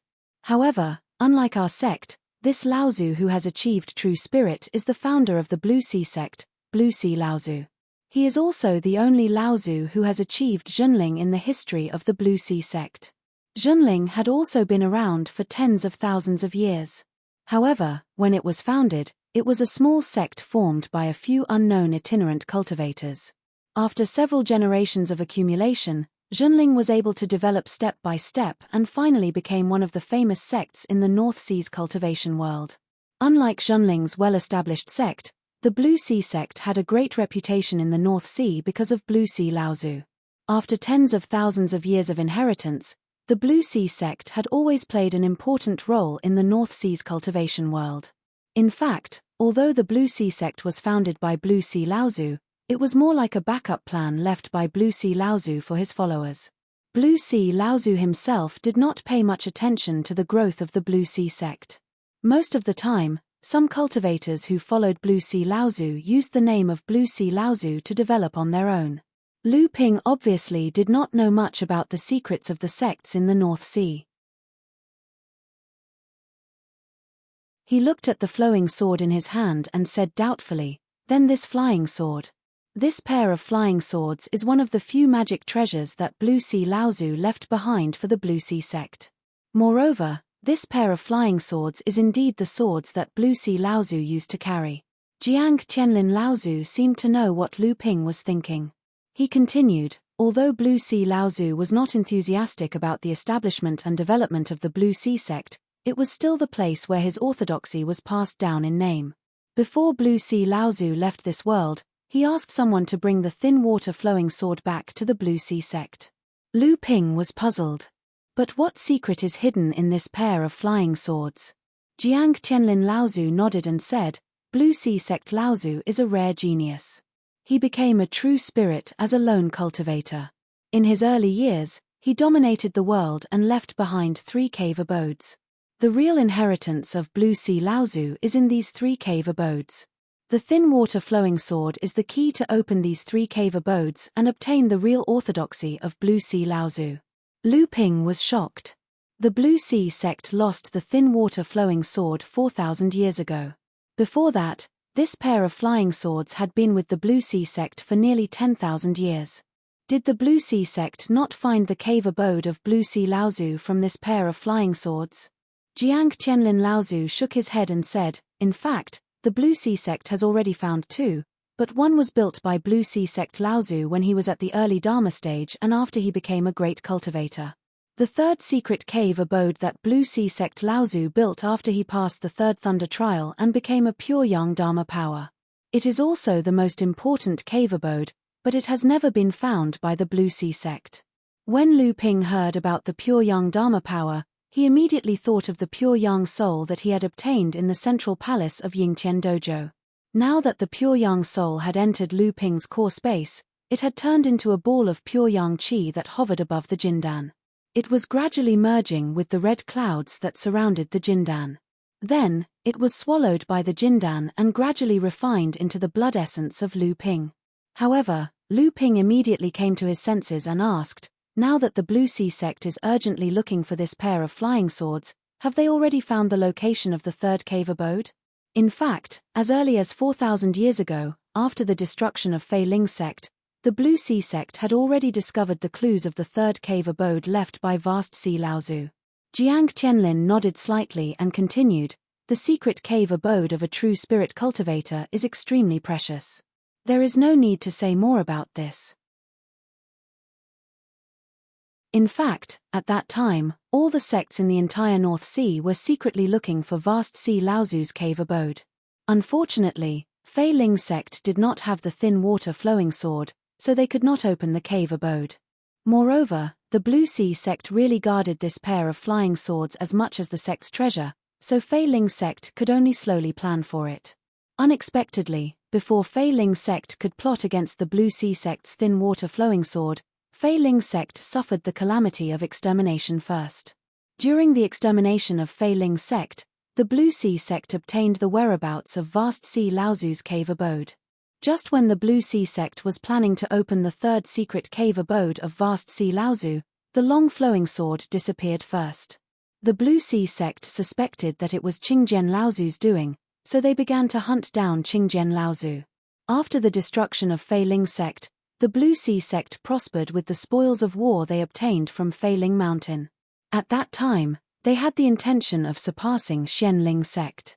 At that time, our sect's position in the North Sea was even lower than that of the Blue Sea sect. Naturally, Xianling sect would not let the Blue Sea sect easily surpass the position of the number 1 sect in the North Sea that it had painstakingly taken over from Fei Ling sect. The sects in the North Sea also did not want to see the emergence of a tyrannical Blue Sea sect, so they prevented the Blue Sea sect from obtaining the 3rd cave abode of Vast Sea Laozu. The plan to split the Blue Sea sect was formed at that time. Just at this time, Fei Ling sect's Zhongxian Laozu, who had escaped from the Blue Sea sect, suddenly took advantage of the fact that the Blue Sea sect was empty. He seemed to have obtained the detailed explanation of the Blue Sea sect's sect protection formation from Qingjian Laozu. As if entering an uninhabited land, he rushed all the way into the Blue Sea sect and snatched the remaining thin water sword. The sudden appearance of Zhongxian Laozu was indeed surprising. With the help of the sects in the North Sea sect, Qingjian Laozu also disappeared after escaping the Blue Sea sect's pursuit. However, the sects in the North Sea sect prevented the Blue Sea sect from opening the third cave abode of Vast Sea Laozu. The plan to split the Blue Sea sect eventually succeeded. Since then, the Blue Sea sect has been in a slump for nearly 4,000 years. Until now, when Zhongxian's cave abode was discovered, the return of the thin water sword became the opportunity for the Blue Sea sect and Kang Lang sect to unite again. Lu Ping was very quick-witted. Jiang Qianlin Laozu said it so straightforwardly, how could he not understand? So he said with a smile, "Martial uncle, does our sect also have a clue about the third cave abode of Vast Sea Laozu?" Jiang Qianlin Laozu was stunned. He looked at Lu Ping and said with a smile, "I knew I couldn't hide it from you. Who wouldn't be tempted by the cave abode of a true spirit Laozu?" Originally, the thin water sword was in the hands of the Blue Sea sect. Even if the sects in the North Sea joined forces to put pressure on the Blue Sea sect, they would just be following behind the Blue Sea sect and eating the leftovers. Now that you have the flowing water sword, our sect naturally has to plan well. Jiang Qianlin Laozu and the others stayed in the cave abode for about 10 days before they planned to return to the North Sea. During this time, the cultivators who went to the Yingtian dojo should have returned to the North Sea. If Jiang Qianlin and the others did not return, it would inevitably arouse suspicion. "You really don't plan to return to the North Sea with us?" In the stone room, Jiang Qianlin Laozu and the others looked at Lu Ping and asked. Yes, it was not easy for this disciple to come to the Central Plains. My original plan was to travel around and experience the prosperity of the Central Plains cultivation world. Now is not a good time, spiritual master Xian Sen said. Right now, the Central Plains cultivation world is in a mess. The Shura and demonic cultivators are running rampant, and the great calamity is beginning to appear. Although the North Sea is isolated outside the sea, it has received the least impact from the previous calamities. Jiang Qianlin Laozu thought for a moment and said, "It's fine if you don't want to return. This secret teleportation array needs someone to guard it. If our sect wants to rise, we must have a foothold in the Central Plains." Now that the Shura and demonic cultivators have just swept through the Yingshan mountain range, the various forces and even the demon race have been wiped out. After the Shura and demonic cultivators leave, the forces here will be empty, and it will be the best time for our sect to establish a foothold. Jiang Qianlin Laozu's words caused everyone in the stone room to be shocked, but it was immediately replaced by a burst of pride from the bottom of their hearts. Establishing a hidden force in the Central Plains, and after Zhenling dominated the North Sea, they would forcefully enter the Central Plains and compete with the famous sects of the Central Plains cultivation world. This was something that Zhenling would not even dare to think about before. Even if Zhenling was considered a rising force in the eyes of the various sects of the North Sea, how many people would dare to think about establishing a hidden force in the Central Plains? Not to mention competing with the large sects of the Central Plains. After all, with Zhenling's current strength, it was too far for him to spy on the cultivation world of the Central Plains. What about the Crystal Palace? As one of the 6 large sects of the human race in this world, the Crystal Palace had spied on the Central Plains and inserted their forces into the cultivation world of the Central Plains. They had worked hard for tens of thousands of years, but what was the result? The Heavenly Moon sect was only a large sect in the Central Plains. As the first sect that the Crystal Palace inserted into the Central Plains, they had resisted the Crystal Palace for tens of thousands of years, causing the Crystal Palace's plan to insert their forces into the Central Plains to fail. Even the Heavenly Moon sect and the Carefree faction had formed an alliance and stabbed the Crystal Palace in the back. It could be seen how difficult it was for the overseas cultivation world to spy on the Central Plains. Although Zhenling had risen, compared to the Crystal Palace, it was undoubtedly like comparing a firefly to the bright moon. How could Zhenling do what the Crystal Palace could not? However, Jiang Tianlin Laozu had thought of it, and so had Lu Ping.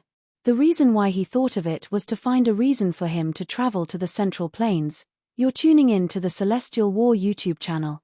Don't forget to subscribe and join us on this journey to catch the most captivating stories.